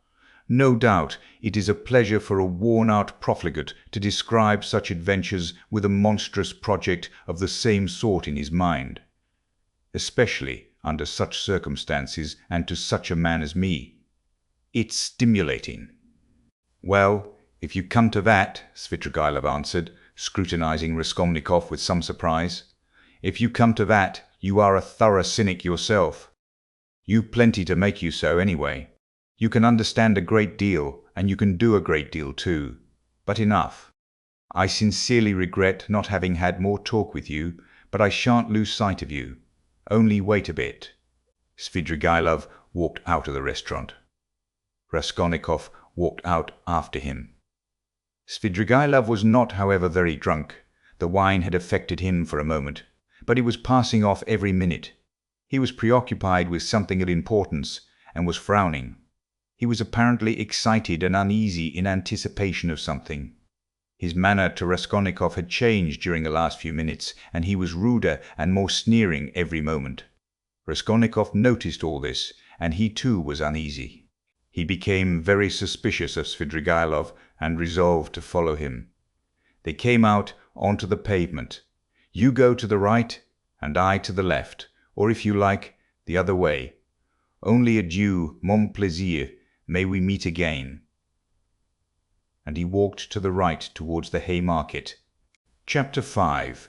Raskolnikov walked after him. "What's this?" cried Svidrigaïlov, turning round. "I thought I said. It means that I am not going to lose sight of you now." "What?" Both stood still and gazed at one another, as though measuring their strength. "From all your half-tipsy stories," Raskolnikov observed harshly, "I am positive that you have not given up your designs on my sister, but are pursuing them more actively than ever. I have learnt that my sister received a letter this morning. You have hardly been able to sit still all this time. You may have unearthed a wife on the way, but that means nothing. I should like to make certain myself." Raskolnikov could hardly have said himself what he wanted and of what he wished to make certain. "Upon my word, I'll call the police. Call away!" Again they stood for a minute facing each other. At last Svidrigaïlov's face changed. Having satisfied himself that Raskolnikov was not frightened at his threat, he assumed a mirthful and friendly air. "What a fellow! I purposely refrained from referring to your affair, though I am devoured by curiosity. It's a fantastic affair. I've put it off till another time, but you're enough to rouse the dead. Well, let us go. Only I warn you beforehand, I am only going home for a moment, to get some money, then I shall lock up the flat, take a cab, and go to spend the evening at the islands. Now, are you going to follow me? I am coming to your lodgings, not to see you, but Sofya Semyonovna, to say I am sorry not to have been at the funeral."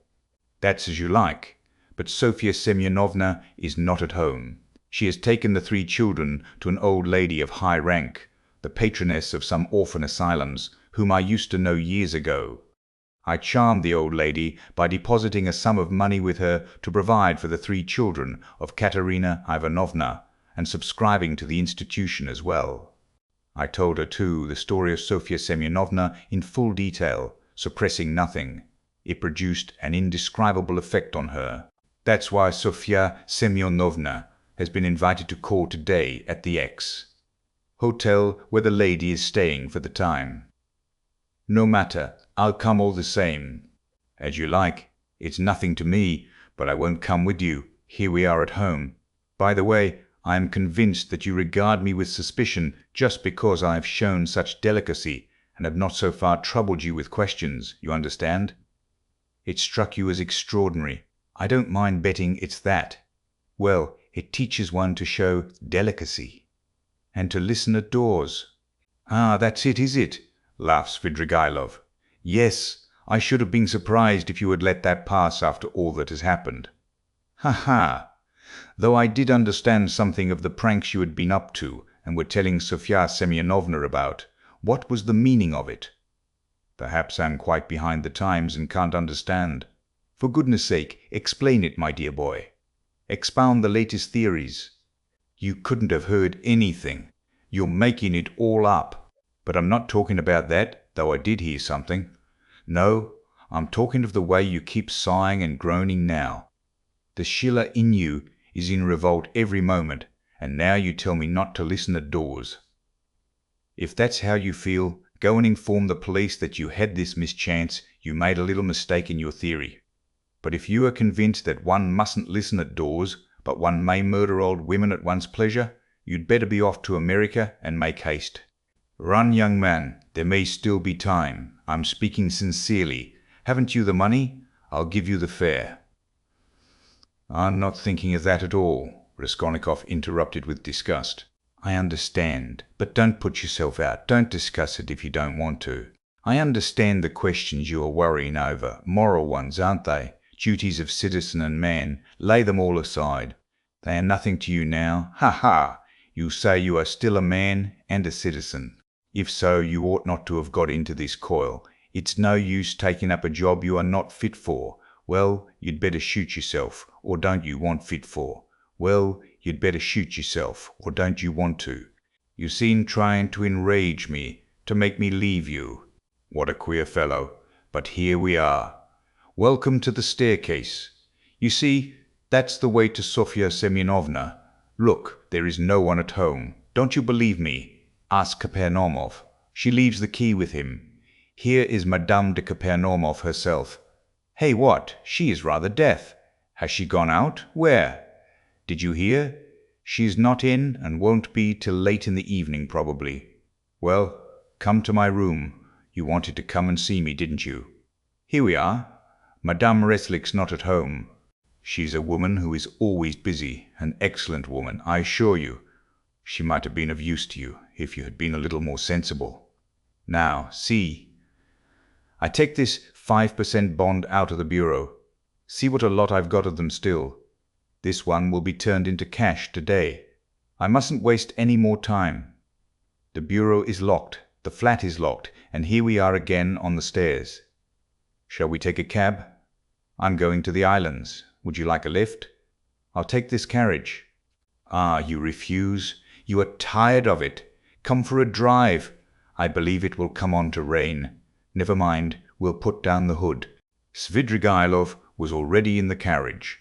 Raskolnikov decided that his suspicions were at least for that moment unjust. Without answering a word, he turned and walked back towards the Haymarket. If he had only turned round on his way, he might have seen Svidrigailov get out, not 100 paces off, dismiss the cab and walk along the pavement. But he had turned the corner and could see nothing.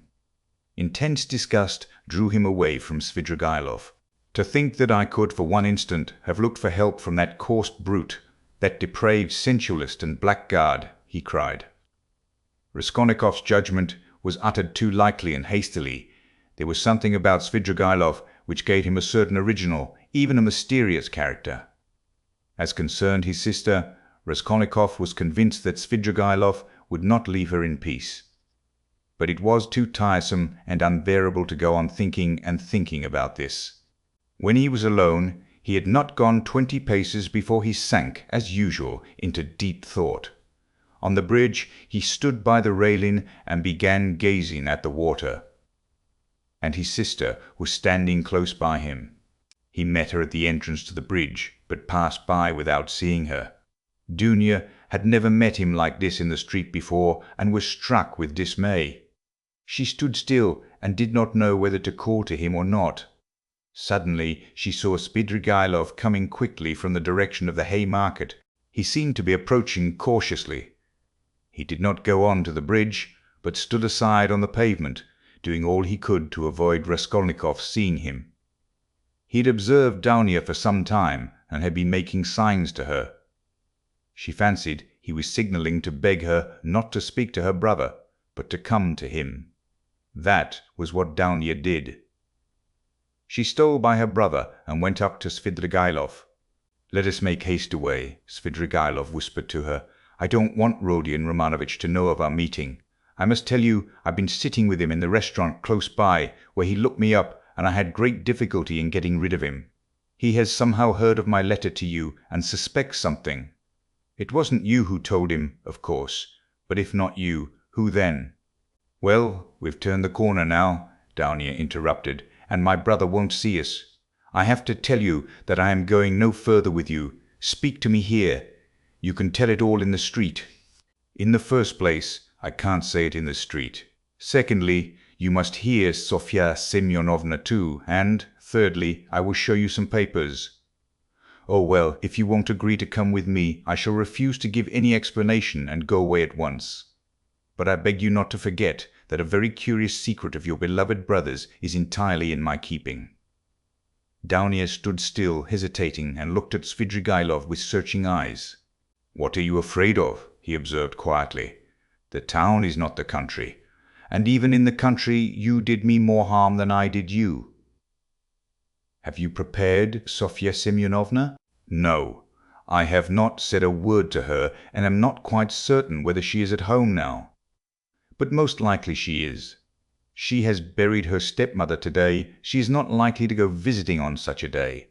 For the time, I don't want to speak to anyone about it, and I half regret having spoken to you. The slightest indiscretion is as bad as betrayal in a thing like this. I live there in that house. We are coming to it. That's the porter of our house. He knows me very well, you see. He's bowing. He sees I'm coming with a lady, and no doubt he has noticed your face already, and you will be glad of that if you are afraid of me and suspicious. Excuse my putting things so coarsely. I haven't a flat to myself. Sofya Semyonovna's room is next to mine. She lodges in the next flat. The whole floor is let out in lodgings. Why are you frightened like a child? Am I really so terrible?" Svidrigailov's lips were twisted in a condescending smile, but he was in no smiling mood. His heart was throbbing, and he could scarcely breathe. He spoke rather loud to cover his growing excitement. But Downia did not notice this peculiar excitement. She was so irritated by his remark that she was frightened of him like a child, and that he was so terrible to her. "Though I know that you are not a man of honor, I am not in the least afraid of you." "Lead the way," she said with apparent composure, but her face was very pale. Svidrigailov stopped at Sonia's room. "Allow me to inquire whether she is at home." "She is not." "How unfortunate, but I know she may come quite soon. If she's gone out, it can only be to see a lady about the orphans. Their mother is dead. I've been meddling and making arrangements for them. If Sofia Semyonovna does not come back in 10 minutes, I will send her to you today if you like. This is my flat. These are my 2 rooms. Madame Reslich, my landlady, has the next room. Now, look this way. I will show you my chief piece of evidence. This door from my bedroom leads into 2 perfectly empty rooms, which are to let. Here they are. You must look into them with some attention." Svidrigailov occupied 2 fairly large furnished rooms. Dunia was looking about her mistrustfully, but saw nothing special in the furniture or position of the rooms. Yet there was something to observe, for instance, that Svidrigailov's flat was exactly between 2 sets of almost uninhabited apartments. His rooms were not entered directly from the passage, but through the landlady's 2 almost empty rooms. Unlocking a door leading out of his bedroom, Svidrigailov showed Downia the 2 empty rooms that were to let. Downia stopped in the doorway, not knowing what she was called to look upon, but Svidrigailov hastened to explain. "Look here, at this second large room. Notice that door, it's locked. By the door stands a chair, the only one in the 2 rooms. I brought it from my rooms so as to listen more conveniently. Just the other side of the door is Sofia Semyonovna's table. She sat there talking to Rodion Romanovich, and I sat here listening on 2 successive evenings for 2 hours each time, and of course I was able to learn something. What do you think?" "You listened?" "Yes, I did. Now come back to my room. We can't sit down here." He brought Avdotia Romanovna back into his sitting room and offered her a chair. He sat down at the opposite side of the table, at least 7 feet from her, but probably there was the same glow in his eyes which had once frightened Downia so much. She shuddered, and once more looked about her distrustfully. It was an involuntary gesture. She evidently did not wish to betray her uneasiness. But the secluded position of Svidrigailov's lodging had suddenly struck her. She wanted to ask whether his landlady at least were at home, but pride kept her from asking. Moreover, she had another trouble in her heart incomparably greater than fear for herself. She was in great distress. "Here is your letter," she said, laying it on the table. "Can it be true what you write? You hint at a crime committed, you say, by my brother. You hint at it too clearly. You daren't deny it now. I must tell you that I'd heard of this stupid story before you wrote, and don't believe a word of it. It's a disgusting and ridiculous suspicion. I know the story, and why and how it was invented. You can have no proofs. You promise to prove it. Speak. But let me warn you that I don't believe you." "I don't believe you." Dunia said this, speaking hurriedly, and for an instant the colour rushed to her face. "If you didn't believe it, how could you risk coming alone to my rooms? Why have you come? Simply from curiosity. Don't torment me. Speak, speak." "There's no denying that you are a brave girl." "Upon my word, I thought you would have asked Mr. Vazumihin to escort you here. But he was not with you, nor anywhere near. I was on the lookout. It's spirited of you. It proves you wanted to spare Rodion Romanovich. But everything is divine in you. About your brother, what am I to say to you? You've just seen him yourself. What did you think of him? Surely that's not the only thing you are building on?" "No, Not on that, but on his own words. He came here on 2 successive evenings to see Sofya Semyonovna. I shown you where they sat. He made a full confession to her. He is a murderer. He killed an old woman, a pawnbroker, with whom he had pawned things himself. He killed her sister too, a peddler woman called Lizaveta, who happened to come in while he was murdering her sister. He killed them with an axe he brought with him. He murdered them to rob them, and he did rob them. He took money and various things. He told all this, word for word, to Sofya Semyonovna, the only person who knows his secret.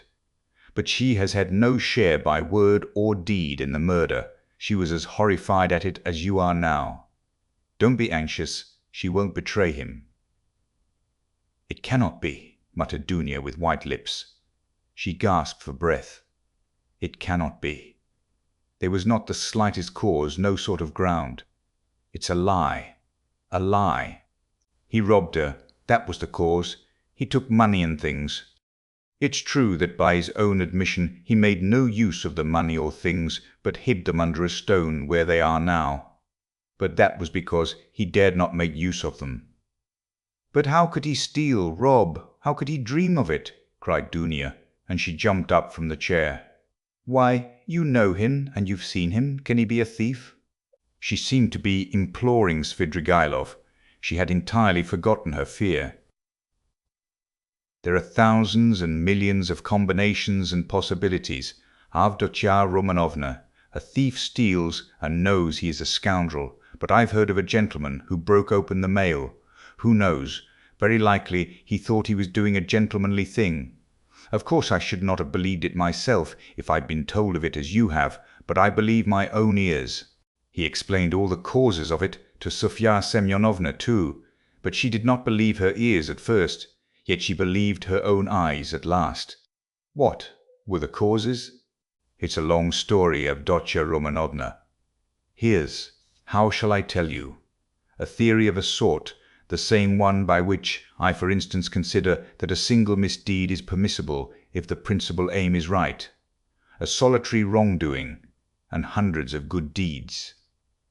It's galling too, of course, for a young man of gifts and overweening pride, to know that if he had, for instance, a paltry 3,000, his whole career, his whole future would be differently shaped, and yet not to have that 3,000. Add to that nervous irritability from hunger, from lodging in a hole, from rags, from a vivid sense of the charm of his social position and his sister's and mother's position too. Above all, vanity, pride and vanity, though goodness knows he may have good qualities too. I'm not blaming him, please don't think it. Besides, it's not my business. A special little theory came in too, a theory of a sort dividing mankind, you see, into material and superior persons. That is, persons to whom the law does not apply, owing to their superiority, who make laws for the rest of mankind, the material, that is. It's all right as a theory, une théorie comme une autre. Napoleon attracted him tremendously. That is, what affected him was that a great many men of genius have not hesitated at wrongdoing, but have overstepped the law without thinking about it.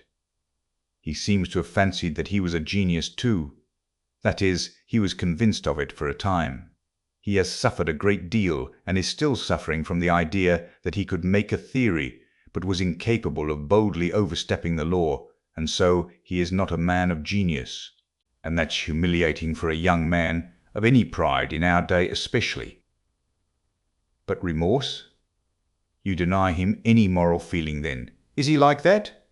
Ah, Avdotya Romanovna, everything is in a muddle now, not that it was ever in very good order. Russians in general are broad in their ideas.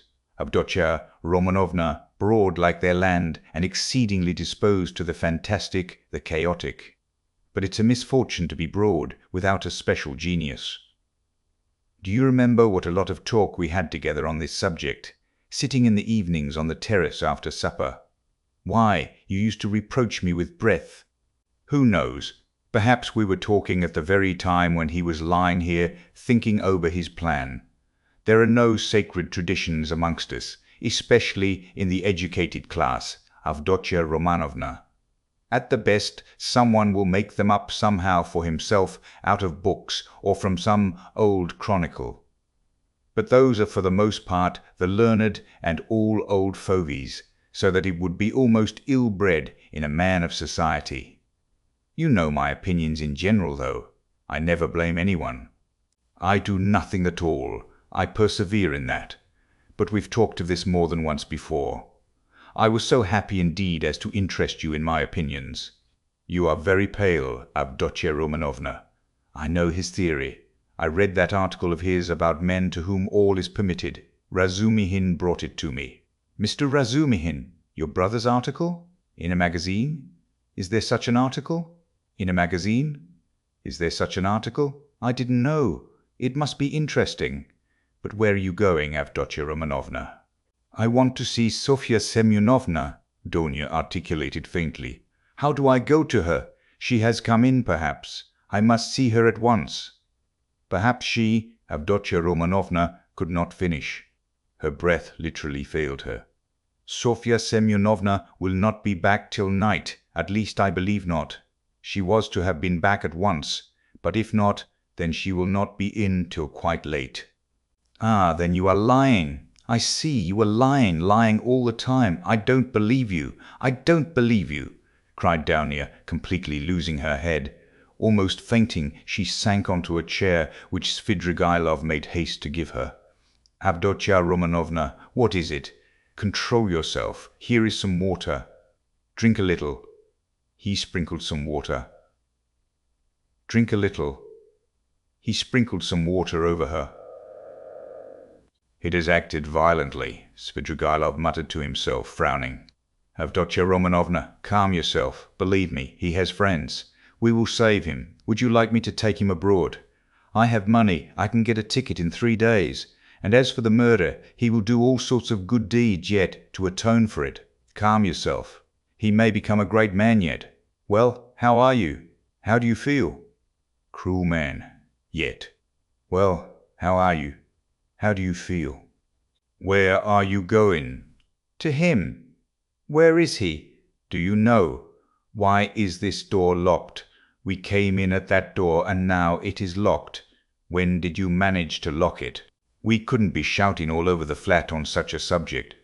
I am far from jeering. It's simply that I'm sick of talking like this.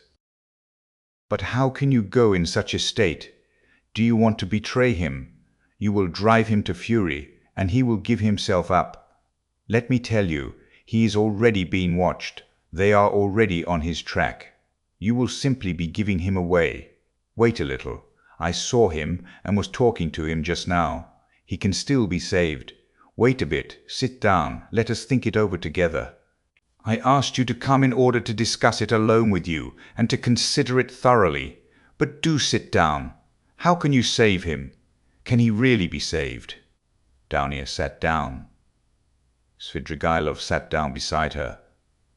It all depends on you alone, he began with glowing eyes, almost in a whisper and hardly able to utter the words for emotion. Downia drew back from him in alarm. He too was trembling all over. You, one word from you, and he is saved. I'll save him.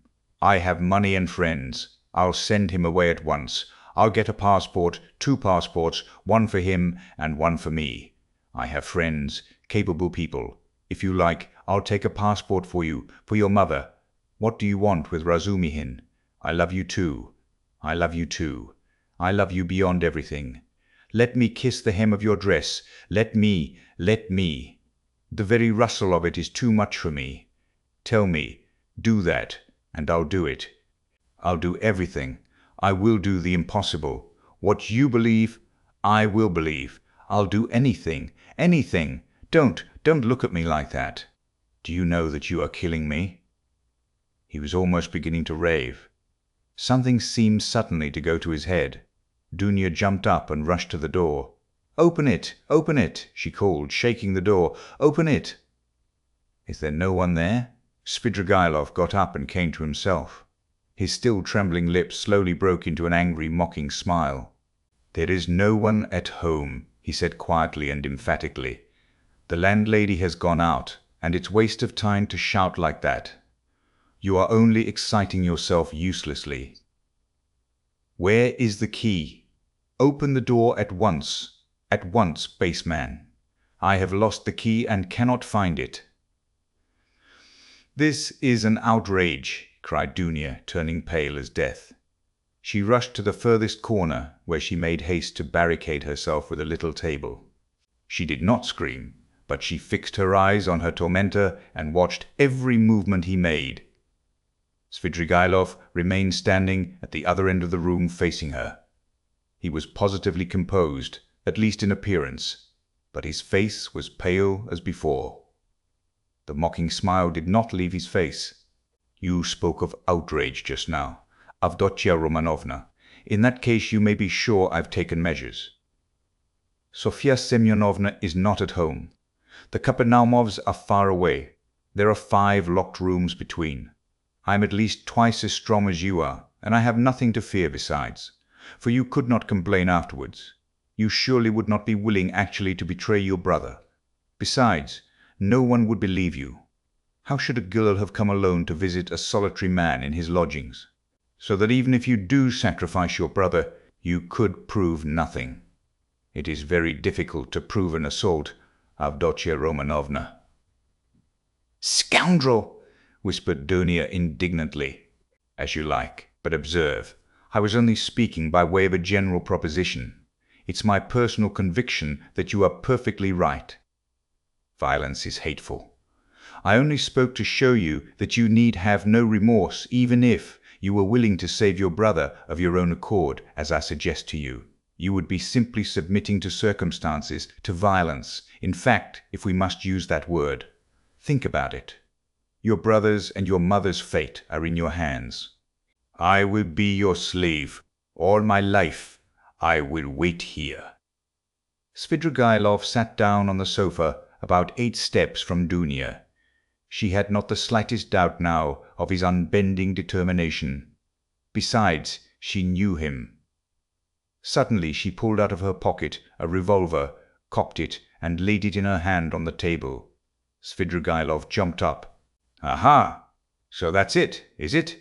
he cried, surprised but smiling maliciously. "Well, that completely alters the aspect of affairs. You've made things wonderfully easier for me, Avdotia Romanovna. But where did you get the revolver? Was it Mr. Razumihin? Why, it's my revolver, an old friend, and how I've hunted for it. The shooting lessons I've given you in the country have not been thrown away. It's not your revolver. It belonged to Marfa Petrovna, whom you killed. Wretch! There was nothing of yours in her house. I took it when I began to suspect what you were capable of. If you dare to advance one step, I swear I'll kill you." She was frantic. "But your brother?" I asked from curiosity, said Svidrigailov, still standing where he was. "Inform if you want to. Don't stir. Don't come nearer. I'll shoot.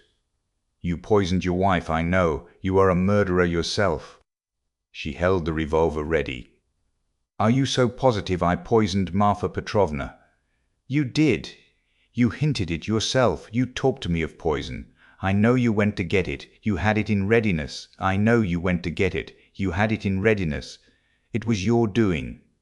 It must have been your doing. Scoundrel.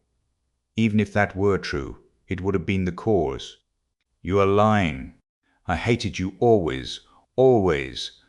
Oho, Avdotia Romanovna, you seem to have forgotten how you softened to me in the heat of propaganda. I saw it in your eyes. Do you remember that moonlight night when the nightingale was singing?" "That's a lie." There was a flash of fury in Donya's eyes. "That's a lie and a libel." "A lie? Well, if you like, it's a lie. I made it up. Women ought not to be reminded of such things." He smiled. "I know you will shoot, you pretty wild creature. Well, shoot away." Donia raised the revolver and, deadly pale, gazed at him, measuring the distance and awaiting the first movement on his part. Her lower lip was white and quivering, and her big black eyes flashed like fire. He had never seen her so handsome. The fire glowing in her eyes at the moment she raised the revolver seemed to kindle him, and there was a pang of anguish in his heart. He took a step forward, and a shot rang out.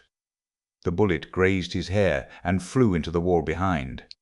He stood still and laughed softly. "The wasp has stung me." She aimed straight at my head. "What's this?" "Blood." He pulled out his handkerchief to wipe the blood, which flowed in a thin stream down his right temple. The bullet seemed to have just grazed the skin. Dunya lowered the revolver and looked at Svidrigailov, not so much in terror as in a sort of wild amazement. She seemed not to understand what she was doing and what was going on. "Well, you missed." "Fire again. I'll wait," said Svidrigailov softly, still smiling, but gloomily. "If you go on like that, I shall have time to seize you before you cock again." Downia started, quickly cocked the pistol, and again raised it. "Let me be," she cried in despair. "I swear I'll shoot again. I'll kill you. Well, at 3 paces you can hardly help it. But if you don't, then—" His eyes flashed, and he took 2 steps forward. Downia shot again. It missed fire. "You haven't loaded it properly." "Never mind. You have another charge there. Get it ready. I'll wait." He stood facing her 2 paces away, waiting and gazing at her with wild determination, with feverishly passionate, stubborn, set eyes. Downia saw that he would sooner die than let her go. And now, of course, she would kill him. At 2 paces. Suddenly she flung away the revolver. "She's dropped it," said Svidrigailov with surprise, and he drew a deep breath. A weight seemed to have rolled from his heart, perhaps not only the fear of death, indeed he may scarcely have felt it at that moment. It was the deliverance from another feeling, darker and more bitter, which he could not himself have defined. He went to Dunya and gently put his arm round her waist. She did not resist, but, trembling like a leaf, looked at him with suppliant eyes. He tried to say something, but his lips moved without being able to utter a sound. "Let me go," Dunya implored. Svidrigailov shuddered. Her voice now was quite different. "Then you don't love me?" he asked softly. Dunya shook her head. And you can't? Never?" He whispered in despair. "Never."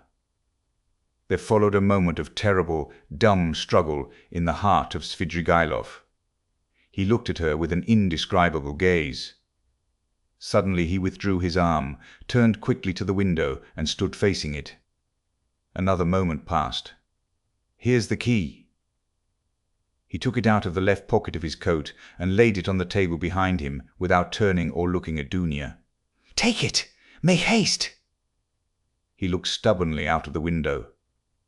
Dunya went up to the table to take the key. "Make haste! Make haste!" repeated Svidrigailov, still without turning or moving.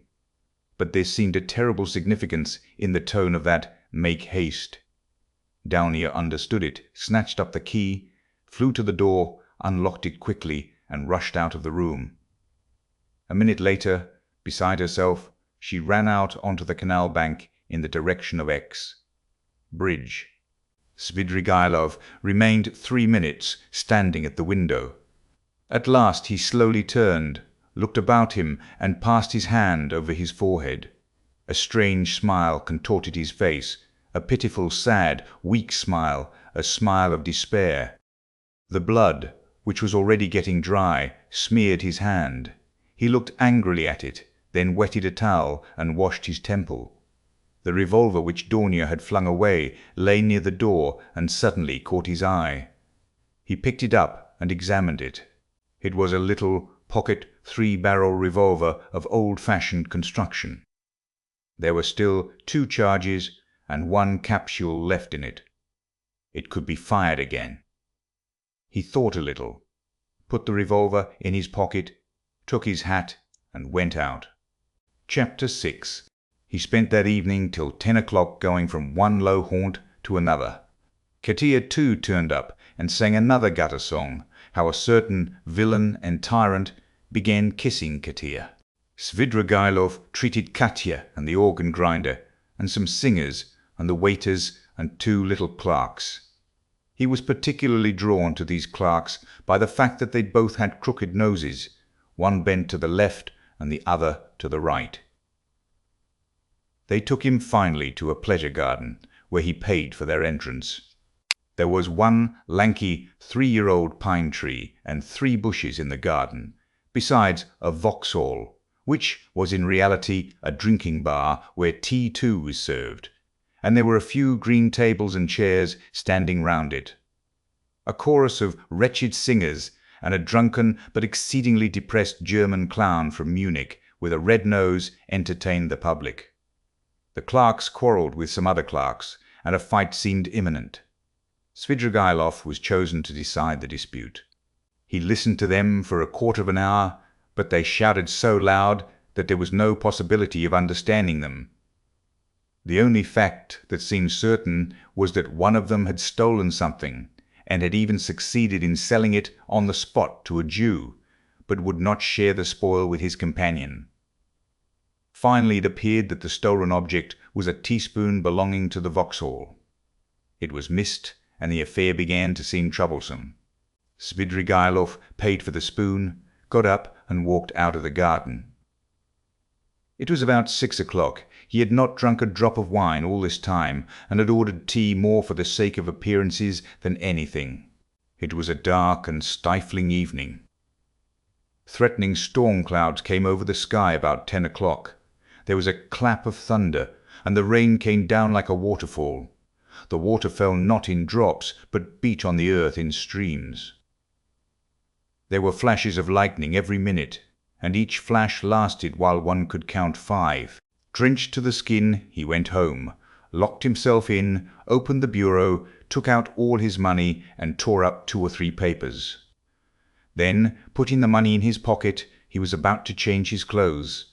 But, looking out of the window and listening to the thunder and the rain, he gave up the idea, took up his hat, and went out of the room without locking the door. He went straight to Sonia. She was at home. She was not alone. The 4 Kapanamov children were with her. She was giving them tea. She received Svidrigailov in respectful silence, looking wonderingly at his soaking clothes. The children all ran away at once in indescribable terror. Svidrigailov sat down at the table and asked Sonia to sit beside him. She timidly prepared to listen. "I may be going to America, Sofya Semyonovna," said Svidrigailov. "And, as I am probably seeing you for the last time, I have come to make some arrangements." "Well, did you see the lady today? I know what she said to you. You need not tell me." Sonia made a movement and blushed. "Those people have their own way of doing things. As to your sisters and your brother, they are really provided for, and the money assigned to them I've put into safekeeping and have received acknowledgments. You had better take charge of the receipts, in case anything happens. Here, take them. Well now, that's settled. Here are 3 5% bonds to the value of 3,000 roubles. Take those for yourself, entirely for yourself, and let that be strictly between ourselves, so that no one knows of it, whatever you hear. You will need the money, for to go on living in the old way, Sofya Semyonovna, is bad.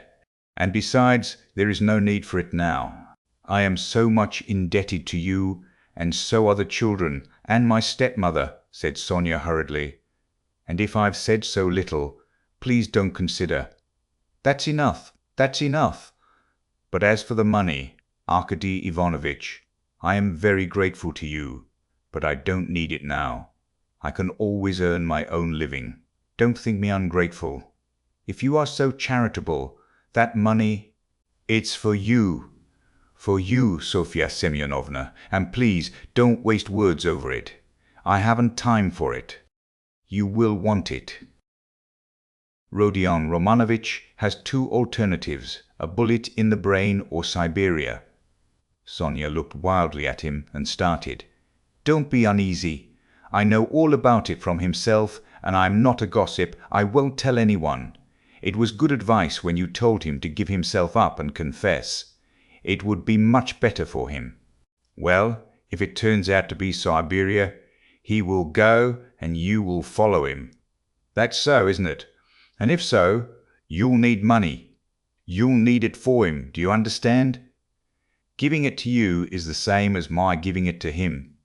Besides, you promised Amalia Ivanovna to pay what's owing. I heard you. How can you undertake such obligations so heedlessly, Sofya Semyonovna? It was Katerina Ivanovna's debt, and not yours, so you ought not to have taken any notice of the German woman. You can't get through the world like that. If you are ever questioned about me, tomorrow or the day after, you will be asked, don't say anything about my coming to see you now, and don't show the money to anyone, or say a word about it. Well, now goodbye. He got up. My greetings to Rodion Romanovich. By the way, you'd better put the money for the present in Mr. Razumihin's keeping. You know Mr. Razumihin? Of course you do. He's not a bad fellow. Take it to him tomorrow or when the time comes. Until then, hide it carefully. Sonia too jumped up from her chair and looked in dismay at Svidrigailov. She longed to speak, to ask a question, but for the first moments she did not dare and did not know how to begin. How can you be going now, in such rain? Why, be starting for America, and be stopped by rain. Ha ha! Goodbye, Sofya Semyonovna, my dear. Live and live long, you will be of use to others. By the way, tell Mr. Razumihin I send my greetings to him. Tell him Arkady Ivanovich Svidrigailov sends his greetings. Be sure to. He went out, leaving Sonia in a state of wondering anxiety and vague apprehension. It appeared afterwards that on the same evening, at 11:20, he made another very eccentric and unexpected visit. The rain still persisted. Drenched to the skin, he walked into the little flat where the parents of his betrothed lived, in 3rd Street in Vasilyevsky Island. He knocked some time before he was admitted, and his visit at first caused great perturbation. But Svidrigailov could be very fascinating when he liked, so that the first, and indeed very intelligent surmise of the sensible parents that Svidrigailov had probably had so much to drink that he did not know what he was doing vanished immediately. The decrepit father was wheeled in to see Svidrigailov by the tender and sensible mother, who as usual began the conversation with various irrelevant questions.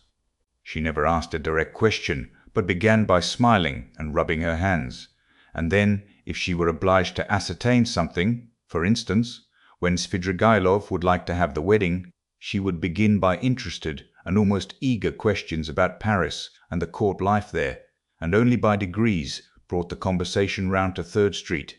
On other occasions this had of course been very impressive, but this time Arkady Ivanovich seemed particularly impatient, and insisted on seeing his betrothed at once, though he had been informed, to begin with, that she had already gone to bed.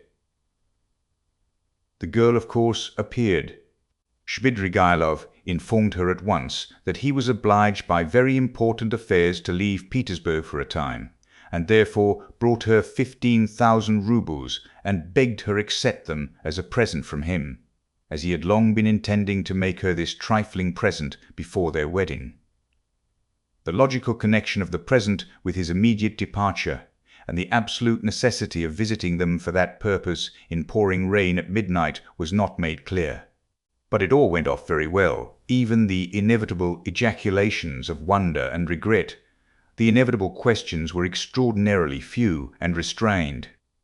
On the other hand, the gratitude expressed was most glowing and was reinforced by tears from the most sensible of mothers.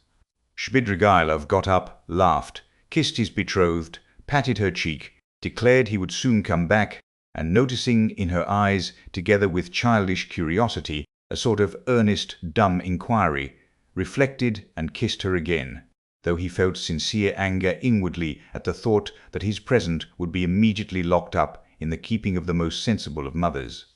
He went away, leaving them all in a state of extraordinary excitement. But the tender mamma, speaking quietly in a half-whisper, settled some of the most important of their doubts, concluding that Svidrigaïlov was a great man, a man of great affairs and connections and of great wealth. There was no knowing what he had in his mind. He would start off on a journey and give away money just as the fancy took him, so that there was nothing surprising about it. Of course it was strange that he was wet through, but Englishmen, for instance, are even more eccentric, and all these people of high society didn't think of what was said of them and didn't stand on ceremony. Possibly, indeed, he came like that on purpose to show that he was not afraid of anyone.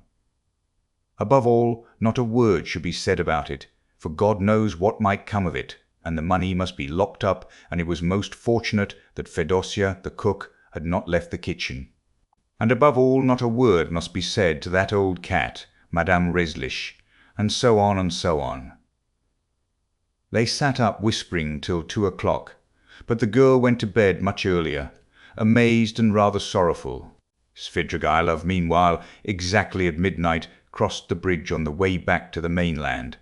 The rain had ceased, and there was a roaring wind. He began shivering, and for one moment he gazed at the black waters of the little Neva with a look of special interest, even inquiry. But he soon felt it very cold. Standing by the water, he turned and went towards Y. Prospect. He walked along that endless street for a long time, almost half an hour, more than once stumbling in the dark on the wooden pavement, but continually looking for something on the right side of the street. He had noticed passing through this street lately that there was a hotel somewhere towards the end, built of wood, but fairly large, and its name, he remembered, was something like Adrianople. He was not mistaken. The hotel was so conspicuous in that God-forsaken place that he could not fail to see it even in the dark. It was a long, blackened wooden building, and in spite of the late hour, there were lights in the windows and signs of life within. He went in and asked a ragged fellow who met him in the corridor for a room. The latter, scanning Svidrigaïlov, pulled himself together and led him at once to a close and tiny room in the distance, at the end of the corridor, under the stairs. There was no other. All were occupied. The ragged fellow looked inquiringly. "Is there tea?" asked Svidrigaïlov. "Yes, sir. What else is there?" "Veal, vodka, savouries." "Bring me tea and veal. And you want nothing else?" he asked with apparent surprise. "Nothing. Nothing." The ragged man went away, completely disillusioned. It must be a nice place, thought Svidrigaïlov. How was it I didn't know it? I expect I look as if I came from a café chantant and have had some adventure on the way. It would be interesting to know who stayed here. He lighted the candle and looked at the room more carefully. It was a room so low-pitched that Svidrigaïlov could only just stand up in it. It had one window, the bed, which was very dirty, and the plain stained chair and table almost filled it up. The walls looked as though they were made of planks, covered with shabby paper, so torn and dusty that the pattern was indistinguishable, though the general colour, yellow, could still be made out. One of the walls was cut short by the sloping ceiling, though the room was not an attic, but just under the stairs. Svidrigaïlov set down the candle, sat down on the bed, and sank into thought. But a strange, persistent murmur, which sometimes rose to a shout in the next room, attracted his attention. The murmur had not ceased from the moment he entered the room. He listened. Someone was upbraiding and almost tearfully scolding, but he heard only one voice. Svidrigaïlov got up, shaded the light with his hand, and at once he saw light through a crack in the wall. He went up and peeped through. The room, which was somewhat larger than his, had two occupants. One of them, a very curly-headed man with a red inflamed face, was standing in the pose of an orator, without his coat, with his legs wide apart to preserve his balance, and smiting himself on the breast. He reproached the other with being a beggar, with having no standing whatever. He declared that he had taken the other out of the gutter, and he could turn him out when he liked, and that only the finger of Providence sees it all. The object of his reproaches was sitting in a chair, and had the air of a man who wants dreadfully to sneeze, but can't. He sometimes turned sheepish and befogged eyes on the speaker, but obviously had not the slightest idea what he was talking about, and scarcely heard it. A candle was burning down on the table. There were wine glasses, a nearly empty bottle of vodka, bread and cucumber, and glasses with the dregs of stale tea. After gazing attentively at this, Svidrigaïlov turned away indifferently and sat down on the bed. The ragged attendant, returning with the tea, could not resist asking him again whether he didn't want anything more, and again receiving a negative reply, finally withdrew. Svidrigaïlov made haste to drink a glass of tea to warm himself, but could not eat anything. He began to feel feverish. He took off his coat and, wrapping himself in the blanket, lay down on the bed. He was annoyed. It would have been better to be well for the occasion, he thought with a smile. The room was close. The candle burnt dimly. The wind was roaring outside. He heard a mouse scratching in the corner, and the room smelt of mice and of leather. He lay in a sort of reverie. One thought followed another. He felt a longing to fix his imagination on something. It must be a garden under the window, he thought. There's a sound of trees. How I dislike the sound of trees on a stormy night, in the dark! They give one a horrid feeling. He remembered how he had disliked it when he passed Petrovsky Park just now. This reminded him of the bridge over the little Neva, and he felt cold again, as he had when standing there. I never have liked water, he thought, even in a landscape, and he suddenly smiled again at a strange idea. Surely now all these questions of taste and comfort ought not to matter. But I become more particular, like an animal that picks out a special place for such an occasion. I ought to have gone into the Petrovsky Park. I suppose it seemed dark, cold, ha, as though I were seeking pleasant sensations. By the way, why haven't I put out the candle? He blew it out. They'd gone to bed next door, he thought, not seeing the light at the crack. Well now, Marfa Petrovna, now is the time for you to turn up. It's dark, and the very time and place for you. But now you won't come. He suddenly recalled how, an hour before carrying out his design on Dunya, he had recommended Raskolnikov to trust her to Razumihin's keeping. I suppose I really did say it, as Raskolnikov guessed, to tease myself. But what a rogue that Raskolnikov is! He's gone through a good deal. He may be a successful rogue in time when he's got over his nonsense. But now he's too eager for life. These young men are contemptible on that point. But, hang the fellow! Let him please himself. It's nothing to do with me. He could not get to sleep. By degrees, Donia's image rose before him, and a shudder ran over him. No, I must give up all that now, he thought, rousing himself. I must think of something else. It's queer and funny. I never had a great hatred for anyone. I never particularly desired to avenge myself even, and that's a bad sign, a bad sign, a bad sign, a bad sign. I never liked quarrelling either, and never lost my temper. That's a bad sign too. And the promises I made her just now too. But who knows? Perhaps she would have made a new man of me somehow.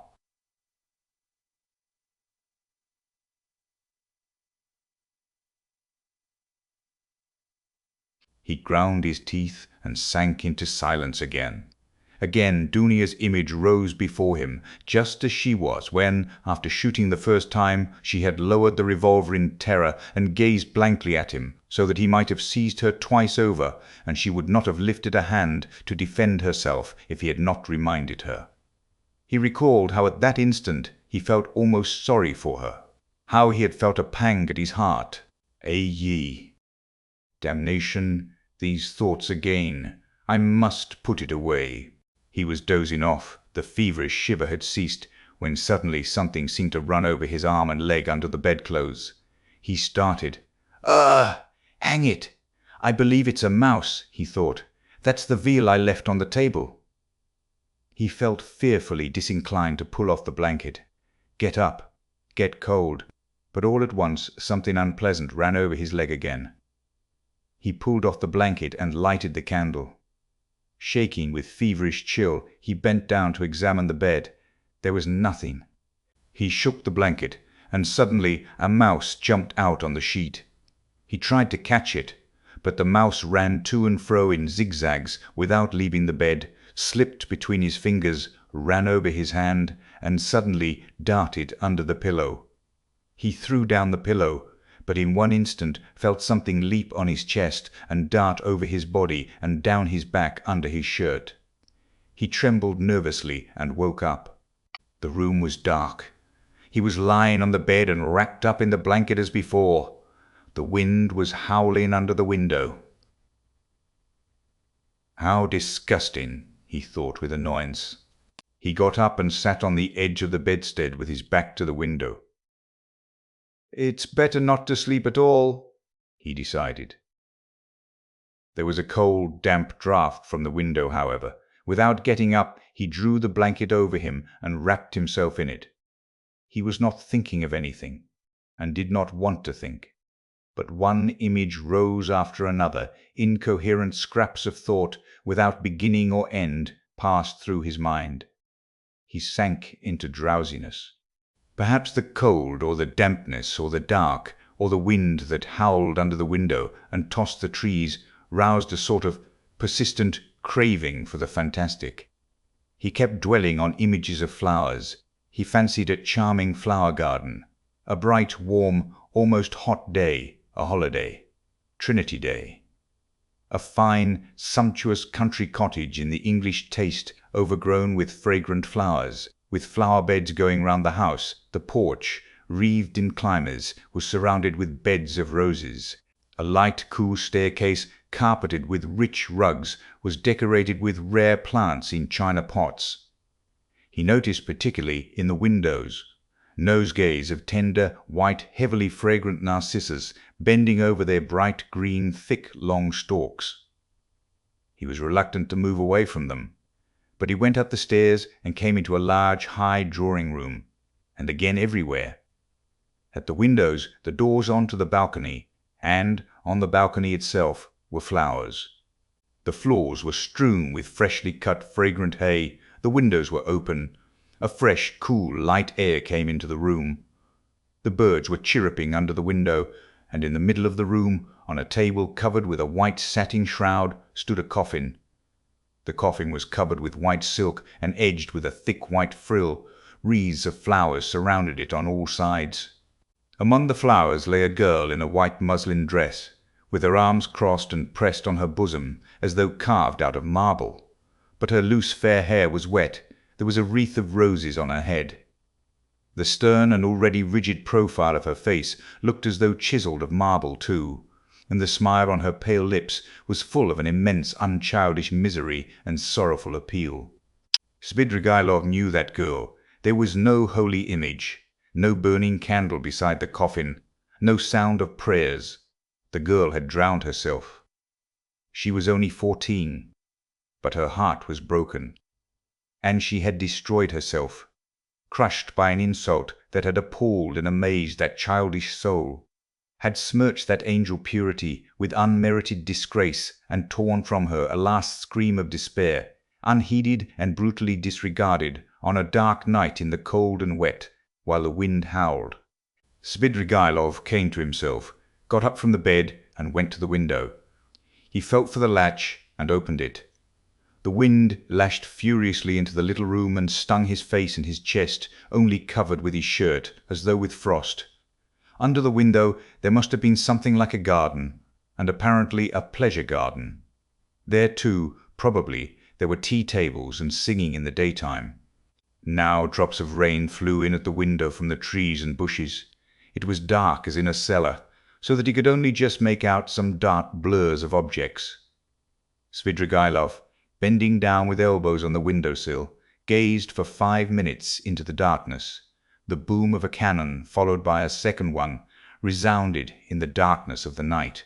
Ah, the signal! The river is overflowing, he thought. By morning It will be swirling down the street in the lower parts, flooding the basements and cellars. The cellar rats will swim out, and men will curse in the rain and wind as they drag their rubbish to their upper stories. What time is it now?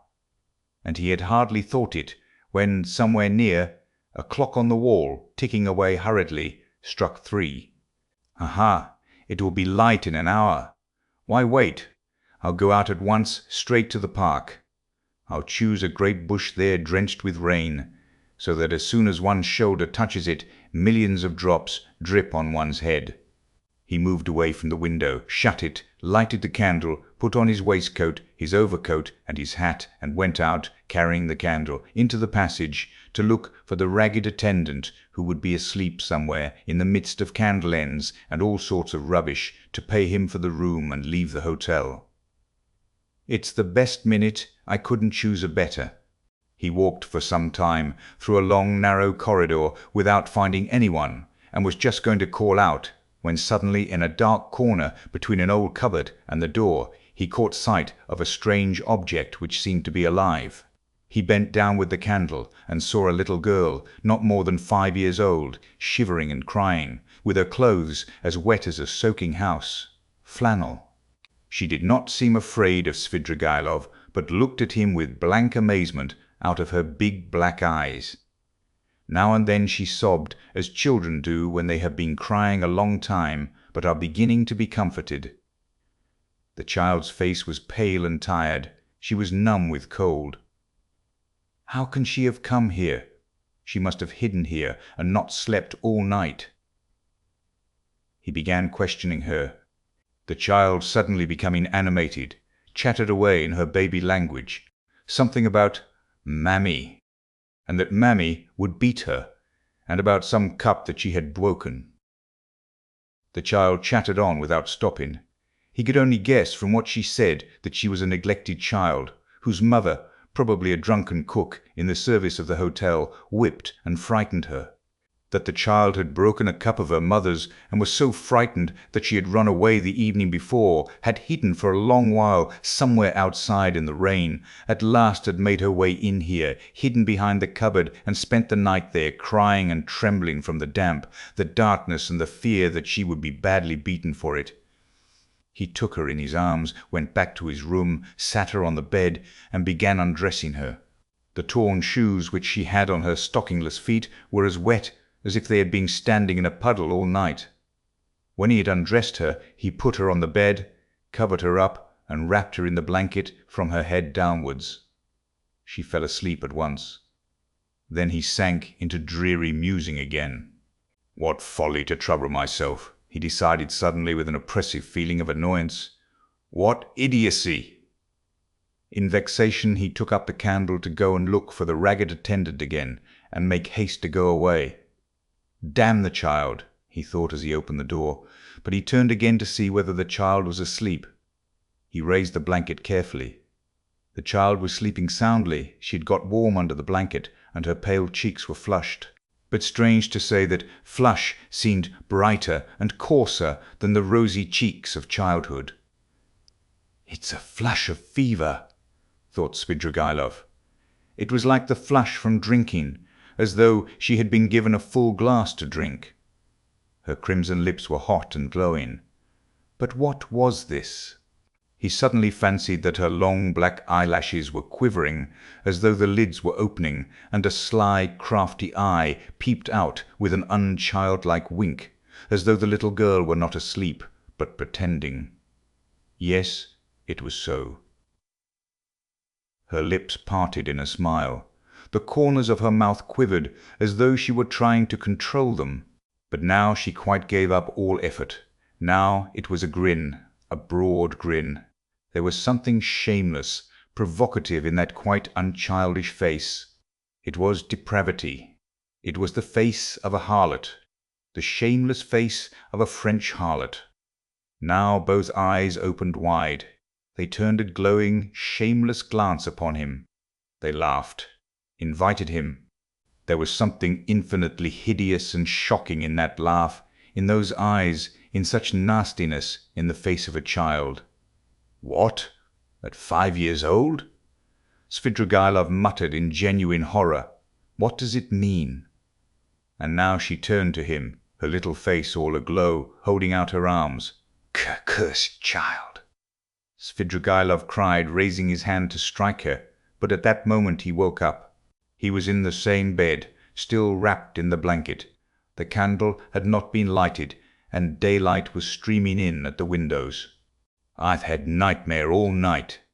He got up angrily, feeling utterly shattered. His bones ached. There was a thick mist outside, and he could see nothing. It was nearly 5. He had overslept himself. He got up, put on his still damp jacket and overcoat. Feeling the revolver in his pocket, he took it out, and then he sat down, took a notebook out of his pocket, and in the most conspicuous place on the title page wrote a few lines in large letters. Reading them over, he sank into thought with his elbows on the table. The revolver and the notebook lay beside him. Some flies woke up and settled on the untouched veal, which was still on the table. He stared at them, and at last, with his free right hand, began trying to catch one. He tried till he was tired, but could not catch it. At last, realizing that he was engaged in this interesting pursuit, he started, got up, and walked resolutely out of the room. A minute later, he was in the street. A thick, milky mist hung over the town. Svidrigailov walked along the slippery, dirty wooden pavement towards the Little Never. He was picturing the waters of the Little Never swollen in the night, Petrovsky Island, the wet paths, the wet grass, the wet trees and bushes, and at last the bush. He began ill-humouredly staring at the houses, trying to think of something else. There was not a cabman or a passer-by in the street. The bright yellow wooden little houses looked dirty and dejected with their closed shutters. The cold and damp penetrated his whole body, and he began to shiver. From time to time he came across shop signs and read each carefully. At last he reached the end of the wooden pavement and came to a big stone house. A dirty, shivering dog crossed his path with its tail between its legs. A man in a greatcoat lay face downwards, dead drunk, across the pavement. He looked at him and went on. A high tower stood up on the left. "Bah!" he shouted. "Here is a place. Why should it be Petrovsky? It will be in the presence of an official witness anyway." He almost smiled at this new thought, and turned into the street, where there was the big house with the tower. At the great closed gates of the house, a little man stood with his shoulder leaning against them, wrapped in a grey soldier's coat, with a copper Achilles helmet on his head. He cast a drowsy and indifferent glance at Svidrigailov. His face wore that perpetual look of peevish dejection, which is so sourly printed on all faces of Jewish race, without exception. They both, Svidrigailov and Achilles, stared at each other for a few minutes without speaking. At last it struck Achilles as irregular for a man not drunk to be standing 3 steps from him, staring and not saying a word. "What do you want here?" he said, without moving or changing his position. "Nothing, brother. Good morning," answered Svidrigailov. "This isn't the place." "I am going to foreign parts, brother." "To foreign parts?" "To America. America." Svidrigailov took out the revolver and cocked it. Achilles raised his eyebrows. "I say, this is not the place for such jokes. Why shouldn't it be the place?" "Because it isn't." "Well, brother, I don't mind that. It's a good place. When you are asked, you just say he was going, he said, to America." He put the revolver to his right temple. "You can't do it here. It's not the place," cried Achilles, rousing himself, his eyes growing bigger and bigger. Svidrigailov pulled the trigger. Chapter 7. The same day, about 7 o'clock in the evening, Raskolnikov was on his way to his mother's and sister's lodging, the lodging in Bakalaev's house which Razumihin had found for them. The stairs went up from the street. Raskolnikov walked with lagging steps, as though still hesitating whether to go or not. But nothing would have turned him back. His decision was taken. "Besides, it doesn't matter. They still know nothing," he thought, "and they are used to thinking of me as eccentric." He was appallingly dressed. his clothes torn and dirty, soaked with a night's rain. His face was almost distorted from fatigue, exposure, the inward conflict that had lasted for 24 hours.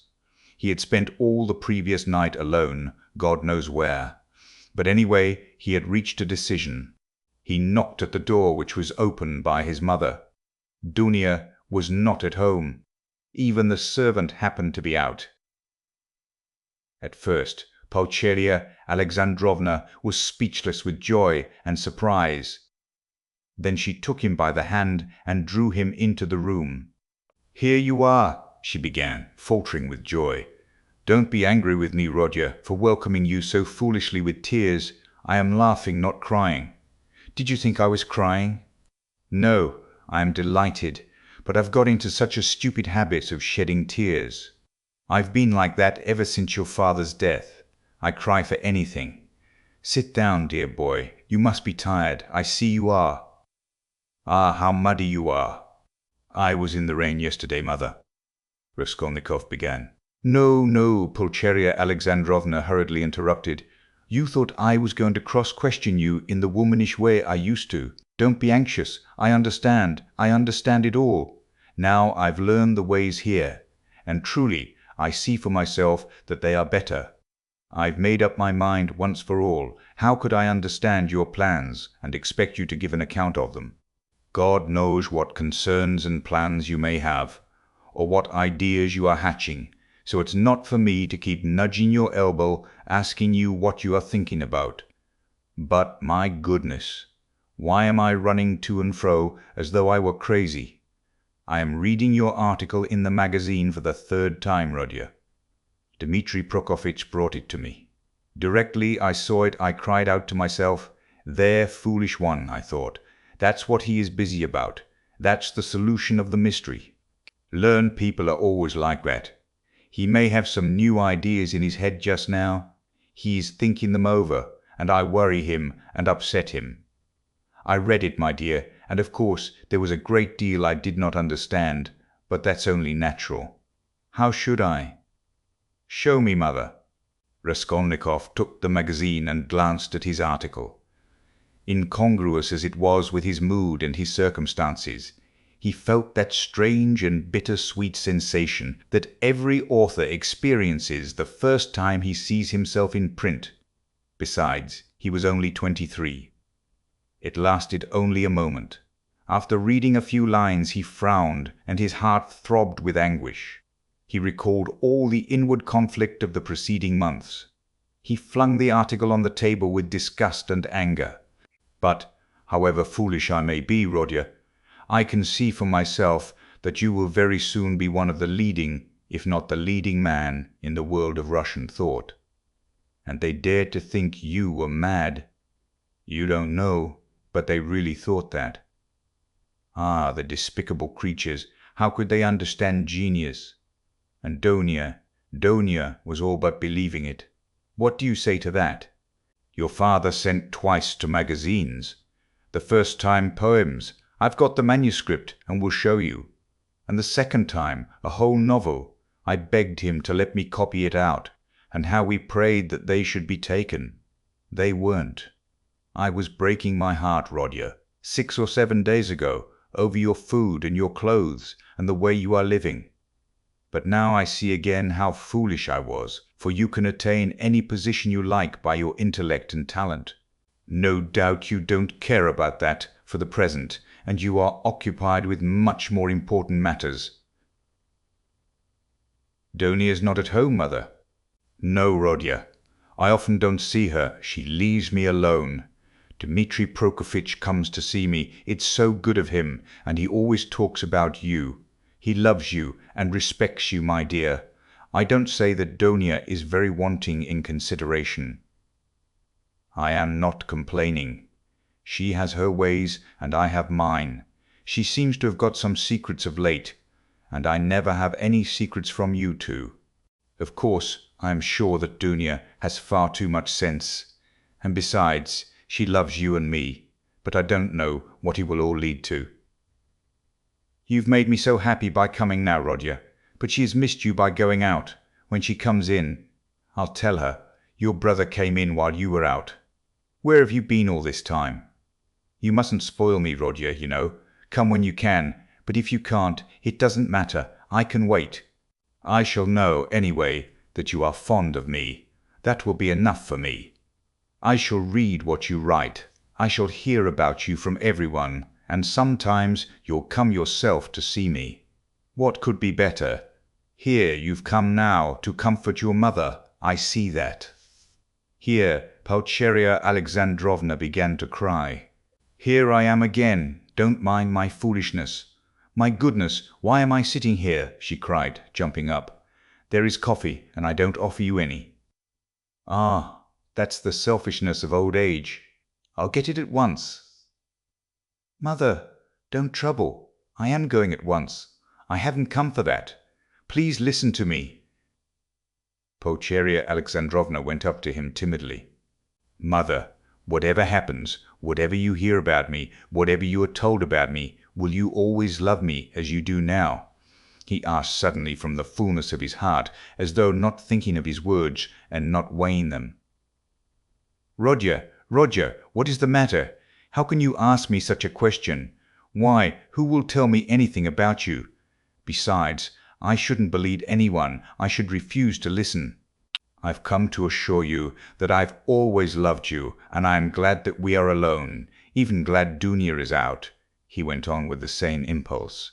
I have come to tell you that though you will be unhappy, you must believe that your son loves you now more than himself, and that all you thought about me, that I was cruel and didn't care about you, was all a mistake. I shall never cease to love you. Well, that's enough. I thought I must do this, and begin with this. Pulcheria Alexandrovna embraced him in silence, pressing him to her bosom and weeping gently. I don't know what is wrong with you, Roger, she said at last. I've been thinking all this time that we were simply boring you, and now I see that there is a great sorrow in store for you, and that's why you are miserable. I've foreseen it a long time, Roger. Forgive me for speaking about it. I keep thinking about it, and lie awake at nights. Your sister lay talking in her sleep all last night, talking of nothing but you. I caught something, but I couldn't make it out. I felt all the morning as though I were going to be hanged, waiting for something, expecting something, and now it has come. Roger, where are you going? You are going away somewhere? Yes, that's what I thought. I can come with you, you know, if you need me. And Dunia too, she loves you dearly. And Sofya Semyonovna may come with us if you like. You see, I am glad to look upon her as a daughter even. Dmitri Prokofitch will help us to go together. But where are you going? Goodbye, Mother. What? Today? She cried, as though losing him forever. What? Today? She cried, as though losing him forever. I can't stay. I must go now. And can't I come with you? No, but kneel down and pray to God for me. Your prayer perhaps will reach him. Let me bless you and sign you with the cross. That's right, that's right. Oh, God, what are we doing? Yes, he was glad, he was very glad that there was no one there, that he was alone with his mother. For the first time after all those awful months, his heart was softened. He fell down before her, he kissed her feet, and both wept, embracing. And she was not surprised and did not question him this time. For some days she had realized that something awful was happening to her son, and that now some terrible minute had come for him. Roger, my darling, my firstborn, she said, sobbing, now you are just as when you were little. You would run like this to me, and hug me, and kiss me. When your father was living, and we were poor, you comforted us simply by being with us. And when I buried your father, how often we wept together at his grave, and embraced, as now. And if I've been crying lately, it's that my mother's heart had a foreboding of trouble. The first time I saw you, that evening, you remember, as soon as we arrived here, I guessed simply from your eyes. My heart sank at once. And today, when I opened the door and looked at you, I thought the fatal hour had come. Roger, Roger, you are not going away today. No, you'll come again? Yes, I'll come. Roger, don't be angry. I don't dare to question you. I know I mustn't. Only say 2 words to me. Is it far where you are going? Very far. What is awaiting you there? Some post or career for you? What God sends, only pray for me. Raskolnikov went to the door, but she clutched him and gazed despairingly into his eyes. Her face worked with terror. Enough, mother, said Raskolnikov, deeply regretting that he had come. Not forever. It's not yet forever. You'll come. You'll come tomorrow. I will. Goodbye. He tore himself away at last. It was a warm, fresh, bright evening. It had cleared up in the morning. Raskolnikov went to his lodgings. He made haste. He wanted to finish all before sunset. He did not want to meet anyone till then. Going up the stairs, he noticed that Nastasia rushed from the samovar to watch him intently. Can anyone have come to see me? He wondered. He had a disgusted vision of Porfiry. But opening his door, he saw Donia. She was sitting alone, plunged in deep thought, and looked as though she had been waiting a long time. He stopped short in the doorway. She rose from the sofa in dismay and stood up facing him. Her eyes, fixed upon him, betrayed horror and infinite grief. And from those eyes alone he saw at once that she knew. "Am I to come in or go away?" he asked uncertainly. "I've been all day with Sofya Semyonovna. We were both waiting for you. We thought that you would be sure to come there." Raskolnikov went into the room and sank exhausted on a chair. "I feel weak, Donia. I am very tired, and I should have liked at this moment to be able to control myself." He glanced at her mistrustfully again. "Where were you all night?" "I don't remember clearly. You see, sister, I wanted to make up my mind once for all, and several times I walked by the Neva. I remember that I wanted to end it all there. But I couldn't make up my mind," he whispered, looking at her mistrustfully again. "Thank God! That was just what we were afraid of, Sofya Semyonovna and I." "Then you still had faith in life. Thank God! Thank God!" Raskolnikov smiled bitterly. "I haven't faith, but I have just been weeping in mother's arms. I haven't faith, but I have just asked her to pray for me." "I don't know how it is, Dunya. I don't understand it." "Have you been at mother's? Have you told her?" cried Dunya, horror-stricken. "Surely you haven't done that?" "No, I didn't tell her, in words, but she understood a great deal. She heard you talking in your sleep. I am sure she half understands it already. Perhaps I did wrong in going to see her. I don't know why I did go. I am a contemptible person, Dunya." "A contemptible person, but ready to face suffering. You are, aren't you?" "Yes, I am going. At once.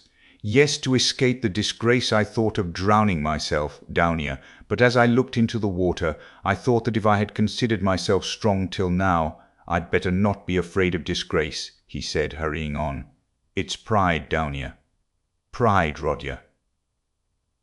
There was a gleam of fire in his lustreless eyes. He seemed to be glad to think that he was still proud. "You don't think, sister, that I was simply afraid of the water?" he asked, looking into her face with a sinister smile. "Oh, Rodya, hush!" cried Donia bitterly. Silence lasted for 2 minutes. He sat with his eyes fixed on the floor. Donia stood at the other end of the table and looked at him with anguish. Suddenly he got up. "It's late. It's time to go. I'm going at once to give myself up. But I don't know why I'm going to give myself up." Big tears fell down her cheeks. "You are crying, sister. But can you hold out your hand to me?" "You doubted it." She threw her arms round him. "Aren't you half expiating your crime by facing the suffering?" she cried, holding him close and kissing him. "Crime? What crime?" he cried in sudden fury. "That I killed a vile, noxious insect, an old pawnbroker woman, of use to no one. Killing her was atonement for 40 sins. She was sucking the life out of poor people. Was that a crime? I am not thinking of it, and I am not thinking of expiating it. And why are you all rubbing it in on all sides? A crime! A crime! A crime! Only now I see clearly the imbecility of my cowardice, now that I have decided to face this superfluous disgrace. It's simply because I am contemptible, and have nothing in me that I have decided to, perhaps too, for my advantage, as that Porphyry suggested. "Brother, brother, what are you saying?" "Why, you have shed blood," cried Dunia in despair. "Which all men shed," he put in almost frantically, "which flows, and has always flowed, in streams, which is spilt like champagne, and for which men are crowned in the Capitol, and are called afterwards benefactors of mankind. Look into it more carefully, and understand it. I too wanted to do good to men, and would have done hundreds, thousands of good deeds, to make up for that one piece of stupidity, not stupidity even, simply clumsiness, for the idea was by no means so stupid as it seems now that it has failed. Everything seems stupid when it fails. By that stupidity I only wanted to put myself into an independent position, to take the first step, to obtain means, and then everything would have been smoothed over by benefits immeasurable in comparison. But I couldn't carry out even the first step, because I am contemptible. That's what's the matter. And yet I won't look at it as you do. If I had succeeded, I should have been crowned with glory, but now I'm trapped." "But that's not so, not so. Brother, what are you saying?" "Ah, it's not picturesque, not aesthetically attractive. I fail to understand why bombarding people by regular siege is more honorable. The fear of appearances is the first symptom of impotence. I've never recognized this more clearly than now, and I am further than ever from seeing that what I did was a crime. I've never been stronger and more convinced than now." The colour had rushed into his pale, exhausted face, but as he uttered his last explanation, he happened to meet Donia's eyes, and he saw such anguish in them that he could not help being checked. He felt that he had, anyway, made these two poor women miserable, that he was, anyway, the cause. "Donia, darling, if I am guilty, forgive me, though I cannot be forgiven if I am guilty. Goodbye, we won't dispute. It's time, high time to go. Don't follow me, I beseech you, I have somewhere else to go. But you go at once and sit with mother. I entreat you to. It's my last request of you. Don't leave her at all. I left her in a state of anxiety that she is not fit to bear. She will die or go out of her mind. Be with her. Razumihin will be with you. I've been talking to him. Don't cry about me. I'll try to be honest and manly all my life, even if I am a murderer. Perhaps I shall some day make a name. I won't disgrace you. You will see I'll still show. Now goodbye for the present," he concluded hurriedly, noticing again a strange expression in Donia's eyes at his last words and promises. "Why are you crying? Don't cry, don't cry. We are not parting forever. Ah, yes. Wait a minute. I've forgotten." He went to the table, took up a thick, dusty book, opened it, and took from between the pages a little water-colour portrait on ivory. It was the portrait of his landlady's daughter, who had died of fever, that strange girl who had wanted to be a nun. For a minute he gazed at the delicate, expressive face of his betrothed, kissed the portrait, and gave it to Donia. "I used to talk a great deal about it to her, only to her," he said thoughtfully. "To her heart I confided much of what has since been so hideously realized." "Don't be uneasy," he returned to Donia. "She was as much opposed to it as you, and I am glad that she is gone. The great point is that everything now is going to be different, is going to be broken in two," he cried, suddenly returning to his dejection. "Everything, everything, and am I prepared for it? Do I want it myself? They say it is necessary for me to suffer. What's the object of these senseless sufferings? Shall I know any better what they are for, when I am crushed by hardships and idiocy, and weak as an old man after 20 years' penal servitude. And what shall I have to live for then? Why am I consenting to that life now? Oh, I knew I was contemptible when I stood looking at the Neva at daybreak. Today! At last they both went out. It was hard for Daunia, but she loved him. She walked away, but after going 50 paces, she turned round to look at him again. He was still in sight. At the corner he too turned, and for the last time their eyes met. But noticing that she was looking at him, he motioned her away with impatience and even vexation, and turned the corner abruptly. I am wicked, I see that, he thought to himself, feeling ashamed a moment later of his angry gesture to Daunia. But why are they so fond of me if I don't deserve it? Oh, if only I were alone and no one loved me, and I too had never loved anyone, nothing of all this would have happened. But I wonder, shall I, in those 15 or 20 years, grow so meek that I shall humble myself before people and whimper at every word that I am a criminal? Yes, that's it, that's what they are sending me there for, that's what they want. Look at them running to and fro about the streets, every one of them a scoundrel and a criminal at heart and, worse still, an idiot.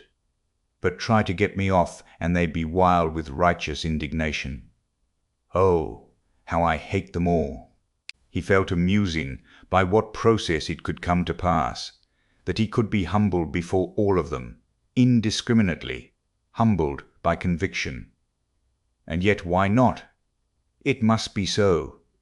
Would not 20 years of continual bondage crush him utterly? Water wears out a stone. And why? Why should he live after that? Why should he go now, when he knew that it would be so? It was the 100th time, perhaps, that he had asked himself that question since the previous evening, but still he went. Chapter 8. When he went into Sonia's room, it was already getting dark. All day Sonia had been waiting for him in terrible anxiety. Daunia had been waiting with her. She had come to her that morning, remembering Svidrigailov's words that Sonia knew. We will not describe the conversation and tears of the two girls, and how friendly they became. Daunia gained one comfort at least from that interview, that her brother would not be alone. He had gone to her, Sonia, first with his confession. He had gone to her for human fellowship when he needed it. She would go with him wherever fate might send him. Daunia did not ask, but she knew it was so. She looked at Sonia almost with reverence, and at first almost embarrassed her by it. Sonia was almost on the point of tears. She felt herself, on the contrary, hardly worthy to look at Daunia. Daunia's gracious image, when she had bowed to her so attentively and respectfully at their first meeting in Raskolnikov's room, had remained in her mind as one of the fairest visions of her life. Daunia at last became impatient, and, leaving Sonia, went to her brother's room to await him there. She kept thinking that he would come there first. When she had gone, Sonia began to be tortured by the dread of his committing suicide, and Daunia too feared it. But they had spent the day trying to persuade each other that that could not be, and both were less anxious while they were together. As soon as they parted, each thought of nothing else. Sonia remembered how Svidrigailov had said to her the day before that Raskolnikov had two alternatives: Siberia, or, besides, she knew his vanity, his pride, and his lack of faith. Is it possible that he has nothing but cowardice and fear of death to make him live? She thought at last in despair. Meanwhile the sun was setting. Sonia was standing in dejection, looking intently out of the window, but from it she could see nothing but the unwhitewashed blank wall of the next house. At last, when she began to feel sure of his death, he walked into the room. She gave a cry of joy, but looking carefully into his face, she turned pale. "Yes," said Raskolnikov, smiling. "I have come for your cross, Sonia. It was you told me to go to the crossroads. Why is it you are frightened now? It's come to that." Sonia gazed at him astonished. His tone seemed strange to her. A cold shiver ran over her, but in a moment she guessed that the tone and the words were a mask. He spoke to her, looking away, as though to avoid meeting her eyes. "You see, Sonia, I've decided that it will be better so. There is one fact, but it's a long story and there's no need to discuss it. But do you know what angers me? It annoys me that all those stupid, brutish faces will be gaping at me directly, pestering me with their stupid questions, which I shall have to answer. They'll point their fingers at me. Dafuch! You know I am not going to Porphyry. I am sick of him. I'd rather go to my friend, the explosive lieutenant. How I shall surprise him! What a sensation I shall make! But I must be cooler. I've become too irritable of late. You know I was nearly shaking my fist at my sister just now, because she turned to take a last look at me. It's a brutal state to be in. Ah, what am I coming to? Well, where are the crosses? He seemed hardly to know what he was doing.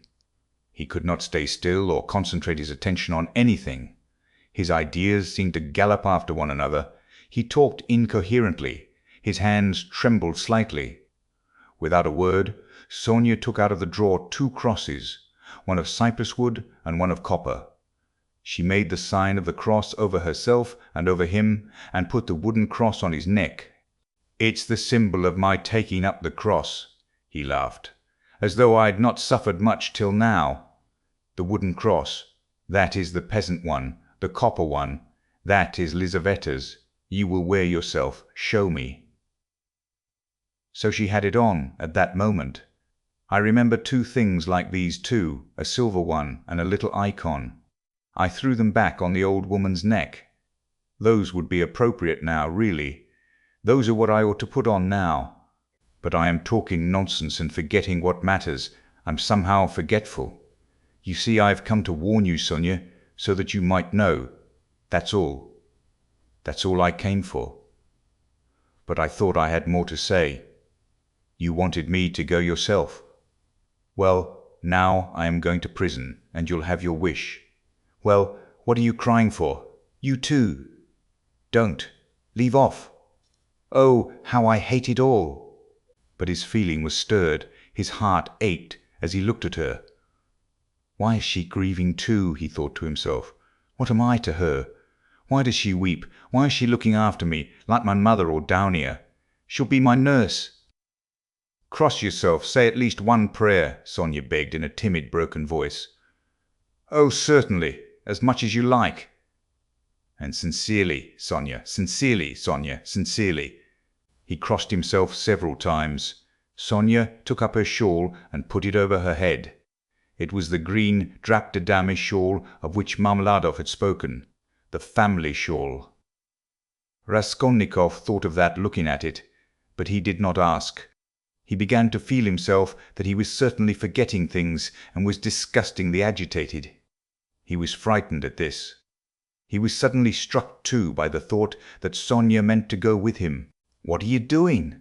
Where are you going? Stay here, stay! I'll go alone, he cried in cowardly vexation, and almost resentful he moved towards the door. What's the use of going in procession, he muttered. Going out. Sonia remained standing in the middle of the room. He had not even said goodbye to her. He had forgotten her. A poignant and rebellious doubt surged in his heart. Was it right? Was it right? All this, he thought again, as he went down the stairs. Couldn't he stop and retract it all, and not go? But still he went. He felt suddenly once for all that he mustn't ask himself questions. As he turned into the street, he remembered that he had not said goodbye to Sonia, that he had left her in the middle of the room in her green shawl, not daring to stir after he had shouted at her, and he stopped short for a moment. At the same instant, another thought dawned upon him, as though it had been lying in wait to strike him then. Why, with what object did I go to her just now? I told her. On business. On what business? I had no sort of business. To tell her I was going, but where was the need?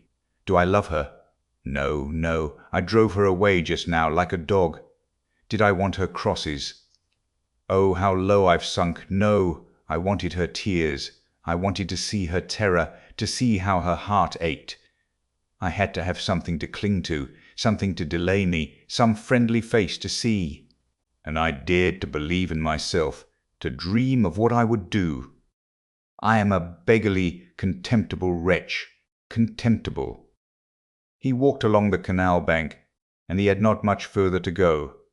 But on reaching the bridge he stopped, and turning out of his way along it, went to the Haymarket. He looked eagerly to right and left, gazed intently at every object, and could not fix his attention on anything. Everything slipped away. In another week, another month, I shall be driven in a prison van over this bridge. How shall I look at the canal then? I should like to remember this. Slipped into his mind. Look at this sign. How shall I read those letters then? It's written here Campany. That's a thing to remember. That letter A. And to look at it again in a month. How shall I look at it then? What shall I be feeling and thinking then?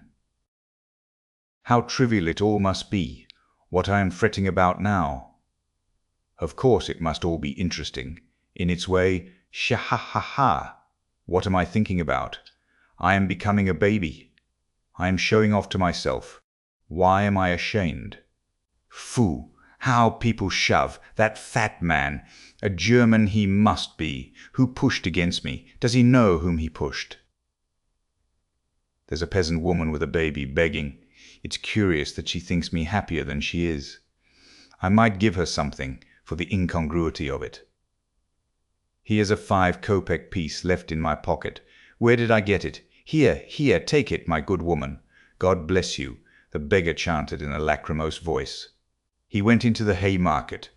It was distasteful, very distasteful, to be in a crowd, but he walked just where he saw most people. He would have given anything in the world to be alone, but he knew himself that he would not have remained alone for a moment. There was a man drunk and disorderly in the crowd. He kept trying to dance and falling down. There was a ring round him. Raskolnikov squeezed his way through the crowd, stared for some minutes at the drunken man, and suddenly gave a short, jerky laugh. A minute later he had forgotten him and did not see him, though he still stared.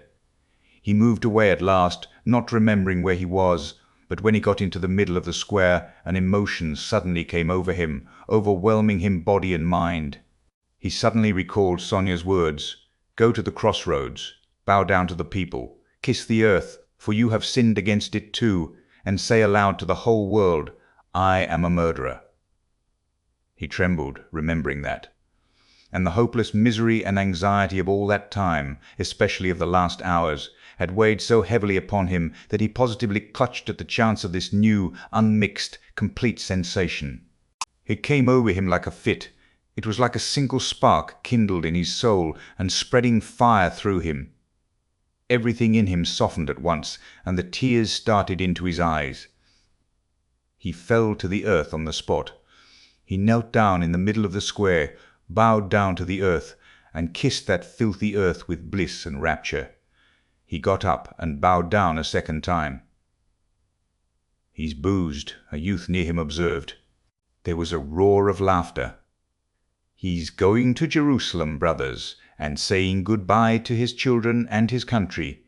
He's bowing down to all the world and kissing the great city of St. Petersburg and its pavement," added a workman, who was a little drunk.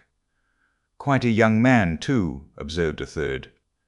"And a gentleman," someone observed soberly. "There's no knowing who's a gentleman and who isn't nowadays."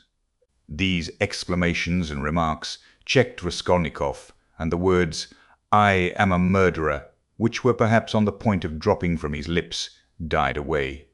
He bore these remarks quietly, however, and, without looking round, he turned down a street leading to the police office. He had a glimpse of something on the way which did not surprise him. He had felt that it must be so. The second time he bowed down in the Haymarket, he saw, standing 50 paces from him on the left, Sonia. She was hiding from him behind one of the wooden shanties in the marketplace. She had followed him then on his painful way. Raskolnikov at that moment felt and knew once for all that Sonia was with him for ever and would follow him to the ends of the earth, wherever fate might take him. It wrung his heart, but he was just reaching the fatal place. He went into the yard fairly resolutely. He had to mount to the 3rd story. "I shall be some time going up," he thought. He felt as though the fateful moment was still far off, as though he had plenty of time left for consideration.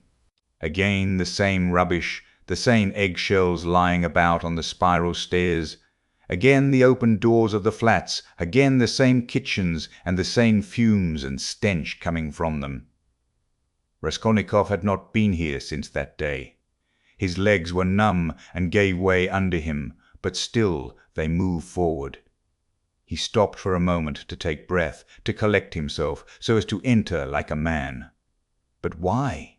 What for? He wondered, reflecting. If I must drink the cup, what difference does it make? The more revolting the better. He imagined for an instant the figure of the explosive lieutenant, Ilya Petrovitch. Was he actually going to him? Couldn't he go to someone else? To Nikodim Fomitch? Couldn't he turn back and go straight to Nikodim Fomitch's lodgings? At least then it would be done privately. No, no, to the explosive lieutenant. If he must drink it off at once. Turning cold and hardly conscious, he opened the door of the office. There were very few people in it this time, only a house porter and a peasant. The doorkeeper did not even peep out from behind his screen. Raskolnikov walked into the next room. "Perhaps I still need not speak," passed through his mind. Some sort of clerk not wearing a uniform was settling himself at a bureau to write. In a corner another clerk was seating himself. Zametov was not there, nor, of course, Nikodim Fomitch. "No one in?" Raskolnikov asked, addressing the person at the bureau. "Whom do you want?" Ah! Not a sound was heard, not a sight was seen. "But I sent the Russian. How does it go on in the fairy tale? I've forgotten." "At your service," a familiar voice cried suddenly. Raskolnikov shuddered. The explosive lieutenant stood before him. He had just come in from the 3rd room. It is the hand of fate, thought Raskolnikov. Why is he here? "You've come to see us? What about?" cried Ilya Petrovitch. He was obviously in an exceedingly good humour and perhaps a trifle exhilarated. "If it's on business, you are rather early." "It's only a chance that I am here. However, I'll do what I can. I must admit, What is it? Excuse me." Dostoyevsky appears to have forgotten that it is after sunset, and that the last time Raskolnikov visited the police office at 2 in the afternoon, he was reproached for coming too late. Translator. Raskolnikov. Of course, Raskolnikov. You didn't imagine I'd forgotten?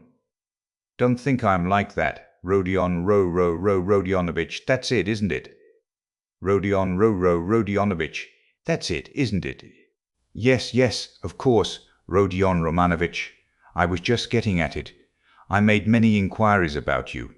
I assure you I've been genuinely grieved since I behaved like that. It was explained to me afterwards that you were a literary man, and a learned one too, and so to say, the first steps. Mercy on us. What literary or scientific man does not begin by some originality of conduct? My wife and I have the greatest respect for literature. In my wife, it's a genuine passion. Literature and art. If only a man is a gentleman, all the rest can be gained by talents, learning, good sense, genius. As for a hat, well, what does a hat matter? I can buy a hat as easily as I can a bun. But what's under the hat? What the hat covers? I can't buy that. I was even meaning to come and apologize to you, but thought maybe you'd... But I am forgetting to ask you, is there anything you want really? I hear your family have come? Yes, my mother and sister. I've even had the honor and happiness of meeting your sister, a highly cultivated and charming person. I confess I was sorry I got so hot with you. There it is. But as for my looking suspiciously at your fainting fit, that affair has been cleared up splendidly. Bigotry and fanaticism. I understand your indignation. Perhaps you are changing your lodging on account of your family's arriving." "No, I only looked in. I came to ask. I thought that I should find Zametov here." "Oh, yes. Of course. You've made friends, I heard." "Well, no, Zametov is not here. Yes, we've lost Zametov. He's not been here since yesterday. He quarrelled with everyone on leaving, in the rudest way.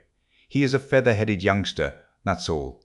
One might have expected something from him. But there, you know what they are brilliant young men. He wanted to go in for some examination, but it's only to talk and boast about it. It will go no further than that. Of course it's a very different matter with you or Mr. Razumihin there, your friend. Your career is an intellectual one, and you won't be deterred by failure.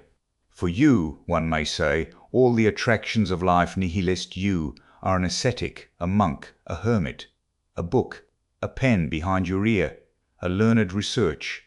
That's where your spirit soars. I am the same way myself. Have you read Livingstone's Travels?" "No." "Oh, I have. There are a great many nihilists about nowadays, you know, and indeed it is not to be wondered at." "What sort of days are they, I ask you?"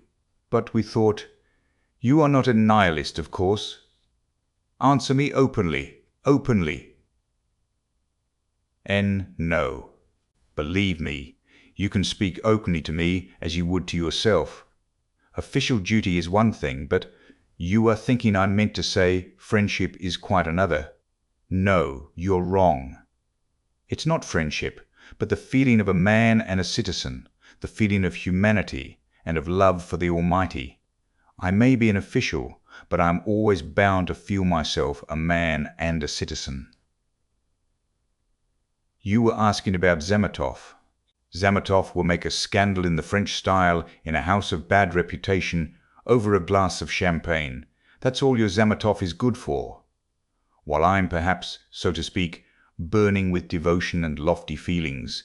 And besides, I have rank, consequence, a post. I am married and have children. I fulfill the duties of a man and a citizen. But who is he, may I ask? I appeal to you as a man ennobled by education. Then these midwives, too, have become extraordinarily numerous." Raskolnikov raised his eyebrows inquiringly. The words of Ilya Petrovitch, who had obviously been dining, were for the most part a stream of empty sounds for him. But some of them he understood. He looked at him inquiringly, not knowing how it would end. "I mean those crop-headed wenches," the talkative Ilya Petrovitch continued. "Midwives is my name for them. I think it a very satisfactory one. Ha ha! They go to the academy, study anatomy. If I fall ill, am I to send for a young lady to treat me? What do you say? Ha ha!" Ilya Petrovitch laughed, quite pleased with his own wit. "It's an immoderate zeal for education, but once you're educated, that's enough. Why abuse it? Why insult honourable people, as that scoundrel Zametov does?" "Why did he insult me, I ask you? Look at these suicides too, how common they are, you can't fancy. People spend their last halfpenny and kill themselves, boys and girls and old people. Only this morning we heard about a gentleman who had just come to town. Nil Pavlich, I say. What was the name of that gentleman who shot himself?" "Svidrigailov," someone answered from the other room with drowsy listlessness. Raskolnikov started. "Svidrigailov! Svidrigailov has shot himself!" he cried. "What, do you know Svidrigailov?" "Yes, I knew him. He hadn't been here long." "Yes, that's so. He had lost his wife, was a man of reckless habits, and all of a sudden shot himself. And in such a shocking way. He left in his notebook a few words, that he dies in full possession of his faculties, and that no one is to blame for his death. He had money, they say. How did you come to know him?" "I was acquainted. My sister was governess in his family. Ba. Then no doubt you can tell us something about him. You had no suspicion?" "I saw him yesterday. He was drinking wine. I knew nothing. Raskolnikov felt as though something had fallen on him and was stifling him.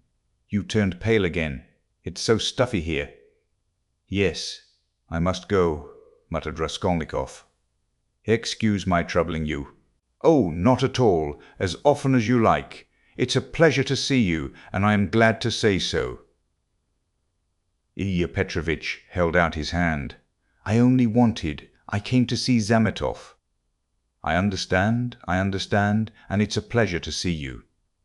"I am very glad. Goodbye." Raskolnikov smiled. He went out, he reeled, he was overtaken with giddiness, and did not know what he was doing. He began going down the stairs, supporting himself with his right hand against the wall. He fancied that a porter pushed past him on his way upstairs to the police office, that a dog in the lower story kept up a shrill barking, and that a woman flung a rolling pin at it and shouted. He went down and out into the yard. There, not far from the entrance, stood Sonia, pale and horror-stricken. She looked wildly at him. He stood still before her. There was a look of poignant agony, of despair in her face. She clasped her hands. His lips worked in an ugly, meaningless smile. He stood still a minute, grinned, and went back to the police office. Ilya Petrovitch had sat down and was rummaging among some papers. Before him stood the same peasant who had pushed by on the stairs. "Halloa! Back again! Have you left something behind? What's the matter?" Raskolnikov, with white lips and staring eyes, came slowly nearer. He walked right to the table, leaned his hand on it, tried to say something, but could not. Only incoherent sounds were audible. "You are feeling ill. A chair. Here, sit down. Some water." Raskolnikov dropped onto a chair, but he kept his eyes fixed on the face of Ilya Petrovitch, which expressed unpleasant surprise. Both looked at one another for a minute and waited. Water was brought. "It was I," began Raskolnikov. "Drink some water." Raskolnikov refused the water with his hand, and softly and brokenly but distinctly said, "It was I killed the old pawnbroker woman and her sister Lizaveta with an axe, and robbed them." Ilya Petrovitch opened his mouth. People ran up on all sides. Raskolnikov repeated his statement. Epilogue. Siberia.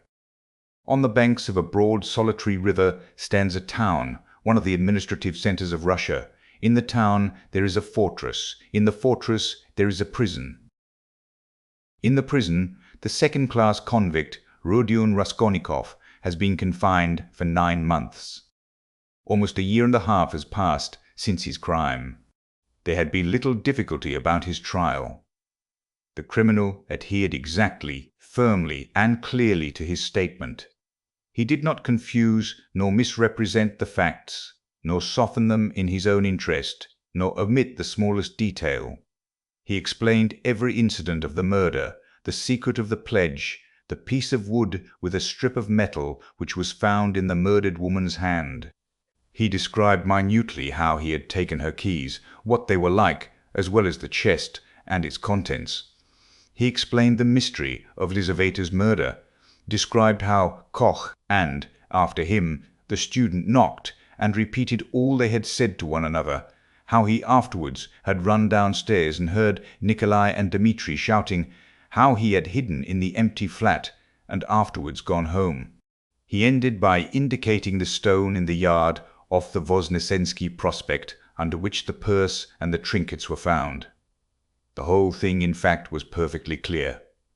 The lawyers and the judges were very much struck, among other things, by the fact that he had hidden the trinkets and the purse under a stone without making use of them, and that, what was more, he did not now remember what the trinkets were like, or even how many there were. The fact that he had never opened the purse and did not even know how much was in it seemed incredible. There turned out to be in the purse 317 roubles and 60 kopecks. From being so long under the stone, some of the most valuable notes lying uppermost had suffered from the damp.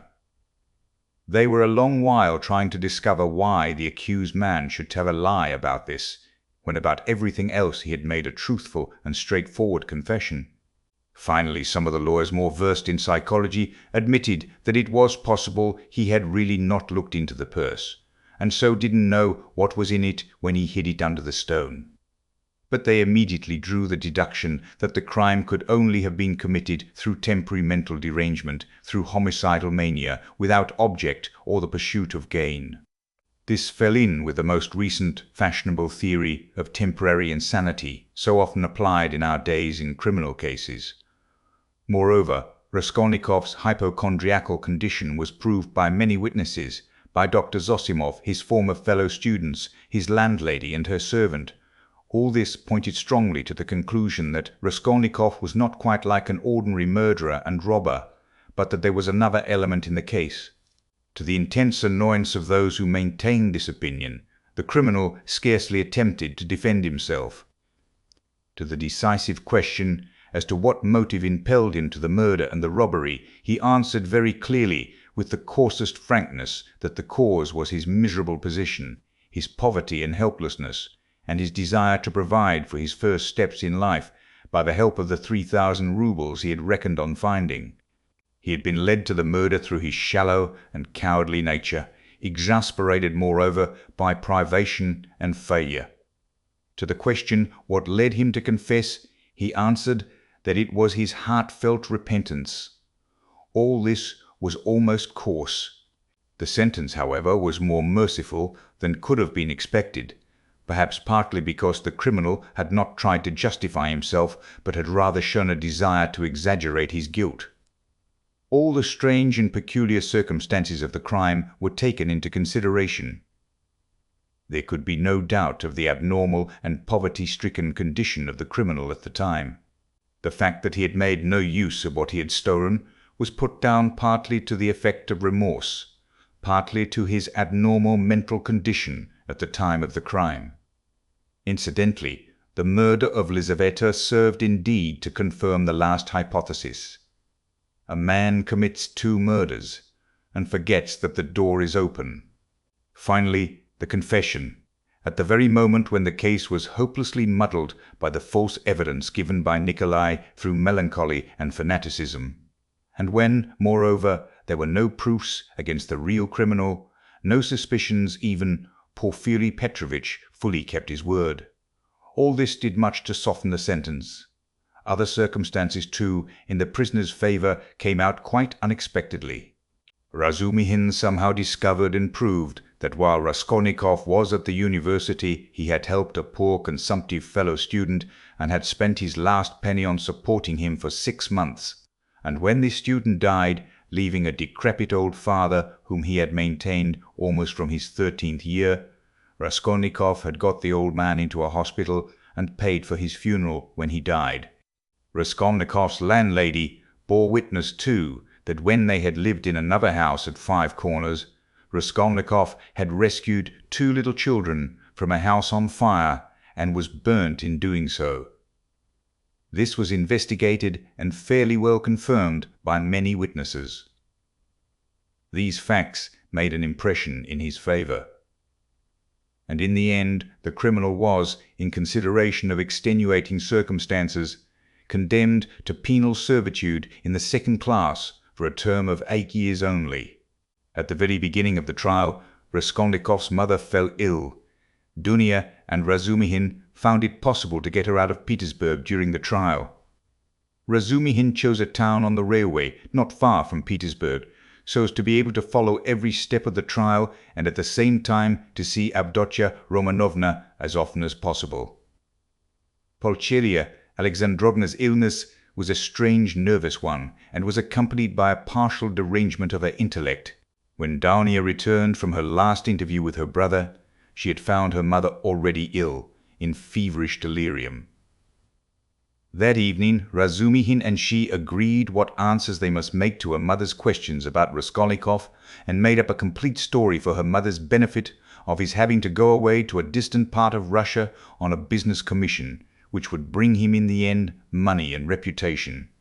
But they were struck by the fact that Pulcheria Alexandrovna never asked them anything on the subject, neither then nor thereafter. On the contrary, she had her own version of her son's sudden departure. She told them with tears how he had come to say good-bye to her, hinting that she alone knew many mysterious and important facts, and that Roger had many very powerful enemies, so that it was necessary for him to be in hiding. As for his future career, she had no doubt that it would be brilliant when certain sinister influences could be removed. She assured Razumihin that her son would be one day a great statesman, that his article and brilliant literary talent proved it. This article she was continually reading. She even read it aloud, almost took it to bed with her, but scarcely asked where Roger was, though the subject was obviously avoided by the others, which might have been enough to awaken her suspicions.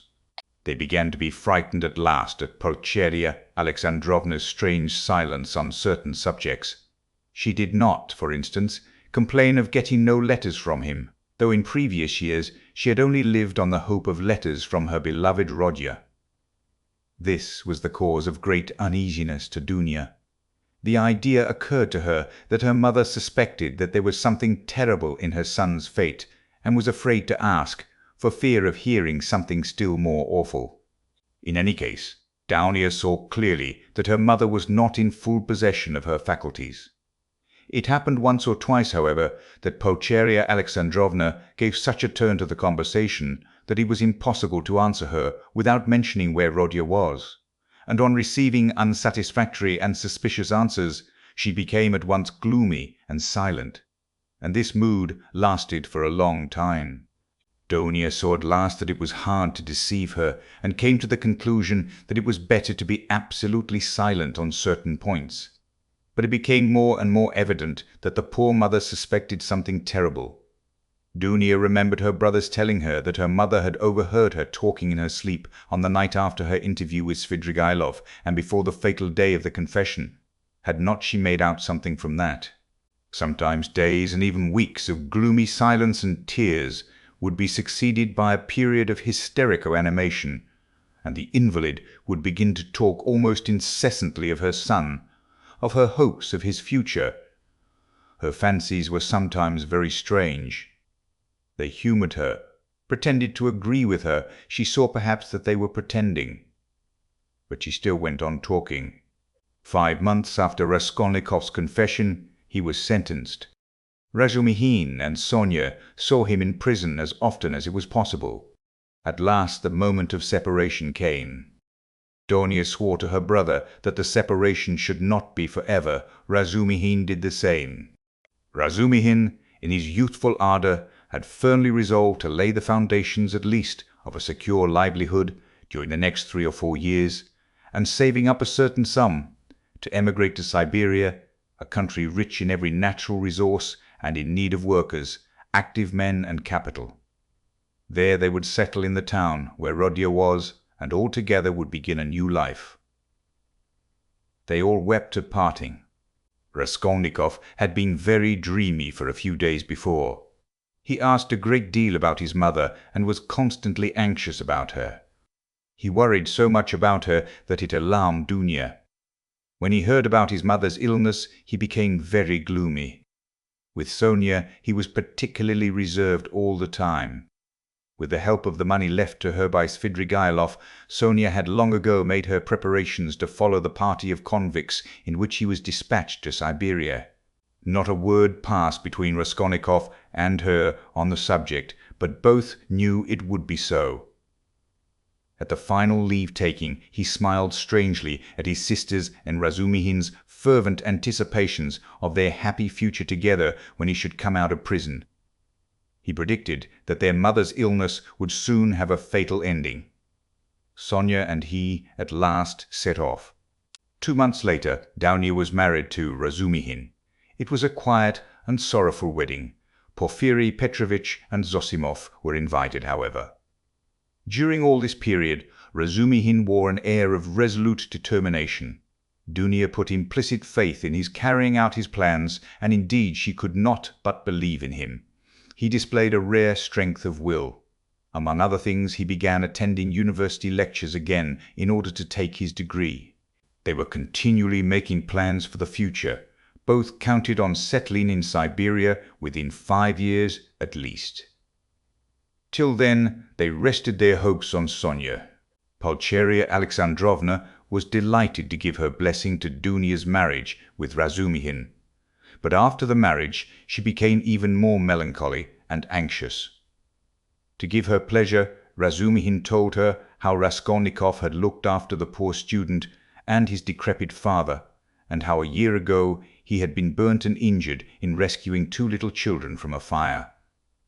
These two pieces of news excited Pulcheria Alexandrovna's disordered imagination almost to ecstasy. She was continually talking about them, even entering into conversation with strangers in the street, though Dunia always accompanied her. In public conveyances and shops, wherever she could capture a listener, she would begin the discourse about her son, his article, how he had helped the student, how he had been burnt at the fire, and so on. Dunia did not know how to restrain her. Apart from the danger of her morbid excitement, there was the risk of someone's recalling Raskolnikov's name and speaking of the recent trial. Pulcheria Alexandrovna found out the address of the mother of the two children her son had saved, and insisted on going to see her. At last her restlessness reached an extreme point. She would sometimes begin to cry suddenly, and was often ill and feverishly delirious. One morning she declared that, by her reckoning, Rodya ought soon to be home, that she remembered when he said good-bye to her. He said that they must expect him back in 9 months. She began to prepare for his coming, began to do up her room for him, to clean the furniture, to wash and put up new hangings, and so on. Donia was anxious, but said nothing, and helped her to arrange the room. After a fatiguing day spent in continual fancies, in joyful daydreams and tears, Pulcheria Alexandrovna was taken ill in the night, and by morning she was feverish and delirious. It was brain fever. She died within a fortnight. In her delirium she dropped words which showed that she knew a great deal more about her son's terrible fate than they had supposed. For a long time Raskolnikov did not know of his mother's death, though a regular correspondence had been maintained from the time he reached Siberia. It was carried on by means of Sonia, who wrote every month to the Razumihins and received an answer with unfailing regularity. At first they found Sonia's letters dry and unsatisfactory, but later on they came to the conclusion that the letters could not be better, for from these letters they received a complete picture of their unfortunate brother's life. Sonia's letters were full of the most matter-of-fact detail, the simplest and clearest description of all Raskolnikov's surroundings as a convict.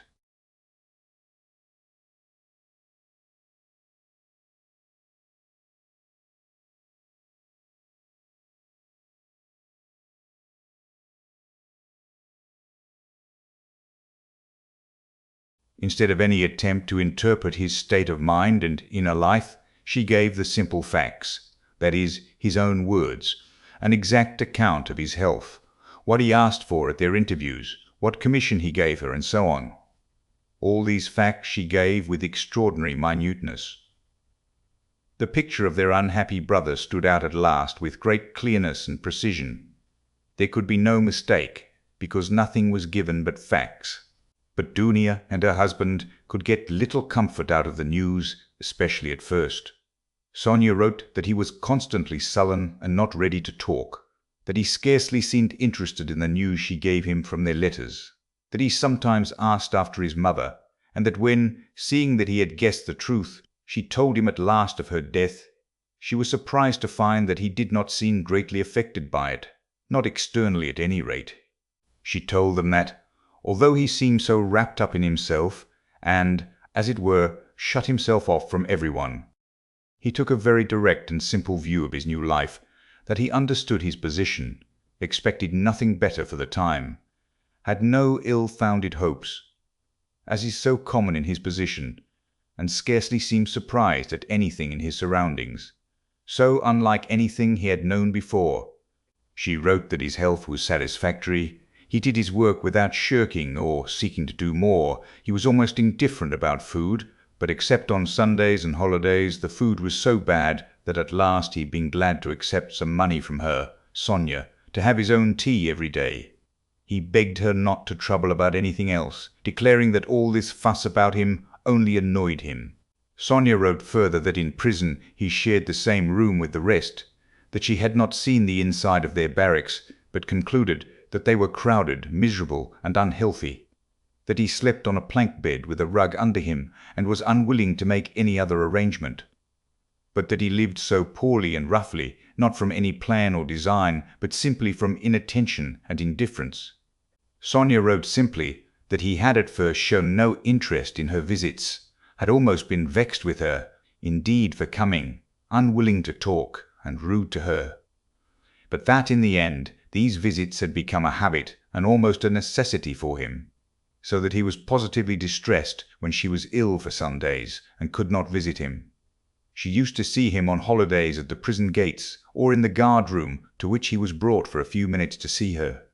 On working days she would go to see him at work, either at the workshops or at the brick kilns or at the sheds on the banks of the Irtish. About herself, Sonia wrote that she had succeeded in making some acquaintances in the town, that she did sewing, and, as there was scarcely a dressmaker in the town, she was looked upon as an indispensable person in many houses. But she did not mention that the authorities were, through her, interested in Raskolnikov, that his task was lightened, and so on. At last the news came.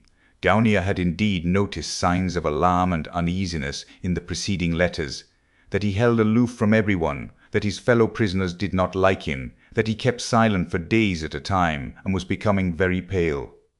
In the last letter, Sonia wrote that he had been taken very seriously ill and was in the convict ward of the hospital. He was ill a long time, but it was not the horrors of prison life, not the hard labor, the bad food, the shaven head, or the patched clothes that crushed him. What did he care for all those trials and hardships?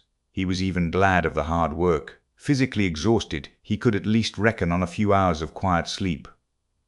And what was the food to him? The thin cabbage soup with beetles floating in it. In the past as a student he had often not had even that. His clothes were warm and suited to his manner of life. He did not even feel the fetters. Was he ashamed of his shaven head and party-coloured coat? Before whom? Before Sonia? Sonia was afraid of him. How could he be ashamed before her? And yet he was ashamed even before Sonia, whom he tortured because of it, with his contemptuous rough manner. But it was not his shaven head and his fetters he was ashamed of. His pride had been stung to the quick. It was wounded pride that made him ill. Oh, how happy he would have been if he could have blamed himself. He could have borne anything then, even shame and disgrace. But he judged himself severely, and his exasperated conscience found no particularly terrible fault in his past, except a simple blunder which might happen to anyone. He was ashamed just because he, Raskolnikov, had so hopelessly, stupidly come to grief through some decree of blind fate, and must humble himself and submit to the idiocy of a sentence, if he were anyhow to be at peace. Vague and objectless anxiety in the present, and in the future a continual sacrifice leading to nothing. That was all that lay before him. And what comfort was it to him that at the end of 8 years he would only be 32 and able to begin a new life? What had he to live for? What had he to look forward to? Why should he strive? To live in order to exist. Why, he had been ready 1,000 times before to give up existence for the sake of an idea, for a hope, even for a fancy. Mere existence had always been too little for him. He had always wanted more. Perhaps it was just because of the strength of his desires that he had thought himself a man to whom more was permissible than to others. And if only fate would have sent him repentance, burning repentance that would have torn his heart and robbed him of sleep, that repentance, the awful agony of which brings visions of hanging or drowning, oh, he would have been glad of it. Tears and agonies would at least have been life. But he did not repent of his crime. At least he might have found relief in raging at his stupidity, as he had raged at the grotesque blunders that had brought him to prison.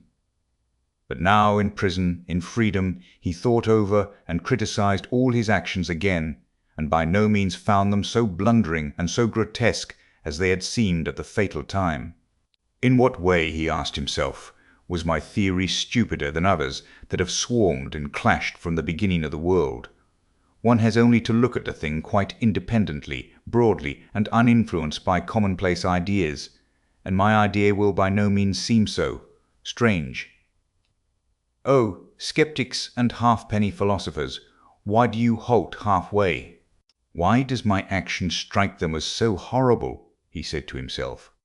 Is it because it was a crime? What is meant by crime? My conscience is at rest.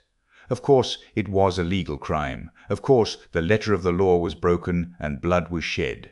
Well, punish me for the letter of the law, and that's enough.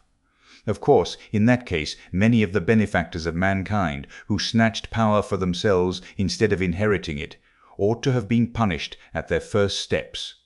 But those men succeeded, and so they were right, and I didn't, and so I had no right to have taken that step.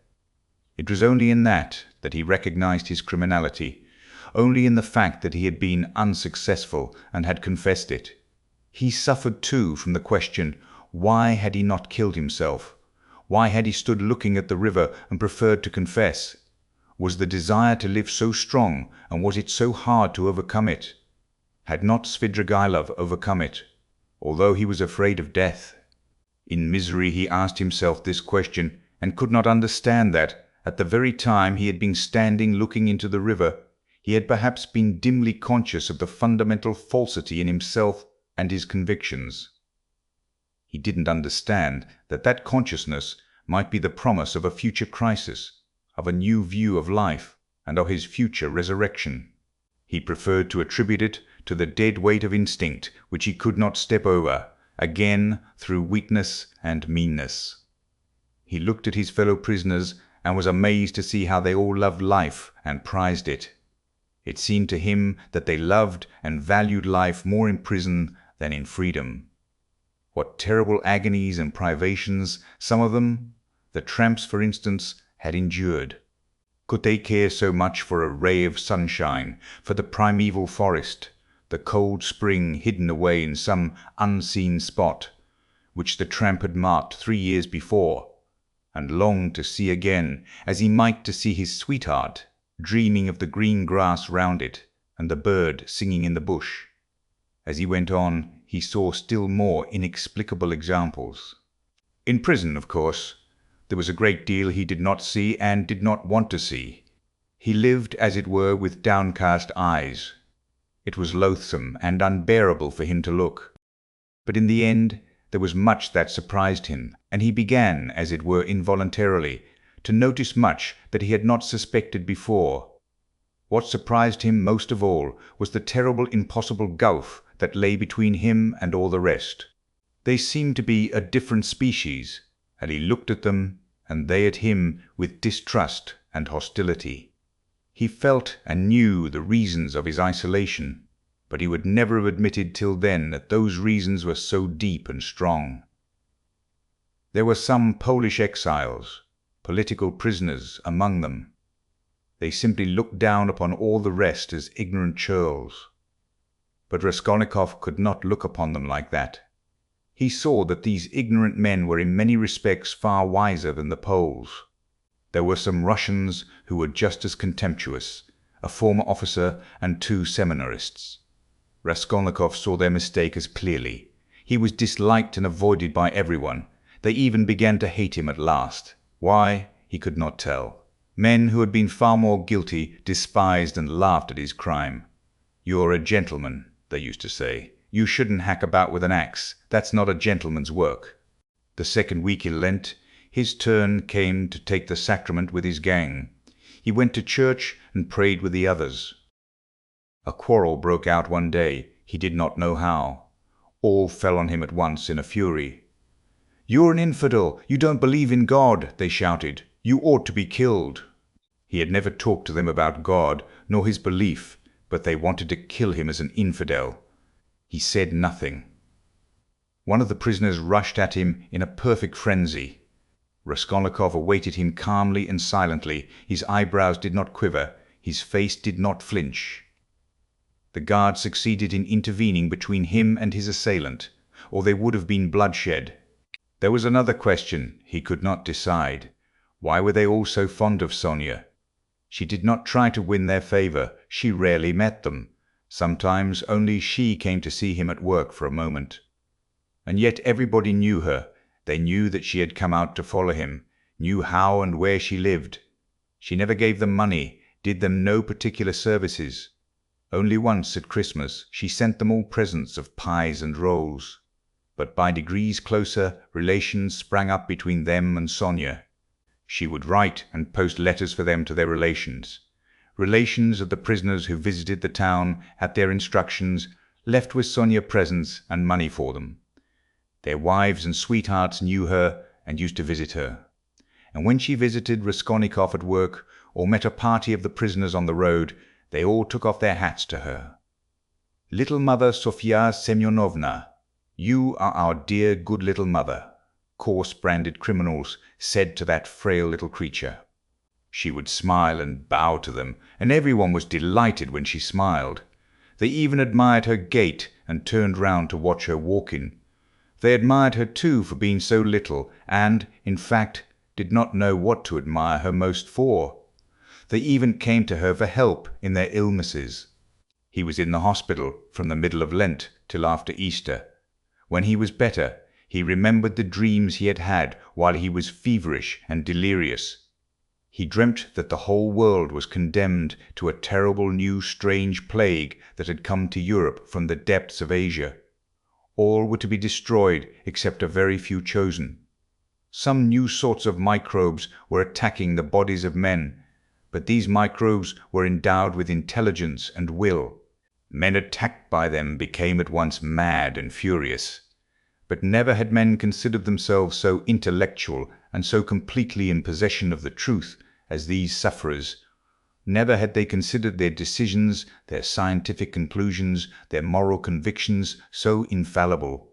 Whole villages, whole towns and peoples went mad from the infection. All were excited and did not understand one another. Each thought that he alone had the truth, and was wretched looking at the others, beat himself on the breast, wept, and wrung his hands. They did not know how to judge, and could not agree what to consider evil and what good. They did not know whom to blame, whom to justify. Men killed each other in a sort of senseless spite.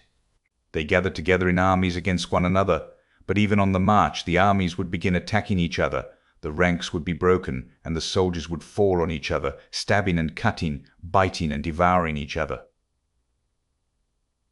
The alarm bell was ringing all day long in the towns. Men rushed together, but why they were summoned and who was summoning them no one knew. The most ordinary trades were abandoned, because everyone proposed his own ideas, his own improvements, and they could not agree. The land, too, was abandoned. Men met in groups, agreed on something, swore to keep together, but at once began on something quite different from what they had proposed. They accused one another, fought and killed each other. There were conflagrations and famine. All men and all things were involved in destruction. The plague spread and moved further and further. Only a few men could be saved in the whole world. They were a pure chosen people, destined to found a new race and a new life, to renew and purify the earth. But no one had seen these men. No one had heard their words and their voices. Raskolnikov was worried that this senseless dream haunted his memory so miserably. The impression of this feverish delirium persisted so long. The second week after Easter had come. There were warm, bright spring days. In the prison ward, the grating windows under which the sentinel paced were opened. Sonia had only been able to visit him twice during his illness. Each time she had to obtain permission, and it was difficult. But she often used to come to the hospital yard, especially in the evening, sometimes only to stand a minute and look up at the windows of the ward. One evening, when he was almost well again, Raskolnikov fell asleep. On waking up, he chanced to go to the window, and at once saw Sonia in the distance at the hospital gate. She seemed to be waiting for someone. Something stabbed him to the heart at that minute. He shuddered and moved away from the window. Next day Sonia did not come, nor the day after. He noticed that he was expecting her uneasily. At last he was expecting her uneasily. On reaching the prison, he learned from the convicts that Sofya Semyonovna was lying ill at home and was unable to go out. He was very uneasy and sent to inquire after her. He soon learned that her illness was not dangerous. Hearing that he was anxious about her, Sonia sent him a penciled note telling him that she was much better, that she had a slight cold, and that she would soon, very soon, come and see him at his work. His heart throbbed painfully as he read it. Again it was a warm, bright day. Early in the morning, at 6 o'clock, he went off to work on the river bank, where they used to pound alabaster and where there was a kiln for baking it in a shed. There were only 3 of them sent. One of the convicts went with the guard to the fortress to fetch a tool. The other began getting the wood ready and laying it in the kiln. Raskolnikov came out of the shed onto the river bank, sat down on a heap of logs by the shed, and began gazing at the wide deserted river. From the high bank a broad landscape opened before him. The sound of singing floated faintly audible from the other bank. In the vast steppe, bathed in sunshine, he could just see, like black specks, the nomads' tents. There was freedom. There other men were living, utterly unlike those here. There time itself seemed to stand still, as though the age of Abraham and his flocks had not passed. Raskolnikov sat gazing. His thoughts passed into daydreams, into contemplation. He thought of nothing, but a vague restlessness excited and troubled him. Suddenly he found Sonia beside him. She had come up noiselessly and sat down at his side. It was still quite early. The morning chill was still keen. She wore her poor old burnous and a green shawl. Her face still showed signs of illness. It was thinner and paler. She gave him a joyful smile of welcome, but held out her hand with her usual timidity. She was always timid of holding out her hand to him, and sometimes did not offer it at all, as though afraid he would repel it. He always took her hand as though with repugnance, always seemed vexed to meet her, and was sometimes obstinately silent throughout her visit. Sometimes she trembled before him and went away deeply grieved. But now their hands did not part. He stole a rapid glance at her and dropped his eyes on the ground without speaking. They were alone. No one had seen them.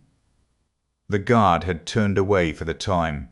How it happened, he did not know. But all at once something seemed to seize him and fling him at her feet. He wept and threw his arms round her knees. For the first instant she was terribly frightened, and she turned pale. She jumped up and looked at him, trembling. But at the same moment she understood, and a light of infinite happiness came into her eyes.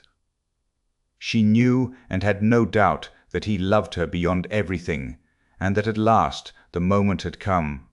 They wanted to speak, but could not. Tears stood in their eyes.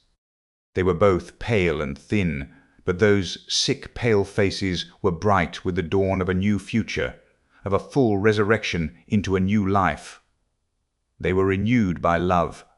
The heart of each held infinite sources of life for the heart of the other. They resolved to wait and be patient. They had another 7 years to wait, and what terrible suffering and what infinite happiness before them.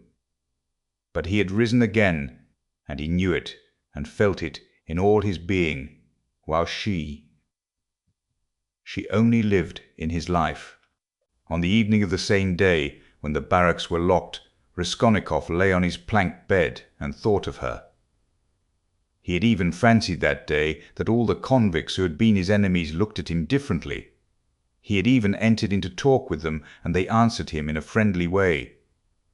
He remembered that now, and thought it was bound to be so. Wasn't everything now bound to be changed? He thought of her. He remembered how continually he had tormented her and wounded her heart. He remembered her pale and thin little face. But these recollections scarcely troubled him now. He knew with what infinite love he would now repay all her sufferings. And what were all the agonies of the past?